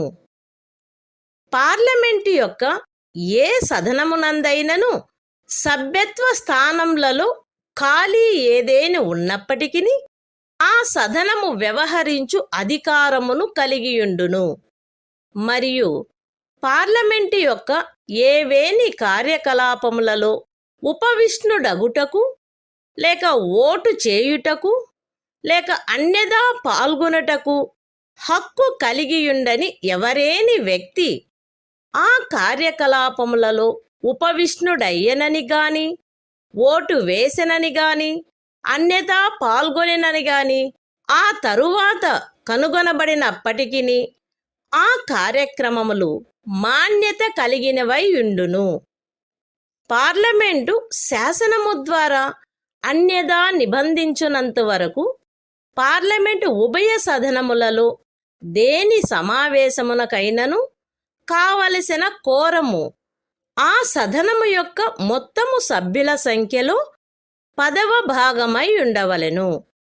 ఒక సదనము యొక్క సమావేశమునందెప్పుడైనను కోరము లేనిచో కోరము సమకూరు వరకు ఆ సమావేశమును స్థగితమునర్చుట లేక సమావేశమును సస్పెండు చేయుట సభాపతి అధ్యక్షుని లేక అట్లు ఆ స్థానమున వ్యవహరించు వ్యక్తి యొక్క కర్తవ్యమై ఉండవలెను. The Constitution of India, Part 5, The Union. Chapter 2, Parliament. Conduct of Business. Article 100. Voting, in Houses, power of Houses to act, notwithstanding vacancies and quorum. 1. Save as otherwise provided in this Constitution, all questions at any sitting of either House, or joint sitting of the Houses, shall be determined by a majority of votes, of the members present and voting, other than the Speaker or person acting as Chairman or Speaker. The Chairman or Speaker, or person acting as such, shall not vote in the first instance, but shall have an exercise a casting vote, in the case of an equality of votes. 2. Either House of Parliament shall have power to act, notwithstanding any vacancy in the membership thereof, and any proceedings in Parliament shall be valid, notwithstanding that it is discovered subsequently, that some person who was not entitled so to do, sat or voted, or otherwise took part in the proceedings. 3. Until Parliament by law otherwise provides, the quorum to constitute a meeting, of either House of Parliament shall be 1/10 of the total number of members of the House. 4. If at any time during a meeting of a House there is no quorum, it shall be the duty of the Chairman or Speaker, or person acting as such, either to adjourn the House or to suspend the meeting until there is a quorum.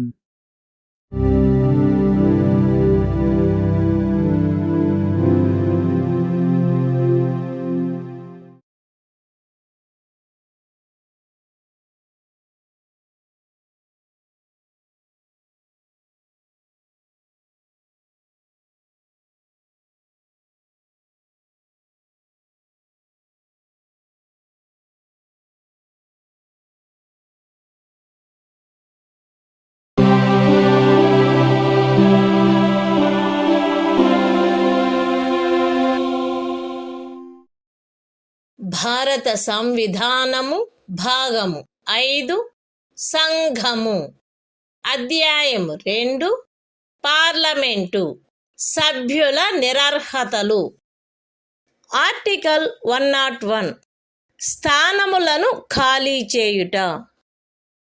ఒకే వ్యక్తి parliament యొక్క ఉభయ సదనములలోనూ సభ్యుడై ఉండరాదు.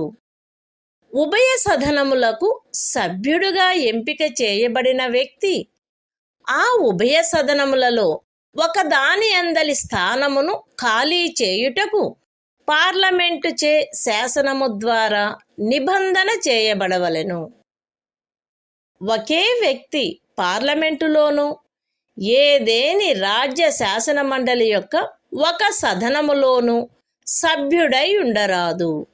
మరియు ఏ వ్యక్తి అయినను పార్లమెంటుకును రాజ్య శాసన మండలి యొక్క ఒక సదనమునకును సభ్యుడిగా ఎంపిక చేయబడినచో ఆ రాజ్య శాసన మండలిలోని తన స్థానమునకు అంతకు ముందు రాజీనామా ఇచ్చి ఉండిననే తప్ప పార్లమెంటులో ఆ వ్యక్తి యొక్క స్థానము రాష్ట్రపతిచే చేయబడిన నియమావళి యందు నిర్దిష్టపరచబడు కాలావధి ముగియగనే ఖాళీ అగును. పార్లమెంటు యొక్క ఉభయ సదనములలో దేని సభ్యుడైనను 102వ అనుచ్ఛేదము యొక్క ఖండము 1 లేక ఖండము 2లో పేర్కొనబడిన నిరర్హతలలో దేనికైనను లోనైనచో లేక సందర్భానుసారముగా సభాపతికి లేక అధ్యక్షునికి తన చేవ్రాలుతో లేఖ వ్రాయుట ద్వారా తన స్థానమునకు రాజీనామా ఇచ్చుటయు, అట్టి రాజీనామాను సందర్భానుసారముగా సభాపతి లేక అధ్యక్షుడు స్వీకరించుటయు జరిగినచో అటుపై అతని స్థానము ఖాళీ అగును. అయితే ఉపఖండము బిలో నిర్దేశించబడిన ఏదేని రాజీనామా విషయంలో సందర్భానుసారముగా సభాపతి లేక అధ్యక్షుడు తనకు అందిన సమాచారమును బట్టి గాని అన్యథా కాని మరియు తాను సబబని తలచు పరిశీలన జరిపిన పిమ్మట ఆ రాజీనామా స్వచ్ఛందముగా చేసినది కాదని లేక నిజమైనది కాదని అభిప్రాయపడినచో ఆయన ఆ రాజీనామాను స్వీకరించరాదు. పార్లమెంటు యొక్క ఉభయ సదనములలో దేని సభ్యుడైనను ఆ సదనము యొక్క అనుజ్ఞ లేకుండా దాని సమావేశములన్నిటికీ 60 దినముల కాలావధి వరకు హాజరు కానిచో ఆయన స్థానము ఖాళీ అయినట్లు ఆ సదనము ప్రఖ్యానించవచ్చును. అయితే సదరు 60 దినముల కాలావధిని పరిగణ చేయుటలో ఆ సదనము అధివేశనావసానము చేయబడియున్నా లేక వరుసగా 4 దినములకు మించి స్థగితమునర్చబడియున్న ఏదేని కాలావధిని లెక్కింపరాదు. The Constitution of India, Part 5, The Union. Chapter 2, Parliament. Disqualifications of members. Article 101. Vacation of seats. 1. No person shall be a member of both houses of Parliament. And provision shall be made by Parliament, by law, for the vacation by a person who is chosen a member of both houses of his seat, in one house or the other. 2. No person shall be a member both of Parliament and of a house of the legislature of a state. And, if a person is chosen a member both of Parliament and of a house of the legislature of a state, then, at the expiration of such period as may be specified in rules made by the President, that person's seat in Parliament shall become vacant, unless he has previously resigned his seat in the legislature of the state. 3.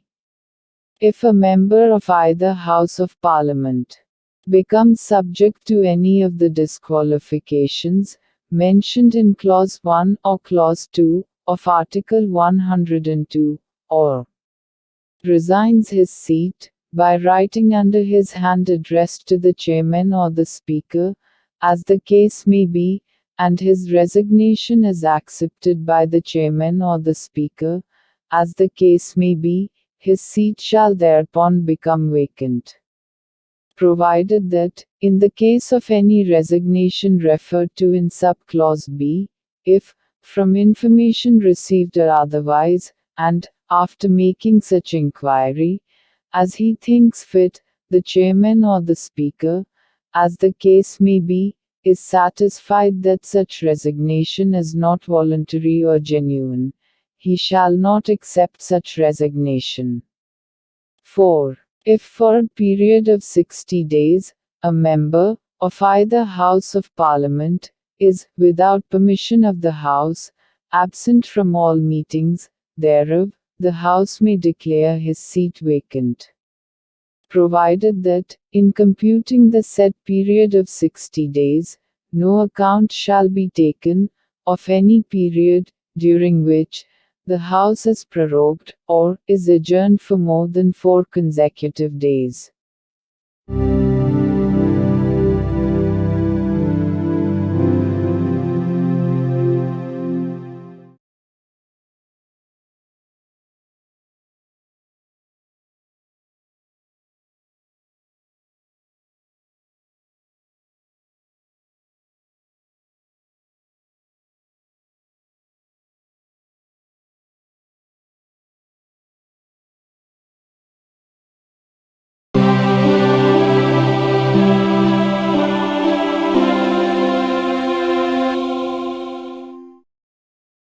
భారత సంవిధానము భాగము 5 సంఘము అధ్యాయం 2 parliament సభ్యుల నిరర్హతలు article 102 సభ్యత్వమునకు నిరర్హతలు ఒక వ్యక్తి parliament యొక్క ఉభయ సదనములలో సభ్యత్వమునకు దేనికైనను సభ్యుడుగా ఎంపిక చేయబడుటకు మరియు అట్టి సభ్యుడుగా ఉండుటకు ఈ క్రింది పరిస్థితులలో నిరర్హుడగును.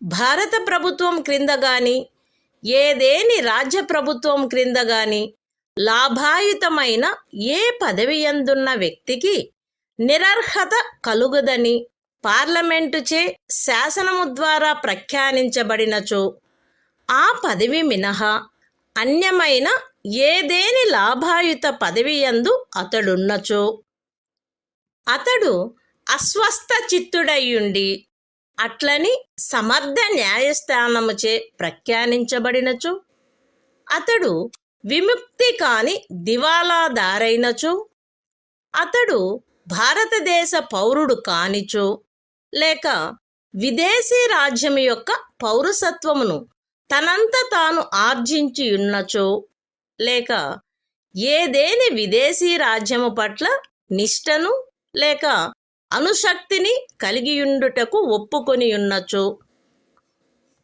పార్లమెంటుచే చేయబడిన ఏదేని శాసనము ద్వారా గాని దాని క్రింద గాని అతడు అట్లు నిరర్హుడుగా చేయబడినచో.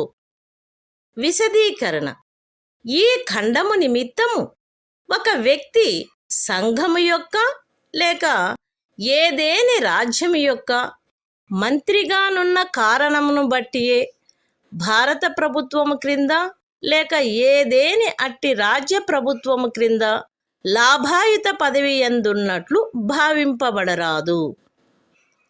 10వ అనుసూచి క్రింద ఒక వ్యక్తి అట్లు నిరర్హుడైనచో అతడు పార్లమెంటు యొక్క ఉభయ సభలలో దేనిలోనైనను సభ్యునిగా ఉండుటకు నిరర్హుడగును. The Constitution of India, Part 5, The Union. Chapter 2, Parliament. Disqualifications of members. Article 102. Disqualifications for membership. 1. A person shall be disqualified for being chosen as, and for being, a member of either House of Parliament, a. If he holds any office of profit under the Government of India, or the Government of any state, other than an office declared by Parliament by law, not to disqualify its holder. b. If he is of unsound mind, and stands so declared by a competent court. c. If he is an undischarged insolvent. d. If he is not a citizen of India, or has voluntarily acquired the citizenship of a foreign state, or is under any acknowledgement of allegiance, or adherence to a foreign state. a. If he is so disqualified, by or under any law made by Parliament. Explanation. For the purposes of this clause, a person shall not be deemed to hold an office of profit under the Government of India or the Government of any state, by reason only that he is a minister either for the Union, or for such state. 2. A person shall be disqualified for being a member of either House of Parliament, if he is so disqualified under the 10th schedule.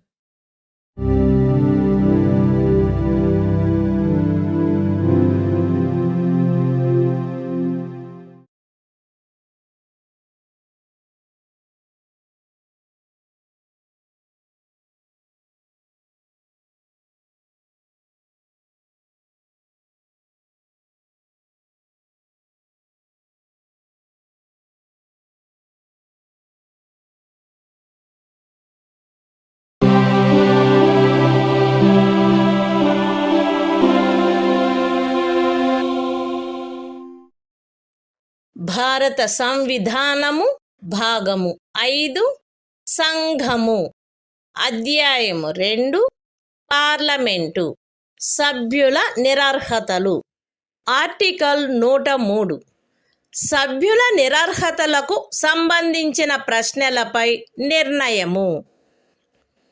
Parliament యొక్క ఉభయ సదనములలో దేని సభ్యుడైనను 102వ అనుచ్ఛేదపు ఖండము 1లో పేర్కొనబడిన నిరర్హతలలో దేనికైనను లోనైనాడా అను ప్రశ్న ఏదైనా ఉత్పన్నమైనచో ఆ ప్రశ్న రాష్ట్రపతి నిర్ణయమునకై నిర్దేశింపబడవలెను మరియు రాష్ట్రపతి యొక్క నిర్ణయము అంతిమమైనదై ఉండును. అట్టి ఏదేని ప్రశ్నపై ఏదేని నిర్ణయమును చేయుటకు పూర్వము రాష్ట్రపతి ఎన్నికల కమిషన్ యొక్క అభిప్రాయమును గైకొని అట్టి అభిప్రాయానుసారము వ్యవహరించవలెను. The Constitution of India, Part 5, The Union. Chapter 2, Parliament. Disqualifications of members. Article 103. Decision on questions as to disqualifications of members. 1.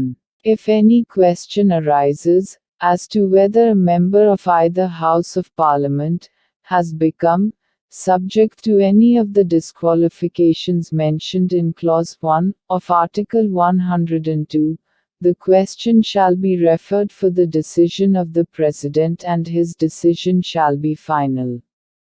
2. Before giving any decision on any such question, the President shall obtain the opinion of the Election Commission, and shall act according to such opinion.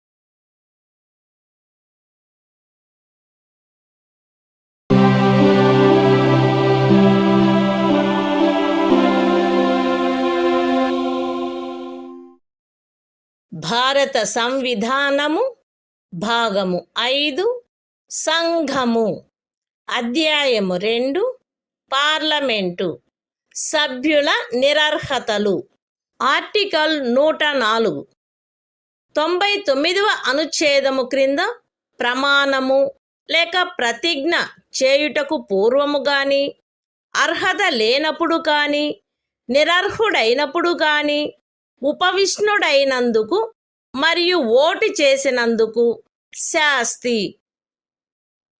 ఏ వ్యక్తి అయినను తాను 99వ అనుచ్ఛేదములోని అవసరమును పాటించుటకు పూర్వము లేక parliament యొక్క ఉభయ సదనములలో దేని సభ్యత్వమునకైనను తాను అర్హుడు కాడని కాని నిరర్హుడైనాడని కాని పార్లమెంటుచే చేయబడిన ఏదేని శాసనము యొక్క నిబంధనల ద్వారా తాను పార్లమెంటు యొక్క ఏ సదనమునందును సభ్యుడుగా ఉపవిష్ణుడగుట నుండి లేక ఓటు చేయుట నుండి నిషేధింపబడినాడని కాని తెలిసియుండియు అట్లు ఉపవిష్ణుడైనచో లేక ఓటు వేసినచో ఆయన ఆ విధముగా ఉపవిష్ణుడైనా లేక ఓటు వేసిన ప్రతి దినమునకు 500 రూపాయల చొప్పున శాస్తికి పాత్రుడగును.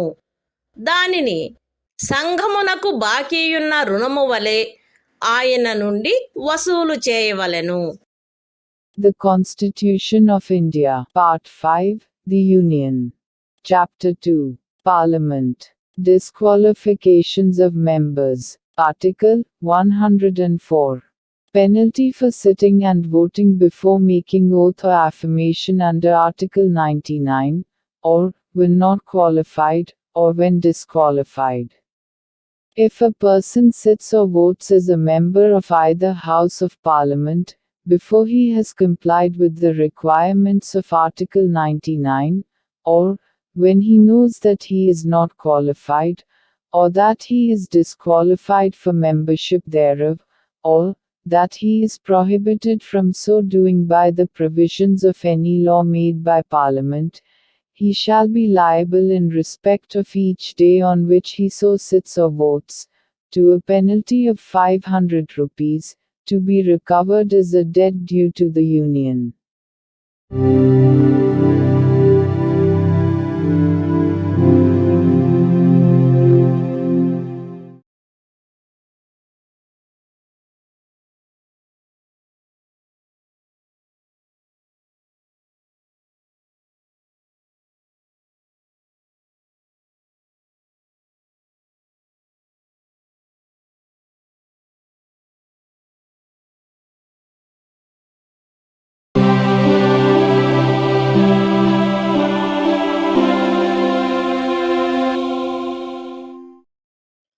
భారత సంవిధానము భాగము 5 సంఘము అధ్యాయము 2 పార్లమెంటు. పార్లమెంటు మరియు దాని సభ్యులకు గల అధికారములు, విశేషాధికారములు మరియు ఉన్ముక్తతలు. ఆర్టికల్ 105. పార్లమెంటు సదనములకు, దాని సభ్యులకు, కమిటీలకు గల అధికారములు, విశేషాధికారములు మున్నగునవి. ఈ సంవిధాన నిబంధనలకును, పార్లమెంటు యొక్క ప్రక్రియను క్రమబద్ధము చేయు నియమములకును, స్థాయి ఉత్తర్వులకును అత్యధీనమై పార్లమెంటులో వాక్ స్వాతంత్ర్యము ఉండవలెను. పార్లమెంటు సభ్యుడెవరైనను పార్లమెంటులో లేక దానికి చెందిన ఏదేని కమిటీలో తాను చెప్పిన ఏ విషయమును గూర్చి గాని, తాను ఇచ్చిన ఏ ఓటును గూర్చి గాని, ఏ న్యాయస్థానమునందును ఎట్టి చర్యలకును పాత్రుడు కారాదు. పార్లమెంటు యొక్క ఉభయ సదనములలో దేని ప్రాధికారము చేగాని, ప్రాధికారము క్రింది గాని ఏదేని రిపోర్టు పత్రము, ఓట్లు లేక కార్యకలాపముల యొక్క ప్రచురణ విషయమున ఏ వ్యక్తియు అట్లు పాత్రుడు కారాదు. ఇతర విషయములలో పార్లమెంటులోని ప్రతి సదనము యొక్కయు, ప్రతి కమిటీల యొక్కయు, సదనమునందలి సభ్యుల యొక్కయు అధికారములు, విశేషాధికారములు మరియు ఉన్ముక్తతలు ఆయా సమయములందు పార్లమెంటు చే శాసనము ద్వారా నిర్వచింపబడునట్లు ఉండవలెను. మరియు అట్లు నిర్వచింపబడు వరకు అవి సంవిధాన చట్టము 1978 యొక్క 15వ పరిచ్ఛేదము అమలులోకి వచ్చుటకు అవ్యవహిత పూర్వము ఆ సదనమునకును, దాని సభ్యులకును మరియు కమిటీలకును ఏవియుండునో అవే అయి ఉండవలెను. ఖండములు 1, 2 మరియు 3లలోని నిబంధనలు పార్లమెంటు యొక్క సభ్యులకు వర్తించునటులనే ఈ సంవిధానమును పురస్కరించుకొని పార్లమెంటు యొక్క ఏదేని సదనములో గాని, దానికి చెందిన ఏదేని కమిటీలో గాని మాట్లాడుటకును, అన్యదా దాని కార్యకలాపములలో పాల్గొనుటకు హక్కుగల వ్యక్తుల విషయమున కూడా వర్తించవలెను. The Constitution of India, Part 5, The Union. Chapter 2, Parliament. Powers, Privileges and Immunities of Parliament, and its Members. Article 105. Powers, privileges, etc., of the Houses of Parliament, and of the members and committees thereof. 1. Subject to the provisions of this Constitution, and to the rules and standing orders regulating the procedure of Parliament, there shall be freedom of speech in Parliament. 2. No member of Parliament shall be liable to any proceedings in any court, in respect of anything said, or any vote given by him in Parliament, or any committee thereof, and no person shall be so liable in respect of the publication, by or under, the authority of either House of Parliament of any report, paper, votes, or proceedings. 3. In other respects, the powers, privileges and immunities of each House of Parliament, and of the members and the committees of each House, shall be such as may from time to time be defined by Parliament by law. And, until so defined, shall be those of that House and, of its members, and committees, immediately before the coming into force of Section 15 of the Constitution, 44th Amendment, Act, 1978.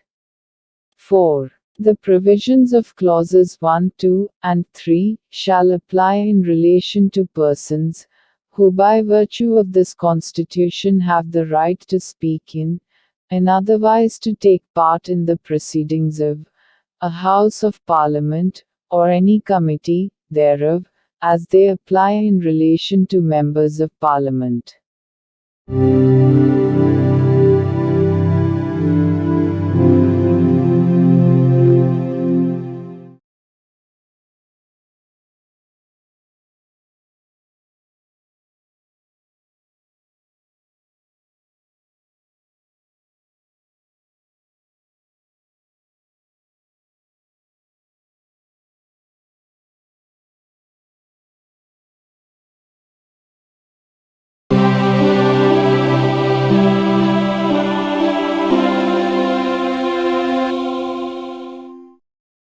భారత సంవిధానము భాగము 5 సంఘము అధ్యాయము 2 parliament article 106 సభ్యుల జీతములు భత్యములు.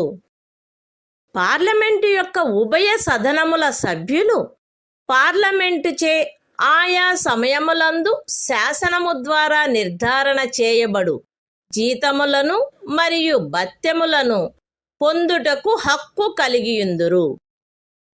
తద్విషయమున అట్లు నిబంధన చేయబడు వరకు ఈ సంవిధాన ప్రారంభమునకు అవ్యవహిత పూర్వము భారత అధినివేశము యొక్క సంవిధాన సభకు చెందిన సభ్యులకు వర్తించునట్టి రేట్లు చొప్పున మరియు అట్టి షరతులపైన భత్యములను పొందుటకు వారు హక్కు కలిగియుందురు.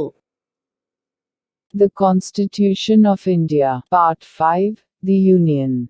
Chapter 2, Parliament. Powers, Privileges and Immunities of Parliament, and its Members. Article 106. Salaries and Allowances of Members. Members of either House of Parliament shall be entitled to receive such salaries and allowances as may from time to time be determined by Parliament by law. And, until provision in that respect is so made, allowances at such rates, and upon such conditions, as were immediately before the commencement of this Constitution, applicable in the case of members of the Constituent Assembly of the Dominion of India.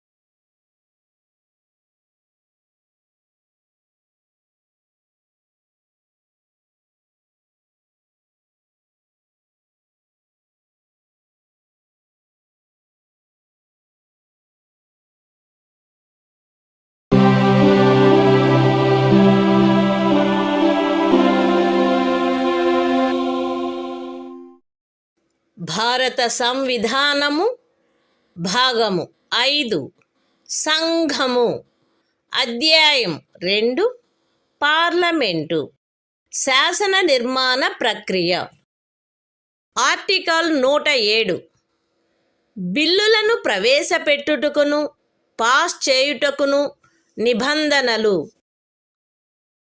109 మరియు 117 అనుచ్ఛేదములలోని ధన సంబంధమైన బిల్లులను మరియు ఇతర విత్తీయ బిల్లులను గూర్చిన నిబంధనలకు అత్యధీనమై ఏ బిల్లైనను parliament యొక్క ఉభయ సదనములలో దేని యందైనను ఆరంభింపబడవచ్చును. 108 మరియు 109 అనుచ్ఛేదములలోని నిబంధనలకు అత్యధీనమై ఏ బిల్లైనను సవరణ లేకుండా గాని పార్లమెంటు యొక్క ఉభయ సదనములచే అంగీకరించబడిన సవరణలతో మాత్రమే గాని ఆ ఉభయ సదనములచే అంగీకరించబడిననే తప్ప పార్లమెంటు యొక్క ఉభయ సదనములచే పాస్ చేయబడినట్లు భావింపబడరాదు. పార్లమెంటులో పెండింగులోనున్న బిల్లు పార్లమెంటు సదనముల అధివేశనావసాన కారణమును బట్టి వ్యపగతము కారాదు. లోక్సభచే పాస్ చేయబడక రాజ్యసభలో పెండింగులోనున్న బిల్లు లోక్సభ విఘటన చేయబడినను వ్యపగతము కారాదు. లోక్సభలో పెండింగులోనున్న లేక లోక్సభచే పాస్ చేయబడి రాజ్యసభలో పెండింగులోనున్న బిల్లు 108వ అనుచ్ఛేదము యొక్క నిబంధనలకు అత్యధీనమై లోక్సభ విఘటన చేయబడినప్పుడు వ్యపగతము కావలెను. The Constitution of India, Part 5, The Union. Chapter 2, Parliament, Legislative Procedure. Article 107. Provisions as to introduction and passing of bills. 1. Subject to the provisions of Articles 109 and 117, with respect to money bills and other financial bills, a bill may originate in either House of Parliament. 2. Subject to the provisions of Articles 108 and 109, a bill shall not be deemed to have been passed by the Houses of Parliament, unless it has been agreed to by both Houses, either without amendment, or, with such amendments, only as agreed to by both Houses. 3. A bill pending in Parliament shall not lapse, by reason of the prorogation of the Houses. 4. A bill pending in the Council of States, which has not been passed by the House of the People, shall not lapse on a dissolution of the House of the People. 5. A bill which is pending in the House of the People, or which having been passed by the House of the People is pending in the Council of States, shall, subject to the provisions of Article 108, lapse on a dissolution of the House of the People.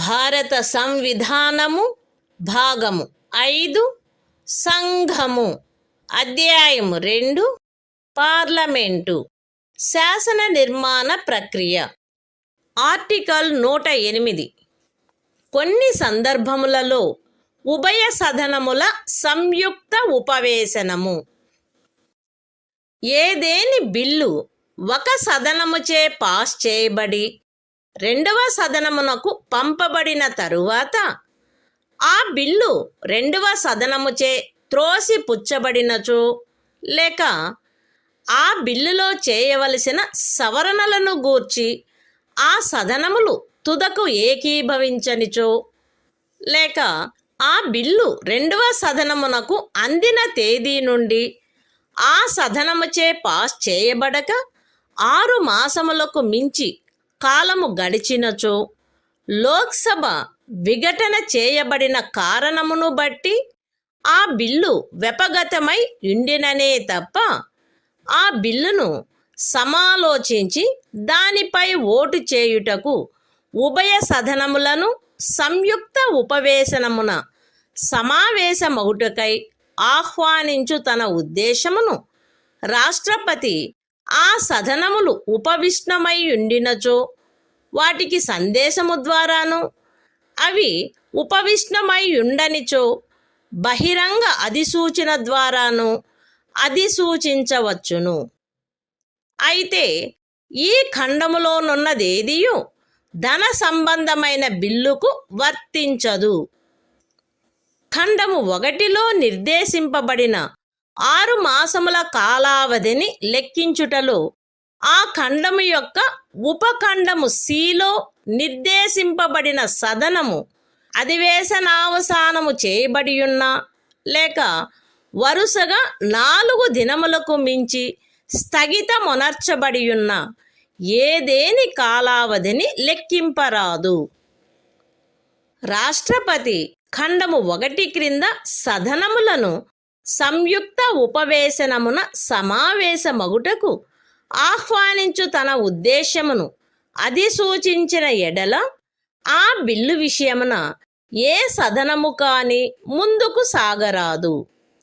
కానీ రాష్ట్రపతి తాను అధిసూచన చేసిన తేదీ తరువాత ఎప్పుడైనను ఆ అధిసూచనలో నిర్దిష్టపరచబడిన ప్రయోజనము కొరకు సంయుక్త ఉపవేశనమున సమావేశమగుటకు ఉభయ సదనములను ఆహ్వానింపవచ్చును. ఆయన అట్లు చేసినచో ఆ సదనములు తదనుసారము సమావేశము కావలెను. ఉభయ సదనములకు చెందిన సభ్యులను ఆ సదనముల సంయుక్త ఉపవేశనములో హాజరయ్యుండి ఓటు చేయు మొత్తము సభ్యులలో అధిక సంఖ్యాకులచే ఆ బిల్లు ఆ సంయుక్త ఉపవేశనములో అంగీకరింపబడిన సవరణలు ఏవైనా ఉన్నచో వాటితో సహా పాస్ చేయబడినచో అది ఈ సంవిధాన నిమిత్తము ఉభయ సదనములచే పాస్ చేయబడినట్లు భావింపబడవలెను.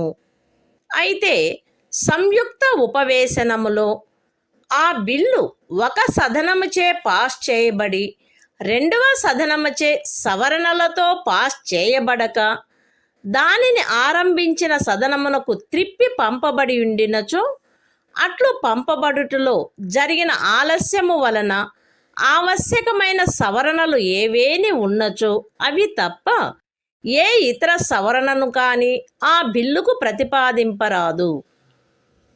ఆ బిల్లు సవరణలతో అట్లు పాస్ చేయబడి త్రిప్పి పంపబడి ఉండినచో పూర్వోక్తమైన సవరణలు మాత్రమే ఆ బిల్లుకు ప్రతిపాదించబడవలెను. మరియు ఏ విషయములను గూర్చి సదనములు ఏకీభవించలేదో వాటి సుసంగతమగు ఇతర సవరణలు ప్రతిపాదించబడవచ్చును. ఈ ఖండము క్రింద ఏ సవరణలు అనుమతించబడునను విషయమును గూర్చి అధ్యక్షత వహించు వ్యక్తి యొక్క నిర్ణయము అంతిమమైయుండును. సంయుక్త ఉపవేశనమున సమావేశమగుటకు సదనములను ఆహ్వానించు ఉద్దేశమును రాష్ట్రపతి అధిసూచించిన తరువాత లోక్సభ యొక్క విఘటన జరిగినప్పటికీ ఈ అనుచ్ఛేదము క్రింద సంయుక్త ఉపవేశనము జరపబడవచ్చును. అందులో ఆ బిల్ పాస్ చేయబడవచ్చును. The Constitution of India, Part 5, The Union. Chapter 2, Parliament. Legislative Procedure. Article 108. Joint sitting of both houses in certain cases. 1. If after a bill has been passed by one house, and transmitted to the other house, the bill is rejected by the other house.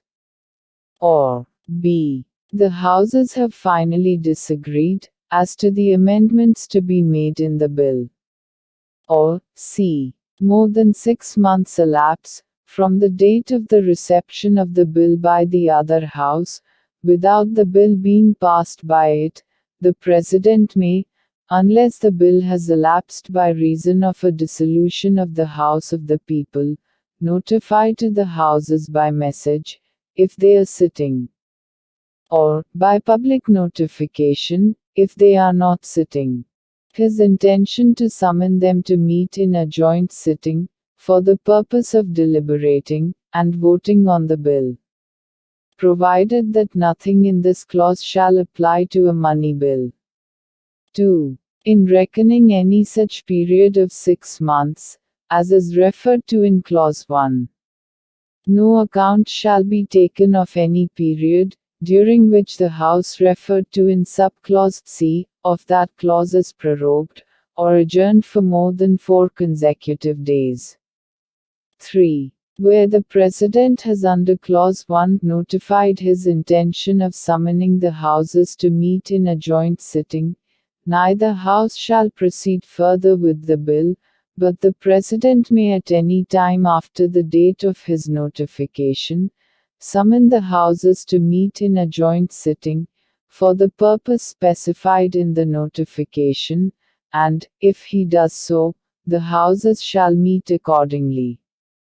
4. If at the joint sitting of the 2 Houses the bill, with such amendments, if any, as are agreed to in joint sitting, is passed by a majority of the total number of members of both Houses, present and voting, it shall be deemed for the purposes of this Constitution to have been passed by both Houses, provided that, at a joint sitting, A. If the bill, having been passed by one House, has not been passed by the other House, with amendments and returned to the House in which it originated, no amendment shall be proposed to the bill, other than such amendments, if any, as are made necessary by the delay in the passage of the bill. B. If the bill has been so passed and returned, only such amendments as aforesaid shall be proposed to the bill, and such other amendments as are relevant to the matters with respect to which the Houses have not agreed, and the decision of the person presiding as to the amendments which are admissible under this clause shall be final. 5. A joint sitting may be held under this article and a bill passed thereat, notwithstanding that a dissolution of the House of the People has intervened, since the President notified his intention to summon the Houses to meet therein.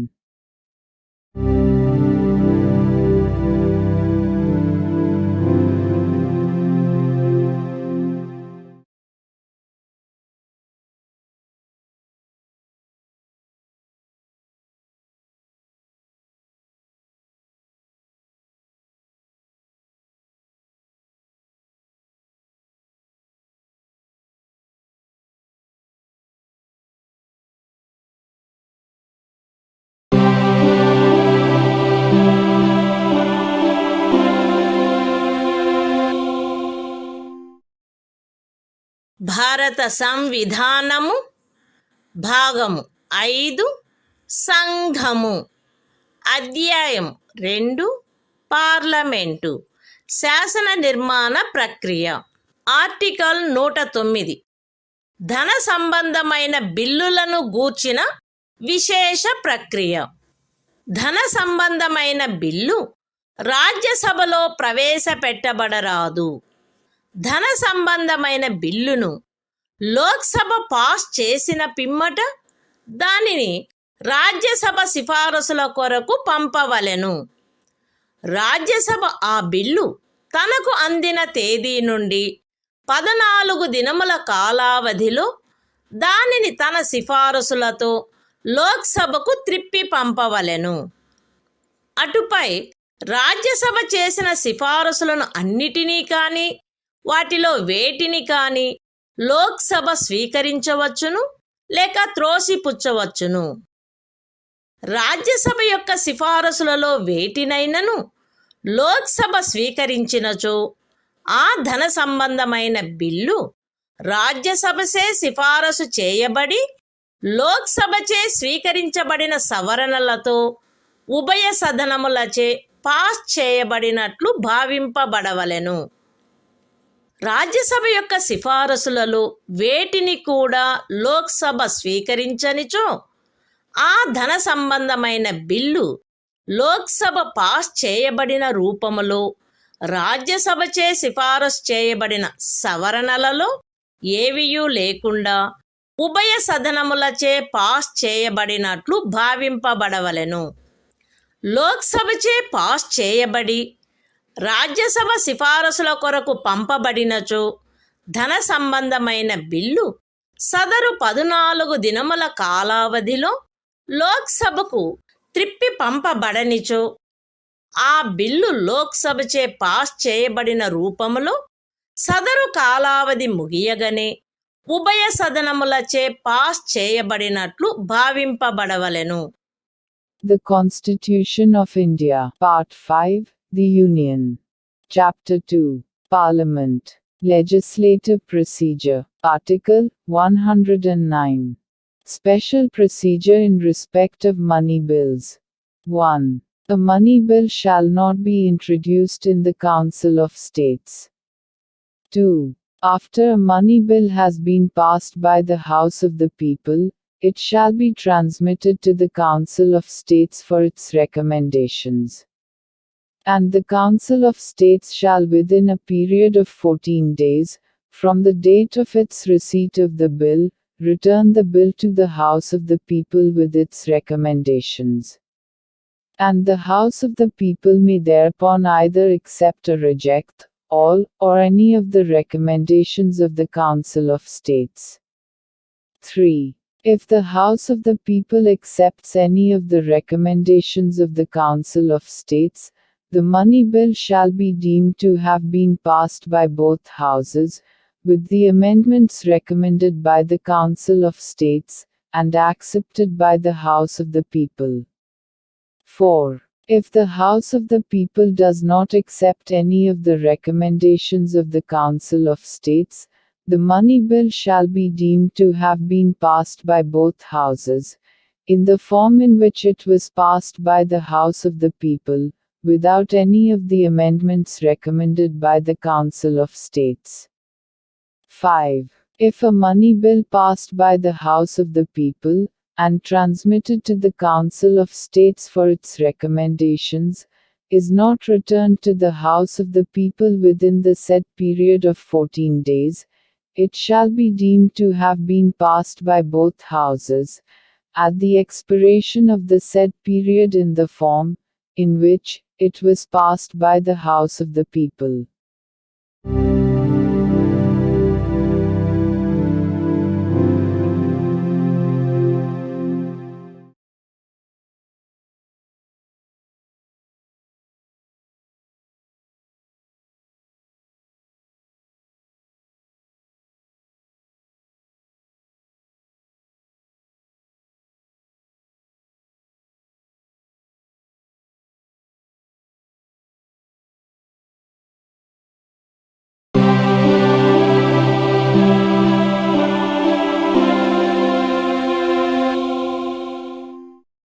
భారత సంవిధానము భాగము 5 సంఘము అధ్యాయము 2 parliament శాసన నిర్మాణ ప్రక్రియ article 110 ధన సంబంధమైన బిల్లుల నిర్వచనము ఏదేని బిల్లులో ఈ క్రింది విషయములన్నిటినీ గూర్చిన లేక వాటిలో దేనినైనను గూర్చిన నిబంధనలు మాత్రమే ఉన్నచో ఆ బిల్లు ఈ అధ్యాయపు నిమిత్తము ధన సంబంధమైన బిల్లుగా భావింపబడవలెను. అవి ఏవనగా,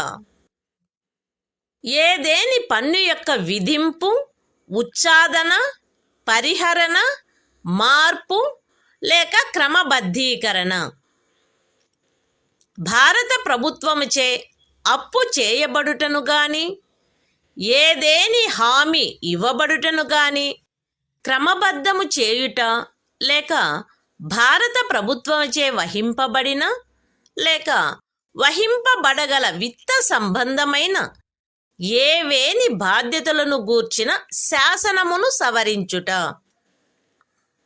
భారత సంచిత నిధి లేక ఆకస్మికతా నిధి యొక్క అభిరక్ష, అట్టి ఏదేని నిధికి ధనమును చెల్లించుట లేక దాని నుండి ధనమును తిరిగి తీసుకొనుట, భారత సంచిత నిధి నుండి ధనమును వినియోజనము చేయుట, ఏదేని వ్యయమును భారత సంచిత నిధిపై ప్రభారమైన వ్యయముగా ప్రఖ్యానించుట లేక అట్టి ఏదేని వ్యయము యొక్క మొత్తమును పెంచుట, భారత సంచిత నిధికి లేక భారత ప్రభుత్వ ఖాతా లేక ధనమును స్వీకరించుట లేక అట్టి ధనము యొక్క అభిరక్ష లేక విడుదల లేక సంఘము యొక్క లేక ఏదేని రాజ్యము యొక్క ఖాతాల ఆడిటు లేక ఏ నుండి ఎఫ్ వరకు గల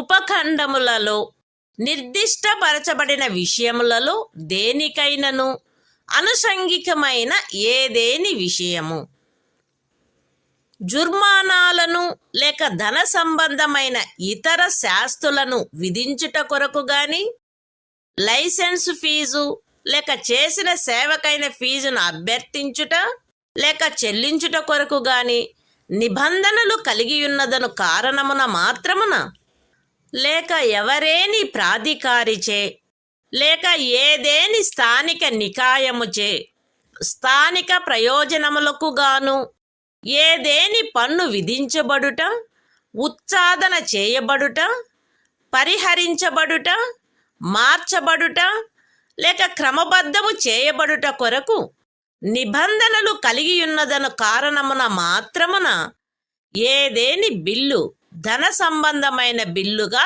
భావింపబడరాదు. ఏదేని బిల్లు ధన సంబంధమైన బిల్లు అగునా కాదా అను ప్రశ్న ఉత్పన్నమైనచో దానిపై లోకసభాధ్యక్షుని నిర్ణయము అంతిమమై ఉండును. ధన సంబంధమైన ప్రతి బిల్లుపై 109వ అనుచ్ఛేదము క్రింద రాజ్యసభకు పంపబడినప్పుడును 111వ అనుచ్ఛేదము క్రింద రాష్ట్రపతి అనుమతి కొరకు సమర్పించబడినప్పుడు అది ధన సంబంధమైన బిల్లు అని లోకసభాధ్యక్షునిచే సంతకము చేయబడిన ధృవీకరణ పత్రము ఉండవలెను. The Constitution of India, Part 5, The Union. Chapter 2, Parliament. Legislative Procedure. Article 110. Definition of money bills. 1. For the purposes of this chapter, a bill shall be deemed to be a money bill if it contains only provisions dealing with all or any of the following matters, namely: a. The imposition, abolition, remission, alteration or regulation of any tax. b. The regulation of the borrowing of money, or the giving of any guarantee by the Government of India, or the amendment of the law with respect to any financial obligations undertaken, or to be undertaken, by the Government of India. c. The custody of the Consolidated Fund, or the Contingency Fund of India, the payment of monies into, or the withdrawal of monies from, any such fund. d. The appropriation of monies out of the Consolidated Fund of India. a. The declaring of any expenditure, to be expenditure charged on, the Consolidated Fund of India. or the increasing of the amount of any such expenditure. F. The receipt of money, on account of the Consolidated Fund of India, or the public account of India, or the custody or issue of such money, or the audit of the accounts of the Union, or of a state, or G. Any matter incidental to any of the matters specified in subclauses A to F. 2. A bill shall not be deemed to be a money bill, by reason only that it provides for the imposition of fines, or other pecuniary penalties, or for the demand or payment of fees for licenses, or fees for services rendered, or by reason that it provides for the imposition, abolition, remission, alteration, or regulation of any tax by any local authority, or body for local purposes. 3. If any question arises whether a bill is a money bill or not, the decision of the Speaker of the House of the People thereon shall be final. 4. There shall be endorsed, on every money bill, when it is transmitted to the Council of States, under Article 109, and when it is presented to the President for assent, under Article 111, the certificate of the Speaker of the House of the People, signed by him that it is a money bill.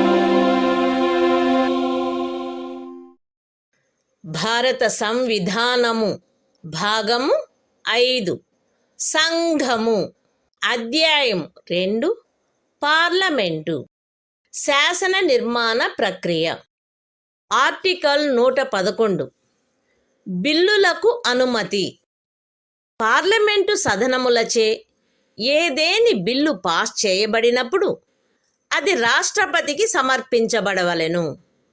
రాష్ట్రపతి ఆ బిల్లుకు అనుమతినిచ్చుచున్నానని గాని అనుమతిని నిలుపు చేయుచున్నానని గాని ప్రఖ్యానించవలెను. అయితే రాష్ట్రపతి ఏదేని బిల్లు అనుమతి కొరకు తనకు సమర్పింపబడిన పిమ్మట అది ధన సంబంధమైన బిల్లు కానిచో సదనములు ఆ బిల్లును కాని దానిలోని ఏవైనా నిర్దిష్ట నిబంధనలను కాని పునః పర్యాలోచించవలెననియు ప్రత్యేకముగా తన సందేశములో తాను సిఫారసు చేయు ఏవేని సవరణలను ప్రవేశపెట్టుట వాంఛనీయమా అని పర్యాలోచించవలెననియు కోరు సందేశముతో సహా ఆ బిల్లును సాధ్యమైనంత త్వరితముగా సదనములకు త్రిప్పి పంపవచ్చును. బిల్లు అట్లు త్రిప్పి పంపబడినప్పుడు సదనములు ఆ బిల్లును తదనుసారము పునః పర్యాలోచించవలెను. మరియు ఆ బిల్లు సవరణతో గాని సవరణ లేకుండా గాని సదనములచే మరలా పాస్ చేయబడి రాష్ట్రపతి అనుమతి కొరకు సమర్పించబడినచో రాష్ట్రపతి ఆ బిల్లుకు తన అనుమతిని నిలుపు చేయరాదు. The Constitution of India, Part 5, The Union. Chapter 2, Parliament. Legislative Procedure. Article 111. Assent to bills. When a bill has been passed by the Houses of Parliament, it shall be presented to the President. And the President shall declare, either that he assents to the bill, or that he withholds assent therefrom. Provided that the President may, as soon as possible after the presentation to him of a bill for assent, return the bill if it is not a money bill, to the Houses, with a message requesting that they will reconsider the bill, or any specified provisions thereof, and, in particular, will consider the desirability of introducing any such amendments as he may recommend in his message. And when a bill is so returned, the Houses shall reconsider the bill accordingly, and if the bill is passed again by the Houses, with or without amendment, and presented to the President for assent, the President shall not withhold assent therefrom.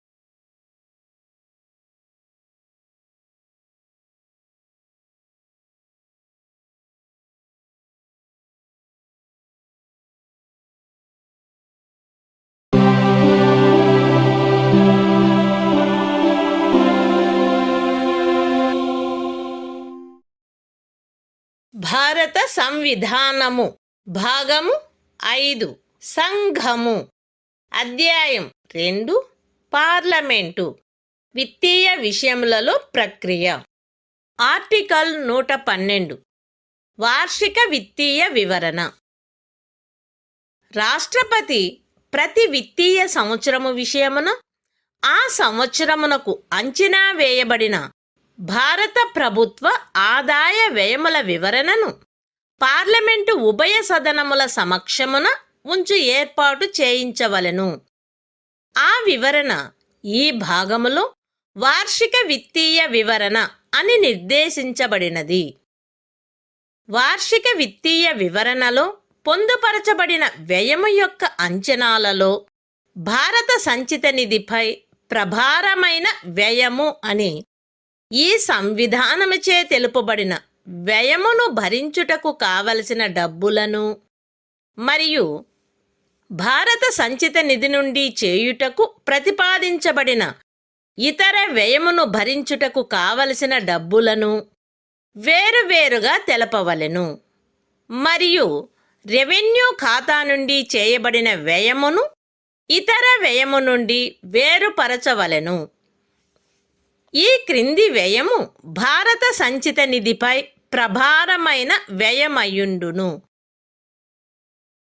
రాష్ట్రపతి యొక్క ఉపలబ్ధులు, భత్యములు మరియు ఆయన పదవికి సంబంధించిన ఇతర వ్యయము, రాజ్యసభ సభాపతి మరియు ఉపసభాపతి యొక్క, లోక్సభ అధ్యక్షుని మరియు ఉపాధ్యక్షుని యొక్క జీతములు మరియు భత్యములు,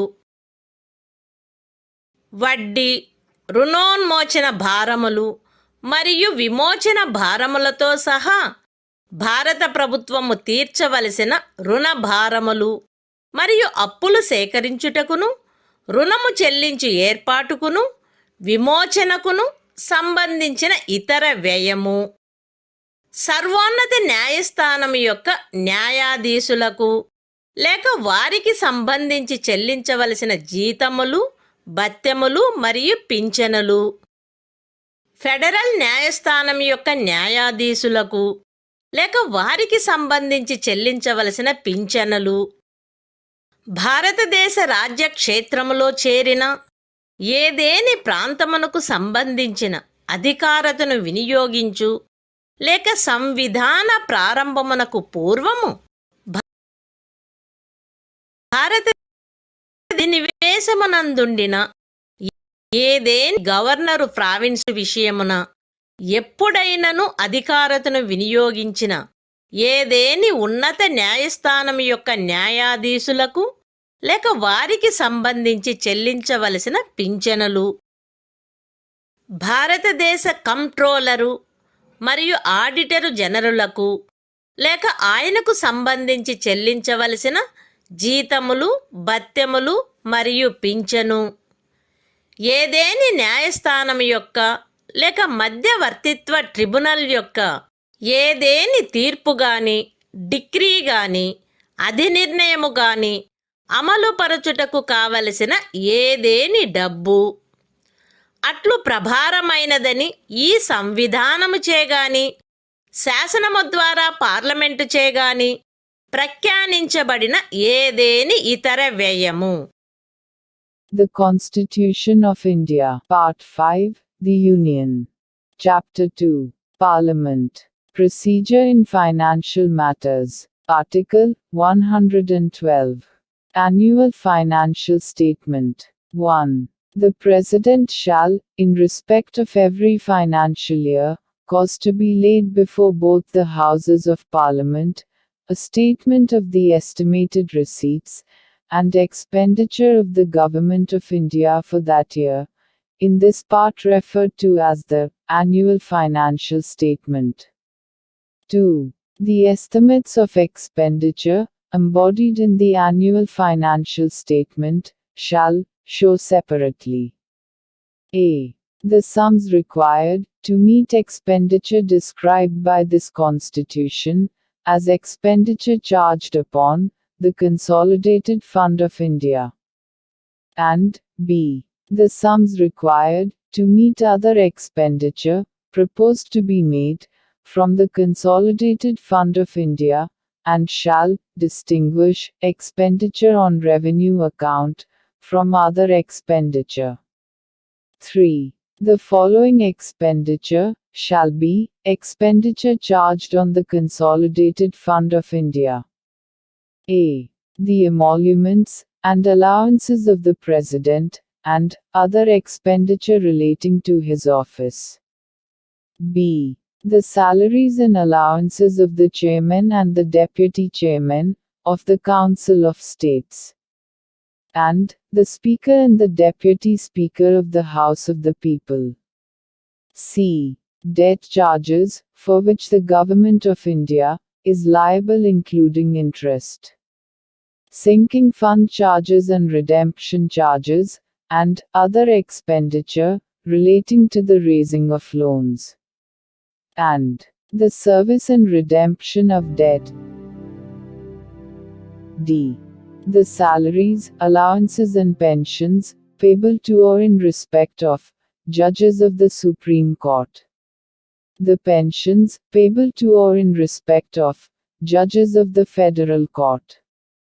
The pensions payable to or in respect of judges of any High Court which exercises jurisdiction in relation to any area included in the territory of India, or which at any time before the commencement of this Constitution exercised jurisdiction in relation to any area included in a governor's province of the Dominion of India.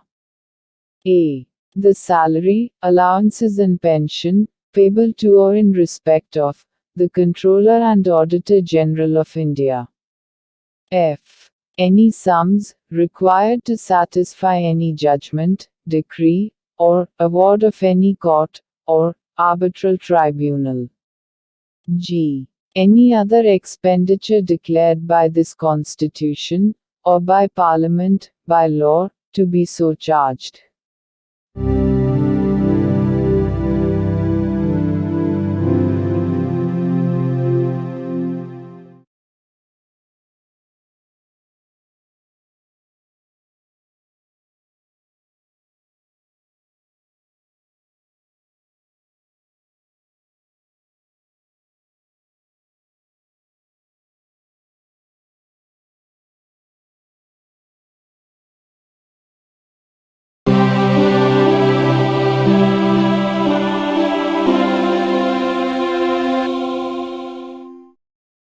భారత సంవిధానము. భాగము 5.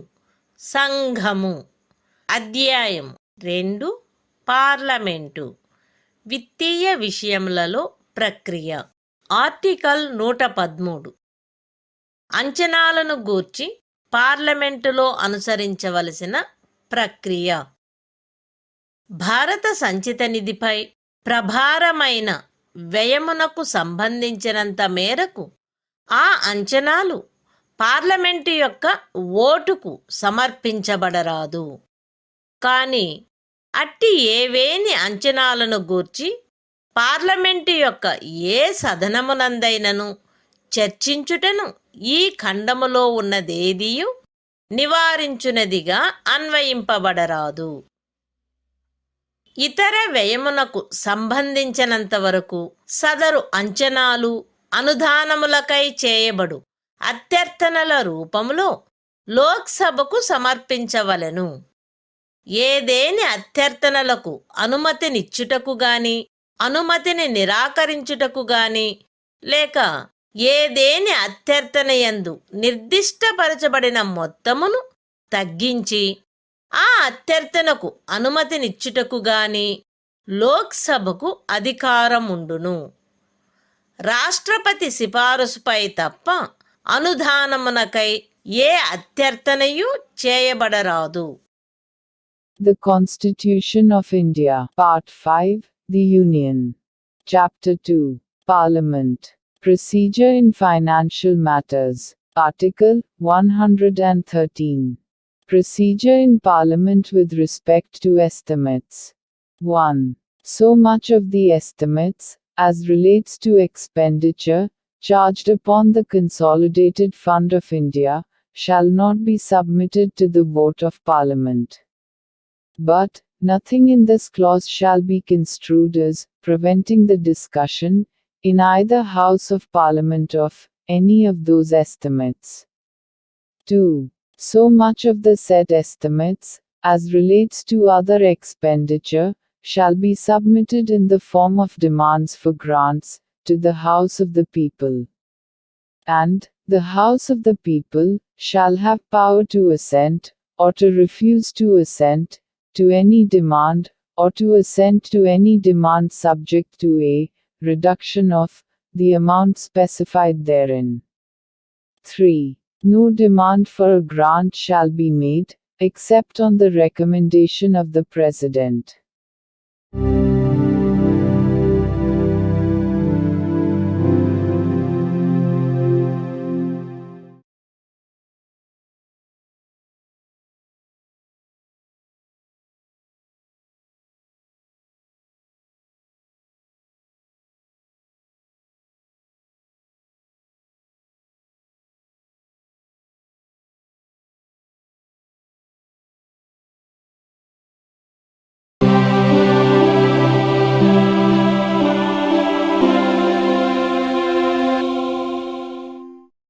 భారత సంవిధానము భాగము 5 సంఘము అధ్యాయం 2 parliament విత్తీయ విషయములలో ప్రక్రియ article 114 వినియోజన బిల్లులు 113వ అనుచ్ఛేదము క్రింద లోక్సభచే అనుదానములు చేయబడిన తరువాత వీలైనంత త్వరితముగా భారత సంచిత నిధి నుండి ఈ క్రింది వాటికి కావలసిన ధనములన్నింటి వినియోజనము గూర్చి నిబంధించుటకైన బిల్లు ప్రవేశపెట్టబడవలెను. లోక్సభచే అట్లు చేయబడిన అనుదానములు మరియు భారత సంచిత నిధిపై ప్రభారమైన వ్యయము. కాని ఇది ఇంతకు పూర్వమే పార్లమెంటు సమక్షమును ఉంచబడిన వివరణములో తెలుపబడిన మొత్తమునకు మించి ఏ సందర్భములోనూ ఉండరాదు. అట్టి ఏ బిల్లుకును అట్లు చేయబడిన ఏదేని అనుదానపు మొత్తమును హెచ్చించు లేక తగ్గించు లేక దాని గమ్యమును మార్చు లేక భారత సంచిత నిధిపై ప్రభారమైన ఏదేని వ్యయపు మొత్తమును హెచ్చించు లేక తగ్గించు ప్రభావము గల సవరణ పార్లమెంటు యొక్క ఏ సదనములోనూ ప్రతిపాదించబడరాదు.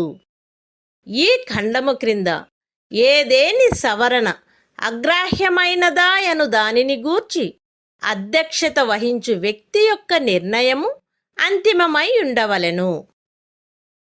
115 మరియు 116 అనుచ్ఛేదములలోని నిబంధనలకు అత్యధీనమై ఈ అనుచ్ఛేదము యొక్క నిబంధనలను అనుసరించి పాస్ చేయబడిన శాసనము ద్వారా చేయబడిన వినియోజనము కింద తప్ప భారత సంచిత నిధి నుండి ధనమేదియు తిరిగి తీసుకొనబడరాదు. The Constitution of India, Part 5, The Union. Chapter 2, Parliament. Procedure in Financial Matters. Article 114. Appropriation Bills. 1. as soon as may be, after the grants under Article 113 have been made, by the House of the People, there shall be introduced a bill, to provide for the appropriation out of the Consolidated Fund of India, of all monies required to meet, a. the grants so made by the House of the People, and b. the expenditure charged on the Consolidated Fund of India, but, not exceeding in any case, the amount shown in the statement previously laid before Parliament. 2. No amendment shall be proposed to any such bill, in either House of Parliament, which will have the effect of varying the amount, or altering the destination of any grant so made, or of varying the amount of any expenditure charged on the Consolidated Fund of India. And, the decision of the person presiding, as to whether an amendment is inadmissible under this clause, shall be final. 3.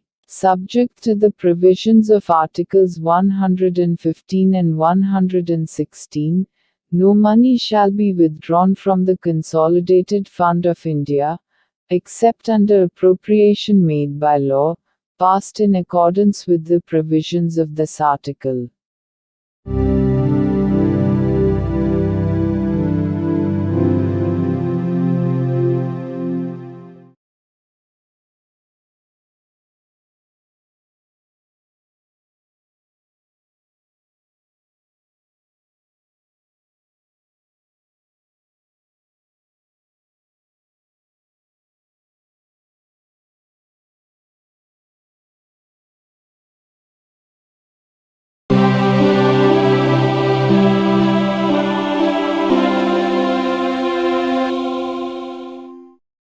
భారత సంవిధానము భాగము 5 సంఘము అధ్యాయం 2 parliament విత్తీయ విషయములలో ప్రక్రియ article 115 అనుపూరక అదనపు లేక అతిరిక్త అనుదానములు 114వ అనుచ్ఛేదములోని నిబంధనలను అనుసరించి చేయబడిన శాసనము ద్వారా వర్తమాన విత్తీయ సంవత్సరమునందు ఏదైనా ప్రత్యేక సేవార్థము వ్యయము చేయుటకై ప్రాధికారమియ్యబడిన మొత్తము ఆ సంవత్సరపు ప్రయోజనముల కొరకు చాలదని కనుగొనబడినచో, లేక వర్తమాన విత్తీయ సంవత్సరమునందు వార్షిక విత్తీయ వివరణములో తలంపబడిని ఏదేని నూతన సేవ కొరకు అనుపూరక లేక అదనపు వ్యయమునకు అక్కర కలిగినప్పుడు, లేక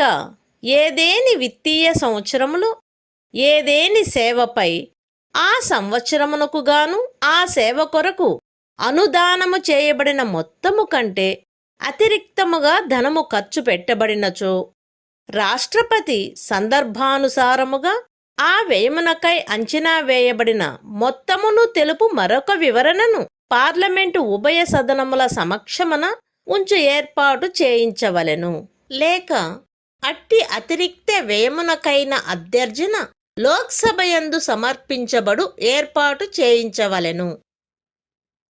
వార్షిక విత్తీయ వివరణకును దానియందు పేర్కొనబడిన వ్యయమునకును లేక అనుదానపు అభ్యర్థనకును మరియు అట్టి వ్యయమునకు గాని అనుదానమునకు గాని కావలసిన ధనమును భారత సంచిత నిధి నుండి వినియోజనము చేయు ప్రాధికారము నొసగుటకై చేయబడు శాసనమునకు సంబంధించి 112, 113, 114 అనుచ్ఛేదములలోని నిబంధనలు ఎట్టి ప్రభావమును కలిగియుండునో అట్టి ప్రభావమునే ఆ నిబంధనలు ఈ అనుచ్ఛేదము క్రింది ఏదేని వివరణకును వ్యయమునకును లేక అభ్యర్థనకును మరియు అట్టి వ్యయమునకు గాని అట్టి అభ్యర్థన గూర్చిన అనుదానమునకు గాని కావలసిన ధనమును భారత సంచిత నిధి నుండి వినియోజనము చేయు ప్రాధికారము నొసగుచు చేయబడు శాసనమునకును సంబంధించి కూడా కలిగియుండవలెను.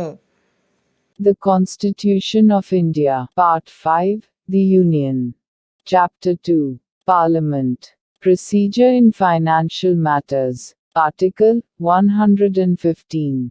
Supplementary, additional, or excess grants. 1. The President shall, if the amount authorized by any law, made in accordance with the provisions of Article 114, to be expended, for a particular service for the current financial year, is found to be insufficient, for the purposes of that year. Or, when a need has arisen, during the current financial year, for supplementary or additional expenditure upon some new service, not contemplated in the annual financial statement, for that year.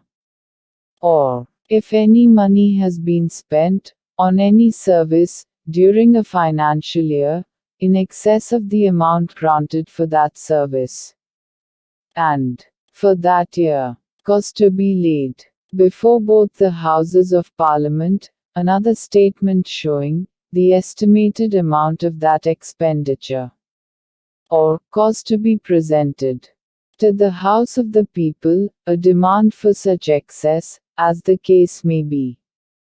2. The provisions of Articles 112, 113 and 114 shall have effect, in relation to any such statement, and expenditure or demand, and also to any law to be made authorizing the appropriation of monies, out of the Consolidated Fund of India, to meet such expenditure, or the grant in respect of such demand, as they have effect, in relation to the annual financial statement, and the expenditure mentioned therein. Or, to a demand for a grant, and the law to be made for the authorization of appropriation of monies, out of the Consolidated Fund of India, to meet such expenditure or grant.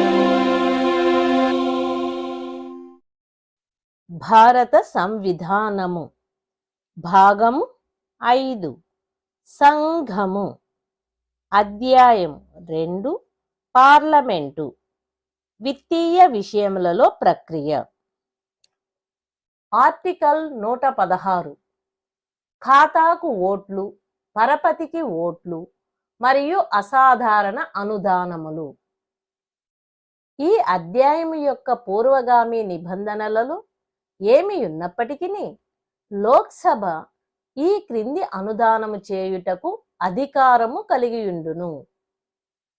ఏదేని అనుదానమును vote చేయుటకు 113వ అనుచ్ఛేదములో విహితము చేయబడిన ప్రక్రియ పూర్తియగు లోపున మరియు అట్టి వేమునకు సంబంధించి 114వ అనుచ్ఛేదములోని నిబంధనలను అనుసరించి శాసనము పాస్ చేయబడు లోపున ఏదేని విత్తీయ సంవత్సరములోని భాగమునకు అంచనా వేయబడిన వ్యయమును గూర్చి ముందస్తుగా ఏదేని అనుదానమును చేయుటకు ఏదేని సేవ యొక్క విస్తృతిని బట్టి గాని దాని అనిశ్చిత స్వభావమును బట్టి గాని దానిని గురించిన అభ్యర్థన సామాన్యముగా వార్షిక విత్తీయ వివరణలో ఇయ్యబడు వివరములతో తెలుపబడజాలనప్పుడు అట్టి ఆశించని అభ్యర్థనకు కావలసిన ధనమును భారతదేశపు వనరుల నుండి అనుదానము చేయుటకు ఏదేని విత్తీయ సంవత్సరమునందు వర్తమాన సేవలలో భాగముగా లేనట్టి ఏదేని అసాధారణ అనుదానమును చేయుటకు మరియు సదరు అనుదానములు ఏ ప్రయోజనముల కొరకు చేయబడినవో వాటి కొరకు భారత సంచిత నిధి నుండి ధనమును తిరిగి తీసుకొనుటకై శాసనము ద్వారా ప్రాధికారం ఇచ్చుటకు పార్లమెంటు అధికారము కలిగి ఉండవలెను. వార్షిక విత్తీయ వివరణలో పేర్కొనబడిన ఏదేని వ్యయమునకై అనుదానమును చేయుటకును మరియు అట్టి వ్యయము కొరకు కావలసిన ధనములను భారత సంచిత నిధి నుండి వినియోజనము చేయుటకు ప్రాధికారము నొసగుటకై చేయబడు శాసనమునకును సంబంధించి 113 మరియు 114 అనుచ్ఛేదములలోని నిబంధనలు ఎట్టి ప్రభావము కలిగియుండునో అట్టి ప్రభావమునే ఆ నిబంధనలు ఖండము 1 క్రింద ఏదేని అనుదానము చేయుటకు మరియు ఆ ఖండము క్రింద చేయబడవలసిన ఏదేని శాసనమునకు సంబంధించి కూడా కలిగి ఉండవలెను. The Constitution of India, Part 5, The Union. Chapter 2, Parliament. Procedure in Financial Matters. Article 116. Votes on account, votes of credit and exceptional grants. 1. Notwithstanding anything in the foregoing provisions of this chapter, the House of the People shall have power. A. To make any grant in advance in respect of the estimated expenditure for a part of any financial year, pending the completion of the procedure prescribed in Article 113 for the voting of such grant, and the passing of the law in accordance with the provisions of Article 114 in relation to that expenditure. B. To make a grant for meeting an unexpected demand upon the resources of India, when, on account of the magnitude, or the indefinite character of the service, the demand cannot be stated with the details ordinarily given in an annual financial statement.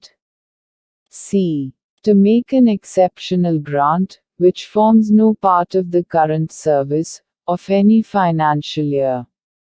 And, Parliament shall have power to authorize by law the withdrawal of monies from the Consolidated Fund of India, for the purposes for which the said grants are made. 2. The provisions of Articles 113 and 114 shall have effect, in relation to the making of any grant, under Clause 1, and, to any law to be made under that clause, as they have effect in relation to the making of a grant, with regard to any expenditure mentioned in the annual financial statement, and the law to be made, for the authorization of appropriation of monies, out of the Consolidated Fund of India, to meet such expenditure.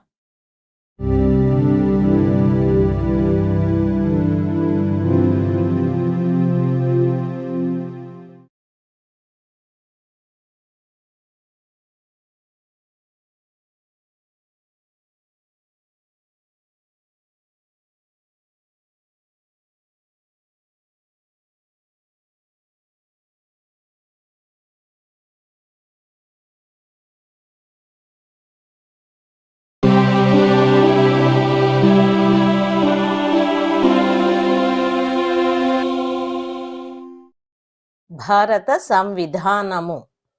భాగము 5. సంఘము. అధ్యాయం 2. Parliament. విత్తీయ విషయములలో ప్రక్రియ. Article 117. విత్తీయ బిల్లులను గూర్చిన విశేష నిబంధనలు. 110వ అనుచ్ఛేదం యొక్క ఖండము 1లోని ఏ నుండి ఎఫ్ వరకు గల ఉపఖండములలో నిర్దిష్టపరచబడిన విషయములలో దేని కొరకైనను నిబంధన చేయు బిల్లు లేక సవరణ రాష్ట్రపతి సిఫారసుపై తప్ప ప్రవేశపెట్టబడరాదు లేక ప్రస్తావించబడరాదు. అట్టి నిబంధనను చేయు బిల్లు రాజ్యసభలో ప్రవేశపెట్టరాదు. అయితే ఈ ఖండము క్రింద ఆవశ్యకమగు సిఫారసు ఏదియు ఏదేని పన్నును తగ్గించుటకు లేక ఉచ్ఛాదన చేయుటకు నిబంధన చేయు సవరణను ప్రస్తావించుట కొరకు ఆవశ్యకము కారాదు. జుర్మానాలను లేక ధన సంబంధమైన ఇతర శాస్తులను విధించుట కొరకు గాని, లైసెన్సు ఫీజు లేక చేసిన సేవలకైన ఫీజును అత్యర్థించుట లేక చెల్లించుట కొరకు గాని నిబంధనలు కలిగియున్నదను కారణ మాత్రమున లేక ఎవరేని స్థానిక ప్రాధికారిచే లేక ఏదేని స్థానిక నికాయముచే స్థానిక ప్రయోజనములకు గాను ఏదేని పన్ను విధించబడుట, ఉచ్చాదన చేయబడుట, పరిహరించబడుట, మార్చబడుట లేక క్రమబద్ధము చేయబడుట కొరకు నిబంధనలు కలిగియున్నదను కారణ మాత్రమున ఒక బిల్లు లేక సవరణ పైన చెప్పబడిన విషయములలో దేని కొరకైనను నిబంధన చేయునదిగా భావింపబడరాదు. ఏ బిల్లును శాసనము చేసి అమలులోనికి తెచ్చినచో భారత సంచిత నిధి నుండి వ్యయము చేయవలసి వచ్చునో ఆ బిల్లును రాష్ట్రపతి పార్లమెంటు యొక్క ఏ సదనముకైనను పర్యాలోచించుటకై సిఫారసు చేసిననే తప్ప ఆ సదనముచే అది pass చేయబడరాదు. The Constitution of India, Part 5, The Union. Chapter 2, Parliament. Procedure in Financial Matters.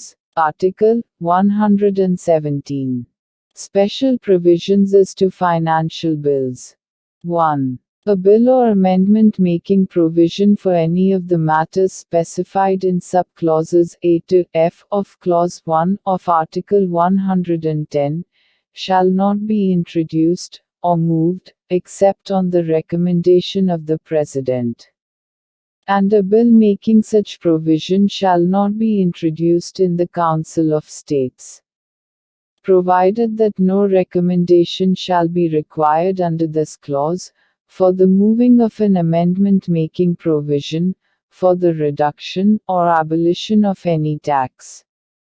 2. A bill or amendment shall not be deemed to make provision for any of the matters aforesaid by reason only that it provides for the imposition of fines or other pecuniary penalties, or for the demand or payment of fees for licenses, or fees for services rendered, or by reason that it provides for the imposition, abolition, remission, alteration or regulation of any tax by any local authority or body for local purposes.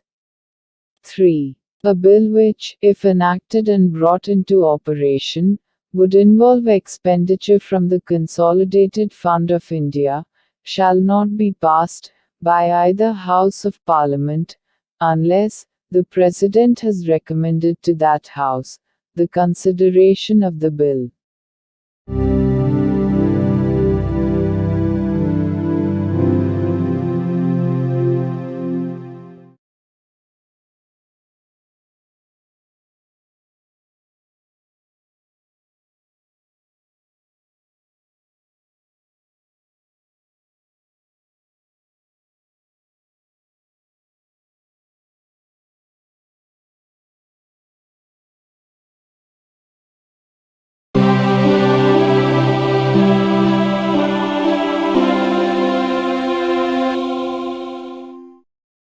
భారత సంవిధానము.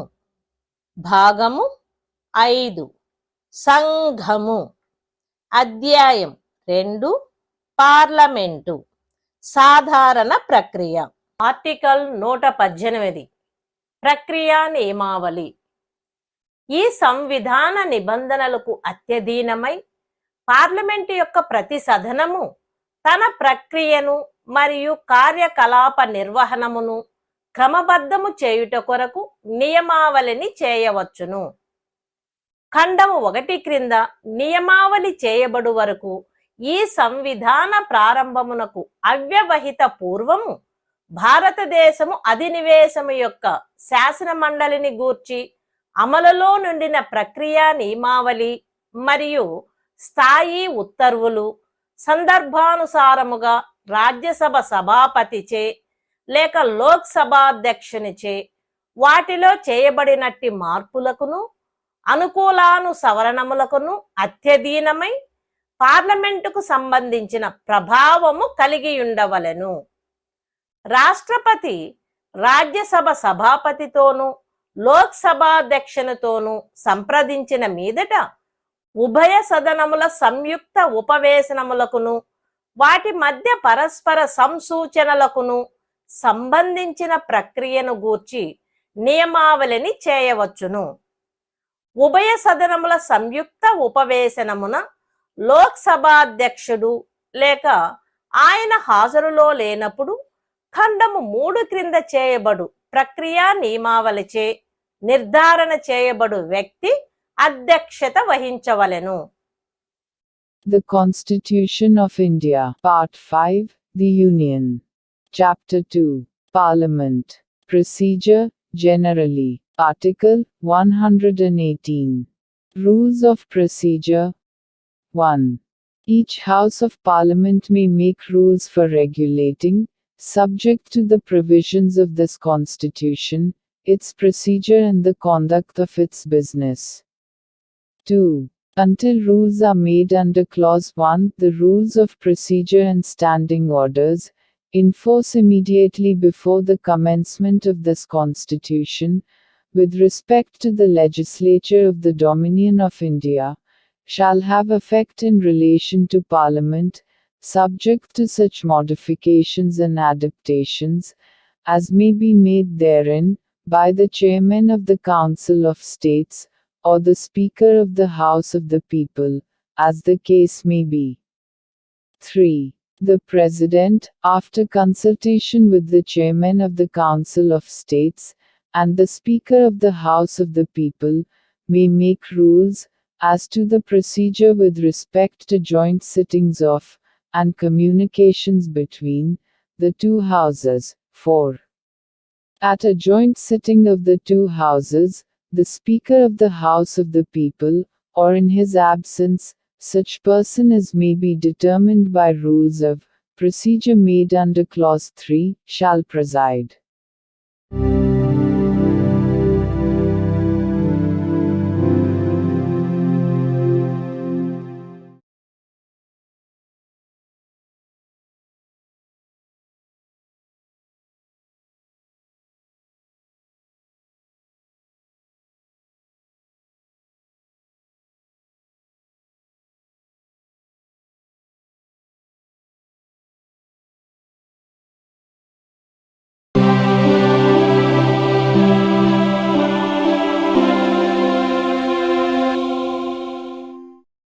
భారత సంవిధానము. భాగము 5. సంఘము. అధ్యాయం 2. Parliament. సాధారణ ప్రక్రియ. Article 119.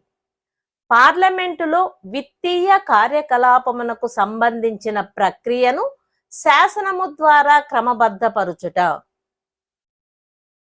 విత్తీయ కార్యకలాపము సకాలములో పూర్తి అగుట కొరకు parliament ఏదేని విత్తీయ విషయమునకు లేక భారత సంచిత నిధి నుండి ధన వినియోజనము కొరకైన ఏదేని బిల్లుకు సంబంధించి ప్రతి సదనము యొక్క ప్రక్రియను మరియు దానిలో కార్యకలాప నిర్వహణమును పార్లమెంటు శాసనము ద్వారా క్రమబద్ధము చేయవచ్చును.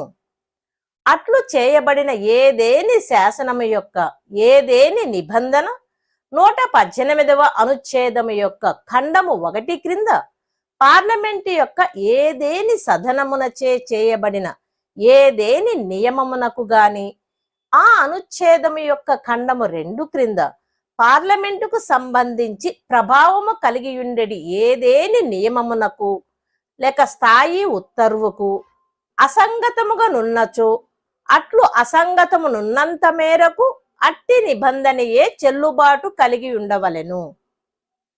The Constitution of India, Part 5, The Union. Chapter 2, Parliament. Procedure, generally. Article 119. Regulation by law of procedure, in Parliament, in relation to financial business. Parliament may, for the purpose of the timely completion of financial business, regulate by law the procedure of, and the conduct of business in each House of Parliament, in relation to any financial matter, or to any bill for the appropriation of monies, out of the Consolidated Fund of India, and, if insofar as any provision of any law so made is inconsistent with any rule made by a House of Parliament under Clause 1 of Article 118, or with any rule or standing order having effect in relation to Parliament under Clause 2 of that article, such provision shall prevail.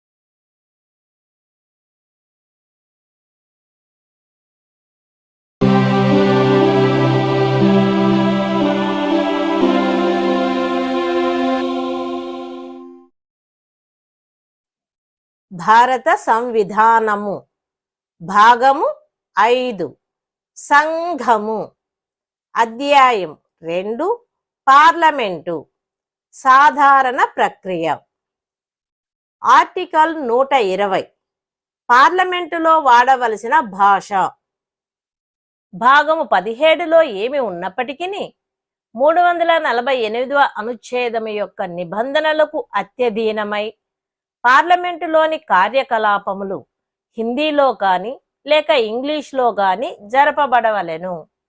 అయితే హిందీలో కానీ లేక ఇంగ్లీష్లో కానీ తన భావములను సరిగా వ్యక్తపరచజాలని ఎవరేని సభ్యుడు సదనములో తన మాతృభాషలో ప్రసంగించుటకు సందర్భానుసారముగా రాజ్యసభ సభాపతి లేక లోక్ సభాధ్యక్షుడు లేక అట్లు వ్యవహరించుచున్న వ్యక్తి అనుజ్ఞనీయవచ్చును.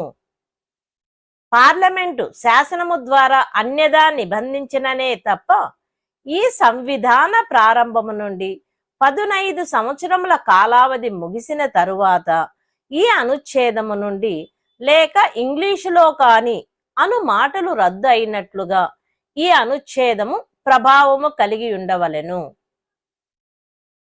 The Constitution of India, Part 5, The Union. Chapter 2, Parliament.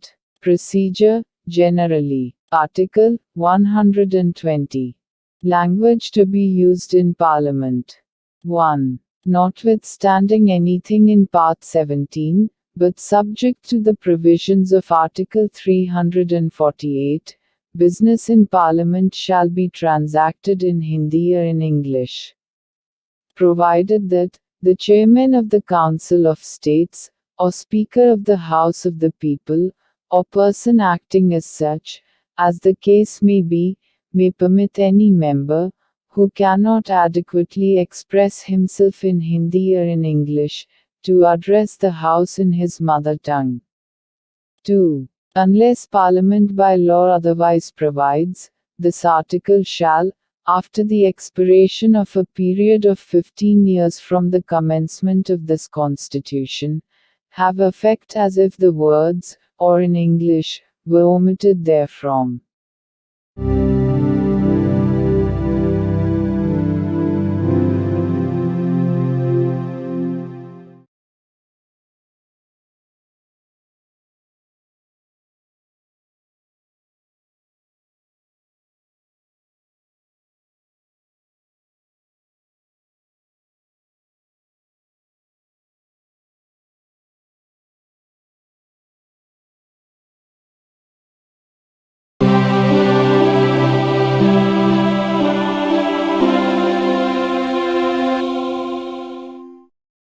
భారత సంవిధానము భాగము 5 సంఘము అధ్యాయం 2 పార్లమెంటు సాధారణ ప్రక్రియ ఆర్టికల్ 121 పార్లమెంటులో చర్చపై నిర్బంధన సర్వోన్నత న్యాయస్థానం యొక్క లేక ఉన్నత న్యాయస్థానం యొక్క ఎవరేని న్యాయాధీశుని తొలగించుటకై ప్రార్థించుచు ఇటు పిమ్మట ఇందు నిబంధించబడిన రీతిలో రాష్ట్రపతికి సమర్పింపబడేది విన్నపము యొక్క ప్రస్తావనై తప్ప అట్టి న్యాయాధీశుని యొక్క కర్తవ్య నిర్వహణ యందలి అతని నడవడికి సంబంధించి పార్లమెంటులో ఎట్టి చర్చ జరగరాదు.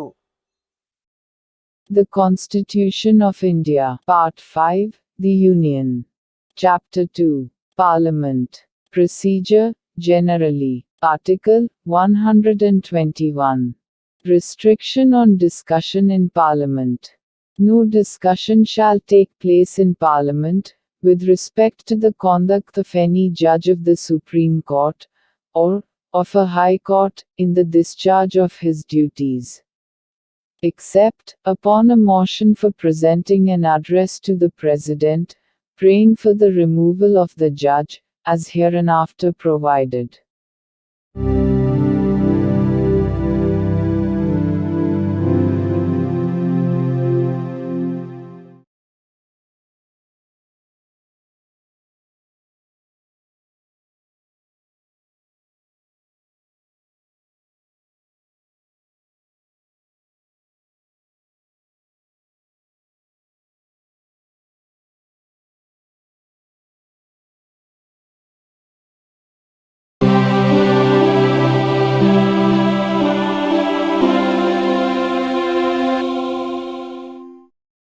భారత సంవిధానము. భాగము 5. సంఘము. అధ్యాయం 2. పార్లమెంటు. సాధారణ ప్రక్రియ. ఆర్టికల్ 122. పార్లమెంటు యొక్క కార్యకలాపములను గూర్చి న్యాయస్థానములు పరిశీలన జరపకుండుట. ప్రక్రియలో ఏదేని క్రమరాహిత్యము కలదను కారణమును బట్టి పార్లమెంటులోని ఏవేని కార్యకలాపముల యొక్క మాన్యత ప్రష్టవ్యము కారాదు. పార్లమెంటులో ప్రక్రియను, కీలక కార్యకలాపముల నిర్వహణను క్రమబద్ధపరుచుటకు లేక సువ్యవస్థను కాపాడుటకు ఈ సంవిధానముచే లేక దాని క్రింద గాని అధికారములు పార్లమెంటు యొక్క ఏ అధికారి యందు లేక సభ్యుని యందు నిహితమై ఉన్నవో ఆ అధికారి లేక సభ్యుడు అట్టి అధికారముల వినియోగ విషయమున ఏ న్యాయస్థానపు అధికారితకును లోను కారాదు. The Constitution of India, Part 5, The Union. Chapter 2, Parliament. Procedure, Generally. Article 122. Courts not to inquire into proceedings of Parliament. 1. The validity of any proceedings in Parliament shall not be called in question, on the ground of any alleged irregularity of procedure. 2. No officer or member of Parliament, in whom powers are vested by or under this Constitution, for regulating procedure or the conduct of business, or for maintaining order, in Parliament, shall be subject to the jurisdiction of any court, in respect of the exercise by him of those powers.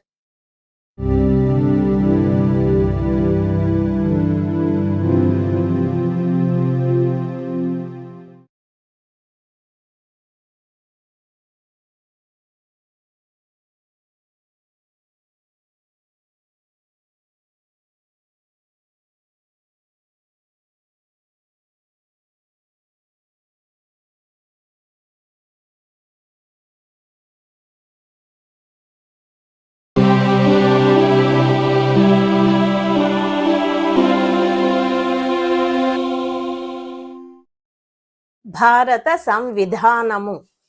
భాగము 5. సంఘము. అధ్యాయం 3.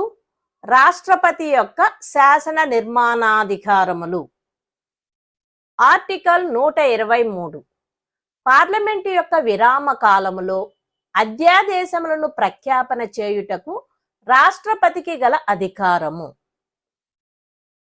Parliament ఉభయ సదనములు అధివేశనములోనున్నప్పుడు తప్ప ఎప్పుడైనను వెంటనే తాను చర్య తీసుకొనవలసిన పరిస్థితులు కలవని రాష్ట్రపతి సంతృప్తి చెందినచో ఆ పరిస్థితులను బట్టి ఆవశ్యకమని తనకు తోచు అధ్యాదేశములు ఆయన ప్రఖ్యాపన చేయవచ్చును.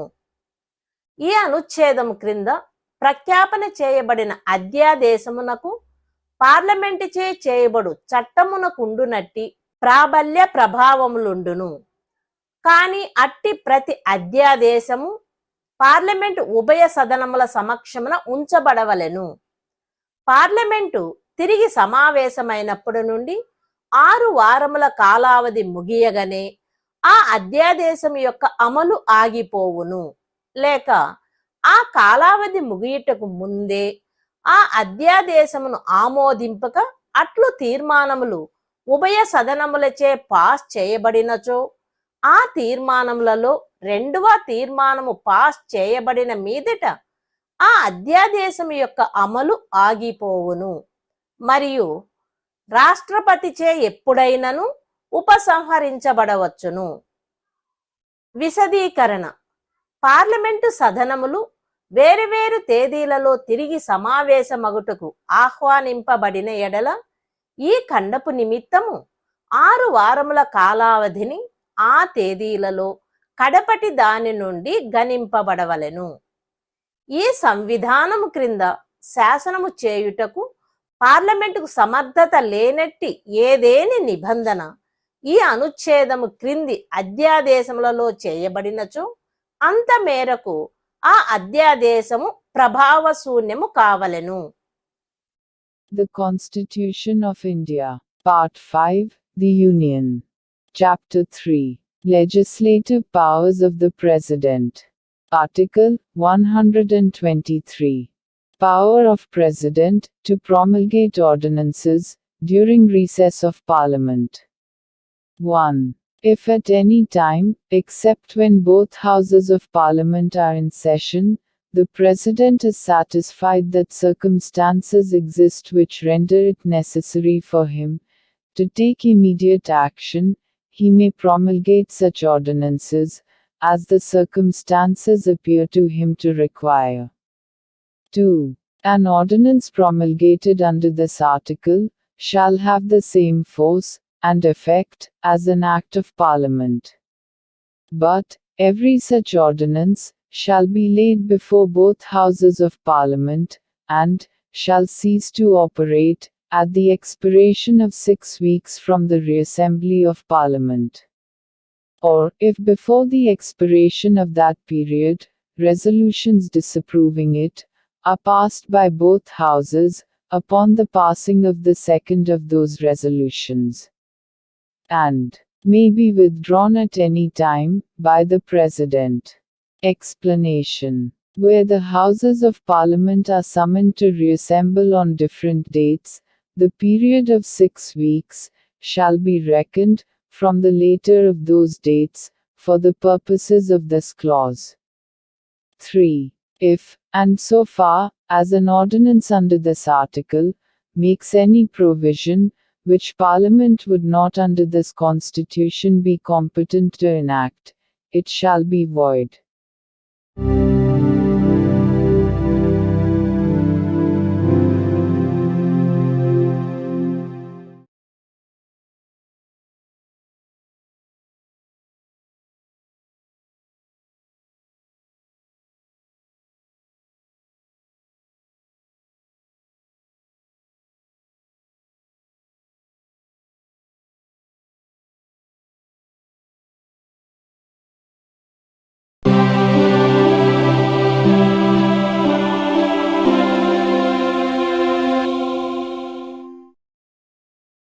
భారత సంవిధానము భాగము 5 సంఘము అధ్యాయం 4 సంఘము యొక్క న్యాయపాలిక ఆర్టికల్ 124 సర్వోన్నత న్యాయస్థానము యొక్క స్థాపన మరియు సంఘటన భారతదేశమునకు భారతదేశ ముఖ్య న్యాయమూర్తితోనూ పార్లమెంటు శాసనము ద్వారా 7 కంటే ఎక్కువ మందిని విహితము చేయు వరకు 7 మించని అన్య న్యాయాధీశులతోనూ కూడిన ఒక సర్వోన్నత న్యాయస్థానము ఉండవలెను.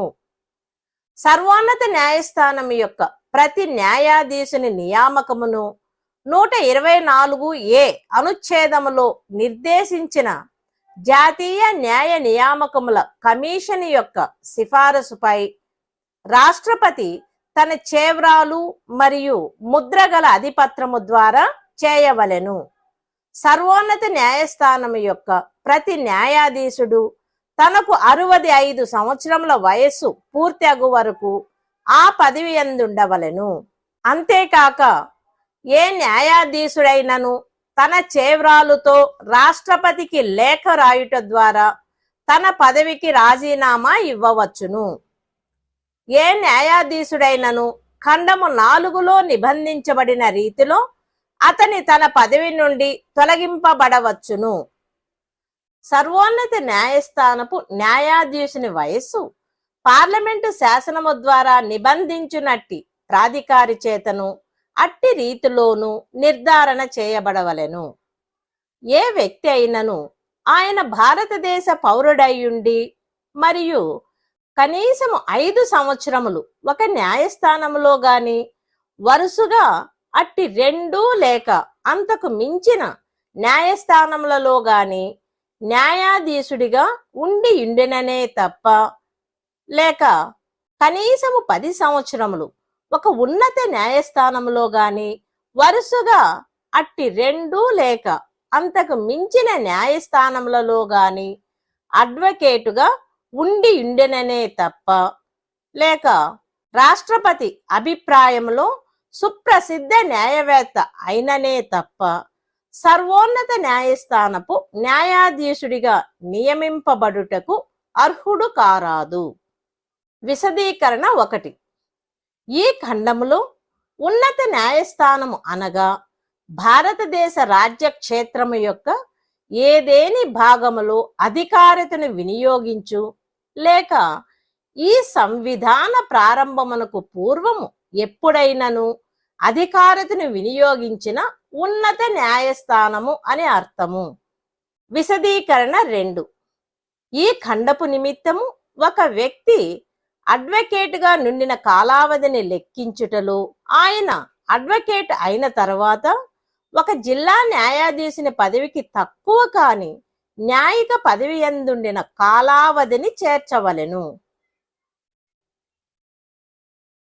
నిరూపింపబడిన దుర్వర్తన లేక అసమర్థత కారణమును బట్టి సర్వోన్నత న్యాయస్థానపు న్యాయాధీశునెవరినైనా తొలగించవలెనని పార్లమెంటు యొక్క ప్రతి సదనము అందలి మొత్తము సభ్యులలో అధిక సంఖ్యాకులచే మరియు హాజరయ్యుండి ఓటు చేయు సభ్యులలో 3/2 తక్కువ కాని అధిక సంఖ్యాకులచే బలపరచబడిన విన్నపమును అదే అధివేశనమునందు రాష్ట్రపతికి సమర్పించిన తరువాత ఆయనచే చేయబడిన ఉత్తర్వు ద్వారా తప్ప అట్టి న్యాయాధీశుడు పదవి నుండి తొలగింపబడరాదు. ఖండము 4 క్రింద విన్నపము సమర్పించుట కొరకును ఒక న్యాయాధీశుని దుర్వర్తనను కాని అసమర్థతను గాని దర్యాప్తు చేసి నిరూపించుట కొరకును వలయు ప్రక్రియను పార్లమెంటు శాసనము ద్వారా క్రమబద్ధము చేయవచ్చును.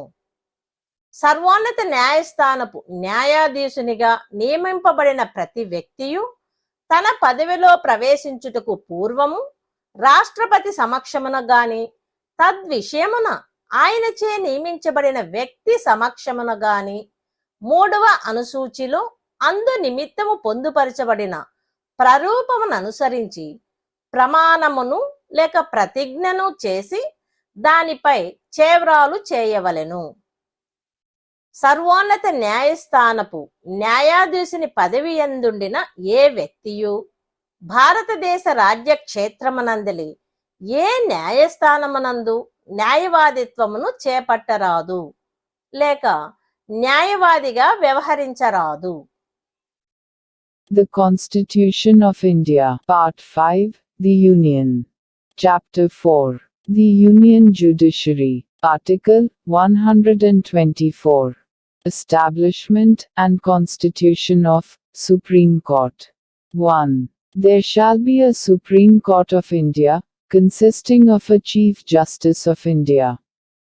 And, until Parliament by law prescribes a larger number, of not more than 7 other judges. 2. Every judge of the Supreme Court shall be appointed by the President, by warrant under his hand, and seal, on the recommendation of the National Judicial Appointments Commission, referred to in Article 124A. And shall hold office, until he attains the age of 65 years. Provided that, a. the judge may, by writing under his hand addressed to the President, resign his office. b. the judge may be removed from his office in the manner provided in Clause 4. 2a. The age of a judge of the Supreme Court shall be determined by such authority, and in such manner, as Parliament may by law provide. 3. A person shall not be qualified, for appointment as a judge of the Supreme Court, unless he is a citizen of India, and has been for at least 5 years a judge of a high court, or of 2 or more such courts, in succession. Or, b. has been for at least 10 years an advocate of a high court, or of 2 or more such courts in succession. Or, c. is, in the opinion of the President, a distinguished jurist. Explanation 1. In this clause, High Court means a high court which exercises, or which at any time before the commencement of this Constitution exercised, jurisdiction in any part of the territory of India. Explanation 2. In computing for the purpose of this clause, the period, during which a person has been an advocate, any period during which a person has held judicial office, not inferior to that of a district judge, after he became an advocate, shall be included.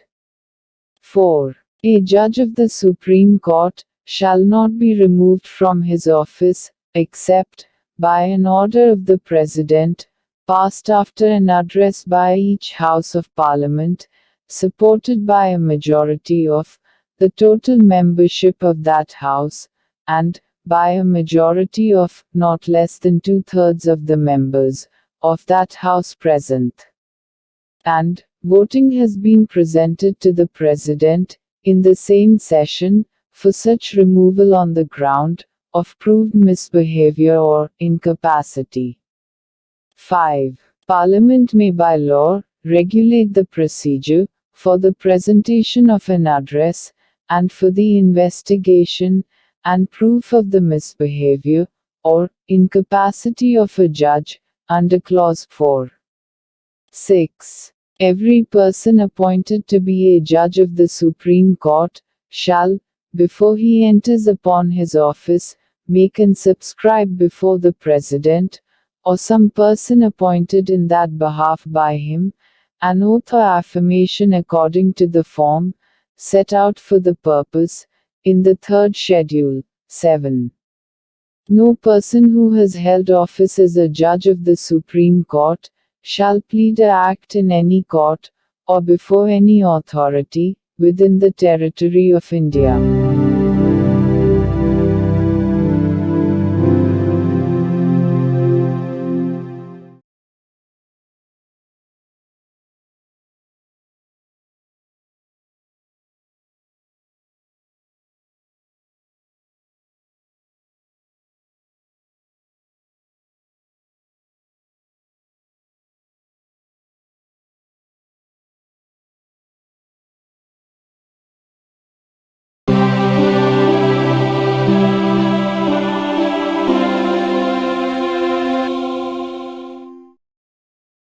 భారత సంవిధానము భాగము 5 సంఘము అధ్యాయం 4 సంఘము యొక్క న్యాయపాలిక article 124 జాతీయ న్యాయపర నియామకముల commission జాతీయ న్యాయపర నియామకముల commission అను పిలువబడు ఒక commission ఉండవలెను. అది ఈ క్రింది వారితో కూడి ఉండవలెను. వారెవరనగా భారతదేశ ముఖ్య న్యాయమూర్తి, చైర్పర్సన్, పదవీ రీత్యా.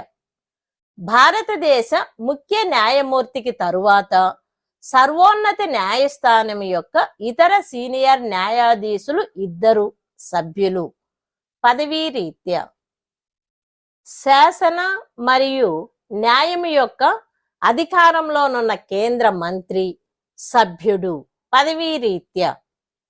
ప్రధానమంత్రి భారతదేశ ముఖ్య న్యాయమూర్తి మరియు లోక్సభలోని ప్రతిపక్ష నేత లేదా ప్రతిపక్షంలో అటువంటి నేత లేనప్పుడు లోక్సభలోని అతి పెద్ద ప్రతిపక్ష పార్టీ యొక్క నేతతో కూడిన కమిటీచే నామనిర్దేశము చేయబడు ప్రసిద్ధ వ్యక్తులు 2 సభ్యులు. అయితే ఒక ప్రసిద్ధ వ్యక్తి అనుసూచిత కులములు, అనుసూచిత జనజాతులు, ఇతర వెనుకబడిన తరగతులు, అల్పసంఖ్యాక వర్గములకు చెందిన లేదా మహిళా వ్యక్తుల నుండి నామనిర్దేశము చేయబడవలెను. అయితే ఇంకను ప్రసిద్ధ వ్యక్తి 3 సంవత్సరముల కాలావధికి నామనిర్దేశము చేయబడవలెను మరియు పునర్నామనిర్దేశమునకు అర్హతను కలిగి ఉండడు. జాతీయ న్యాయపర నియామకముల కమిషన్ యొక్క ఏదైనా చర్య లేదా ప్రొసీడింగులను ప్రశ్నాగతము చేయరాదు, లేదా కమిషన్ ఏర్పాటులోని లోపము లేదా ఏదైనా ఖాళీ ఉన్నదను కారణ మాత్రముననే అవి శాసన మాన్యతను కోల్పోవు. The Constitution of India, Part 5, The Union. Chapter 4, The Union Judiciary, Article 124A. National Judicial Appointments Commission. 1. There shall be a commission to be known as the National Judicial Appointments Commission, consisting of the following, namely, a. The Chief Justice of India, Chairperson, ex officio. b. 2 other senior judges of the Supreme Court, next to the Chief Justice of India, members, ex officio. c. The Union Minister, in charge of law and justice, member, ex officio. d. 2 eminent persons to be nominated by the committee, consisting of the Prime Minister, the Chief Justice of India, and the Leader of Opposition in the House of the People, or, where there is no such Leader of Opposition, then, the Leader of single largest opposition party in the House of the People, members.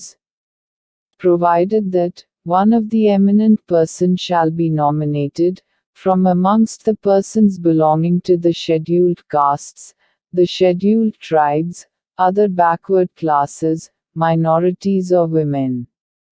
Provided further that, an eminent person shall be nominated for a period of 3 years, and shall not be eligible for renomination. 2. No act, or proceedings of the National Judicial Appointments Commission, shall be questioned, or be invalidated, merely on the ground of the existence of any vacancy, or defect in the constitution of the Commission.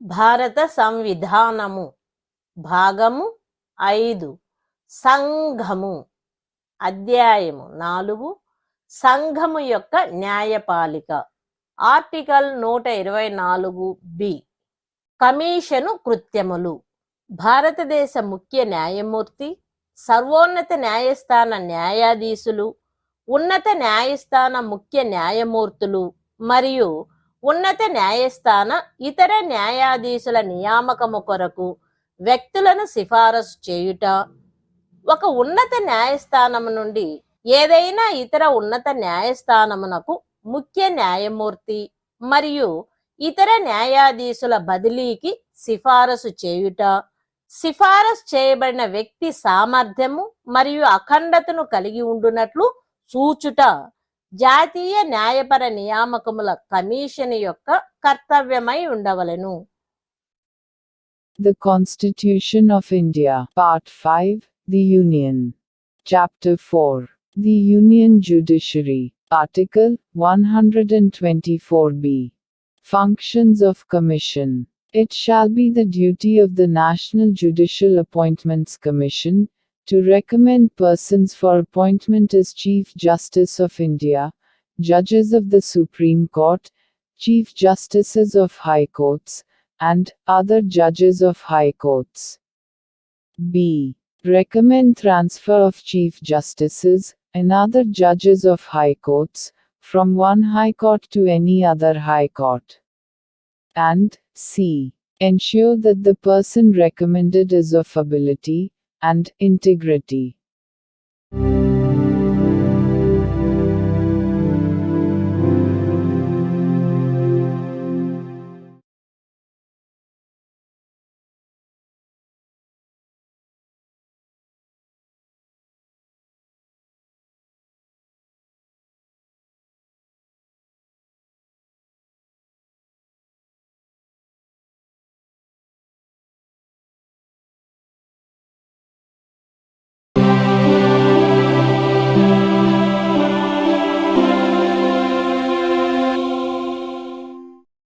భారత సంవిధానము భాగము 5 సంఘము అధ్యాయము 4 సంఘము యొక్క న్యాయపాలిక. Article 124 C. శాసనమును చేయుటకు పార్లమెంటుకు అధికారము.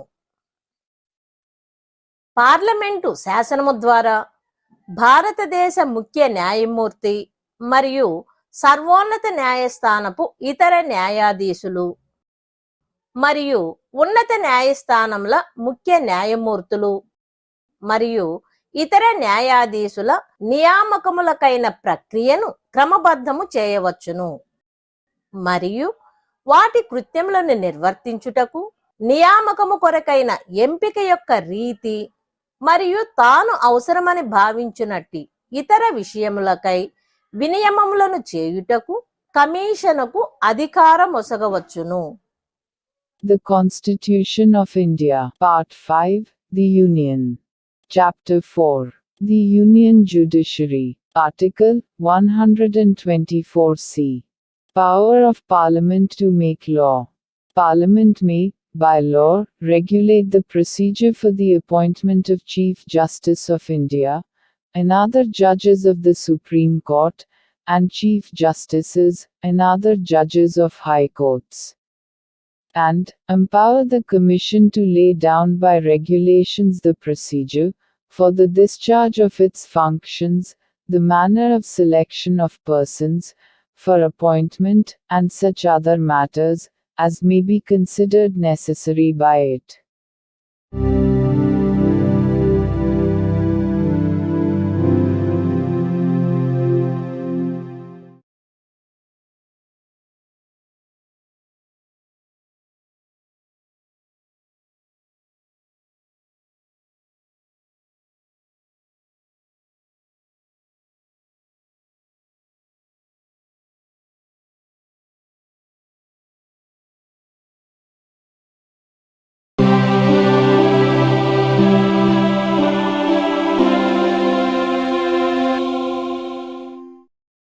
భారత సంవిధానము భాగము 5 సంఘము అధ్యాయము 4 సంఘము యొక్క న్యాయపాలిక. ఆర్టికల్ 125 న్యాయాధీశుల జీతములు మున్నగునవి. సర్వోన్నత న్యాయస్థానపు న్యాయాధీశులకు పార్లమెంటు శాసనము ద్వారా నిర్ధారణ చేయబడినట్టి జీతములు మరియు తద్విషయమున నిబంధన చేయబడినంత వరకు 2వ అనుసూచిలో నిర్వచించబడిన జీతములు చెల్లించబడవలెను. ప్రతి న్యాయాధీశుడు పార్లమెంటుచే చేయబడిన శాసనము ద్వారా గాని దాని క్రింద గాని ఆయా సమయములందు నిర్ధారణ చేయబడు విశేషాధికారములను, భత్యములను, గైరుహాజరీ సెలవు మరియు పింఛనులను గూర్చిన హక్కులను కలిగియుండును. మరియు అట్లు నిర్ధారణ చేయబడు వరకు ఆయన 2వ అనుసూచిలో నిర్దిష్టపరచబడిన విశేషాధికారములు, భత్యములు మరియు హక్కులను కలిగియుండును. అయితే ఒక న్యాయాధీశుని నియామకము తరువాత ఆయన విశేషాధికారములు గాని, భత్యములు గాని, గైర్హాజరీ సెలవు లేక పింఛను గూర్చి ఆయనకు గల హక్కులను గాని ఆయనకు అననుకూలముగా మార్చరాదు. The Constitution of India, Part 5, The Union. Chapter 4, The Union Judiciary, Article 125. Salaries, etc., of judges. 1. There shall be paid to the judges of the Supreme Court such salaries as may be determined by Parliament, by law, and, until provision in that behalf is so made, such salaries as are specified in the second schedule. 2. Every judge shall be entitled to such privileges, and allowances, and to such rights, in respect of leave of absence, and pension, as may from time to time be determined, by or under law made by Parliament, and, until so determined, to such privileges, allowances and rights, as are specified in the second schedule. Provided that, neither the privileges, nor the allowances of a judge, nor his rights, in respect of leave of absence, or pension, shall be varied to his disadvantage, after his appointment.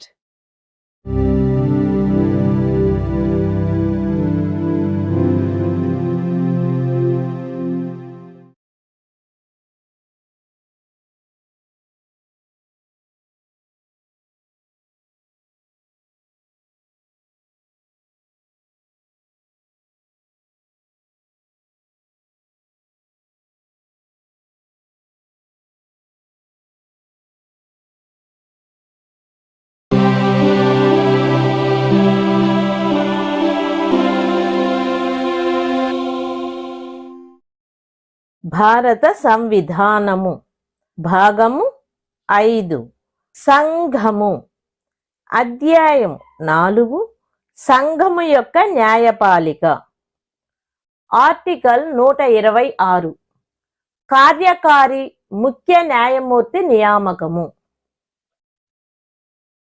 భారతదేశ ముఖ్య న్యాయమూర్తి పదవి ఖాళీగానున్నప్పుడు లేక ముఖ్య న్యాయమూర్తి హాజరులో లేని కారణమున గాని అన్యథా గాని తన పదవీ కర్తవ్యములను నిర్వర్తించబడినప్పుడు ఆ న్యాయస్థానమునకు చెందిన ఇతర న్యాయాధీశులలో నుండి రాష్ట్రపతి అందు నిమిత్తము నియమించు న్యాయాధీశునిచే ఆ పదవీ కర్తవ్యములు నిర్వర్తించబడవలెను.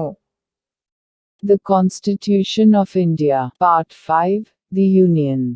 Chapter 4, The Union Judiciary, Article 126. Appointment of Acting Chief Justice. When the office of Chief Justice of India is vacant, or, when the Chief Justice is, by reason of absence, or otherwise, unable to perform the duties of his office, the duties of the office shall be performed, by such one of the other judges of the court, as the President may appoint for the purpose.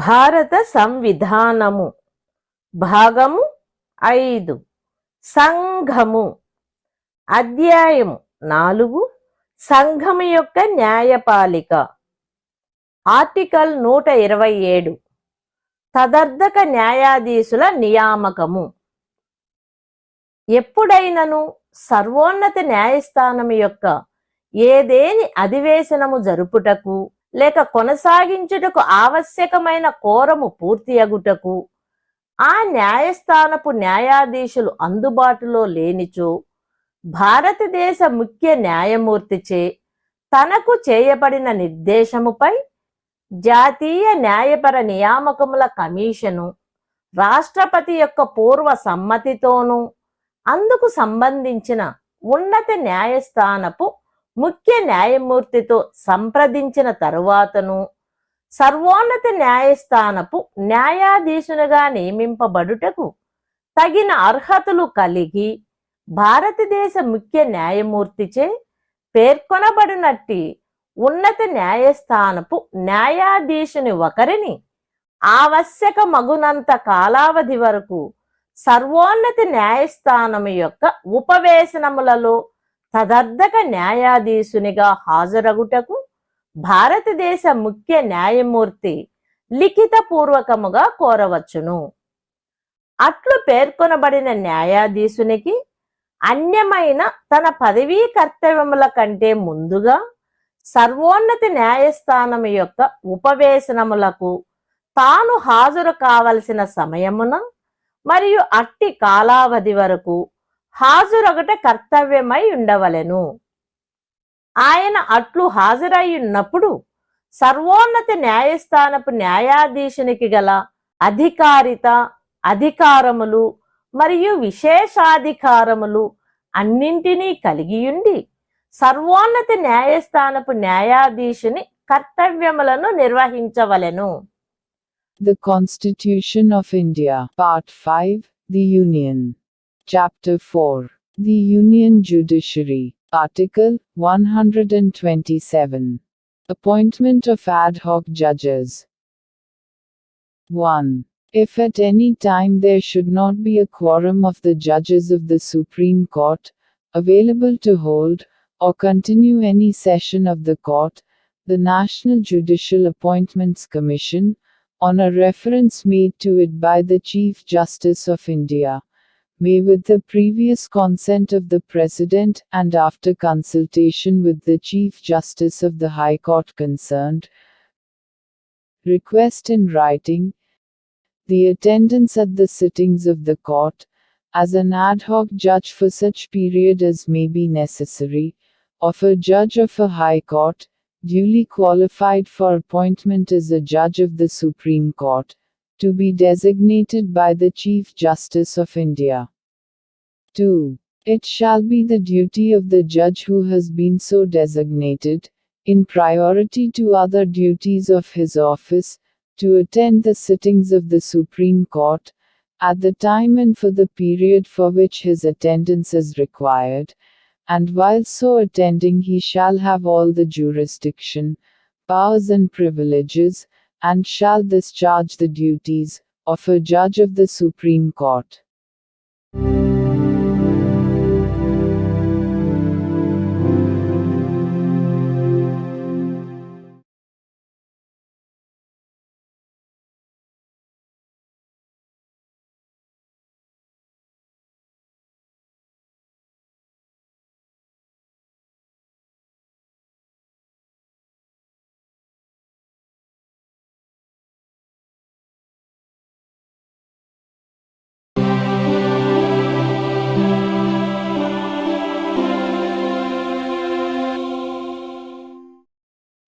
భారత సంవిధానము భాగము 3 మౌలిక హక్కులు సంవిధానిక ప్రత్యుపాయములకు హక్కు article 33 ఈ భాగము ద్వారా ప్రదత్తమైన హక్కులను సాయుధ బలములు మొదలగు వాటికి వర్తింపచేయునప్పుడు మార్చుటకు పార్లమెంటుకు గల అధికారము.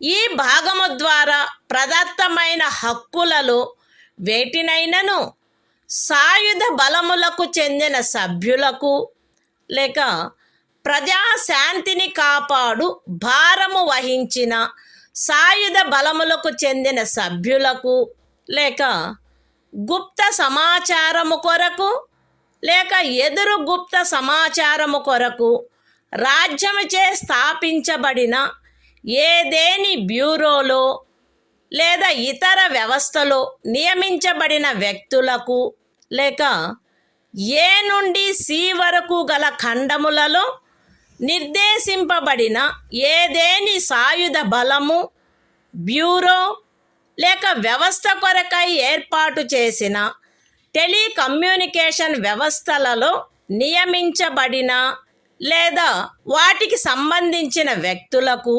వర్తింపచేయుటలో వారి సముచిత కర్తవ్య నిర్వహణను వారి మధ్య క్రమశిక్షణను కట్టుదిట్టము చేయుటకై ఆ హక్కులు ఎంత మేరకు పరిమితపరచబడవలెనో లేక రద్దు చేయబడవలెనో పార్లమెంటు శాసనము ద్వారా నిర్ధారణ చేయవచ్చును. The Constitution of India, Part 3. Fundamental Rights. Right to constitutional remedies. Article 33. Power of Parliament to modify the rights conferred by this part in their application to forces, etc. Parliament may by law determine to what extent any of the rights conferred by this part shall, in their application to the members of the armed forces, or the members of the forces charged with the maintenance of public order, or persons employed in any bureau or other organization established by the state for purposes of intelligence or counterintelligence, or person employed in or in connection with the telecommunication systems set up for the purposes of any force, bureau, or organization referred to in clauses A to C be restricted or abrogated so as to ensure the proper discharge of their duties and the maintenance of discipline among them.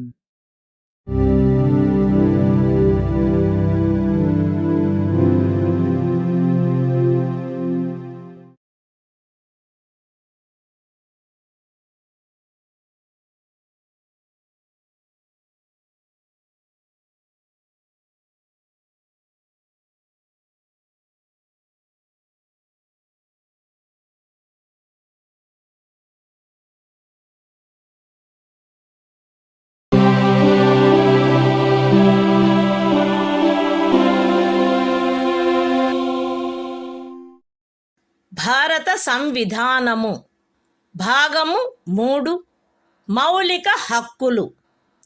సంవిధానిక ప్రత్యుపాయములకు హక్కు. Article 34. ఏదేని ప్రాంతములో సైనిక శాసనము అమలులోనున్నప్పుడు ఈ భాగము ద్వారా ప్రదత్తమైన హక్కులపై నిర్బంధన.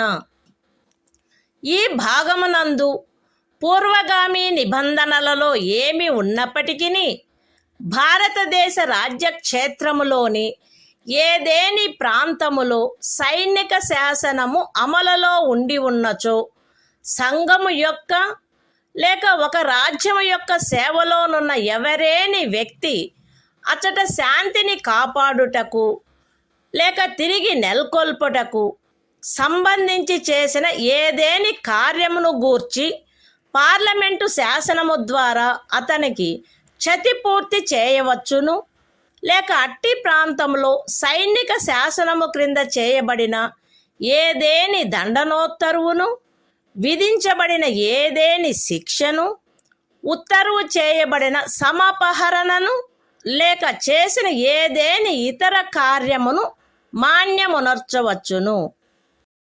The Constitution of India, Part 3. Fundamental Rights. Right to constitutional remedies. Article 34. Restriction on rights conferred by this part while martial law is in force in any area.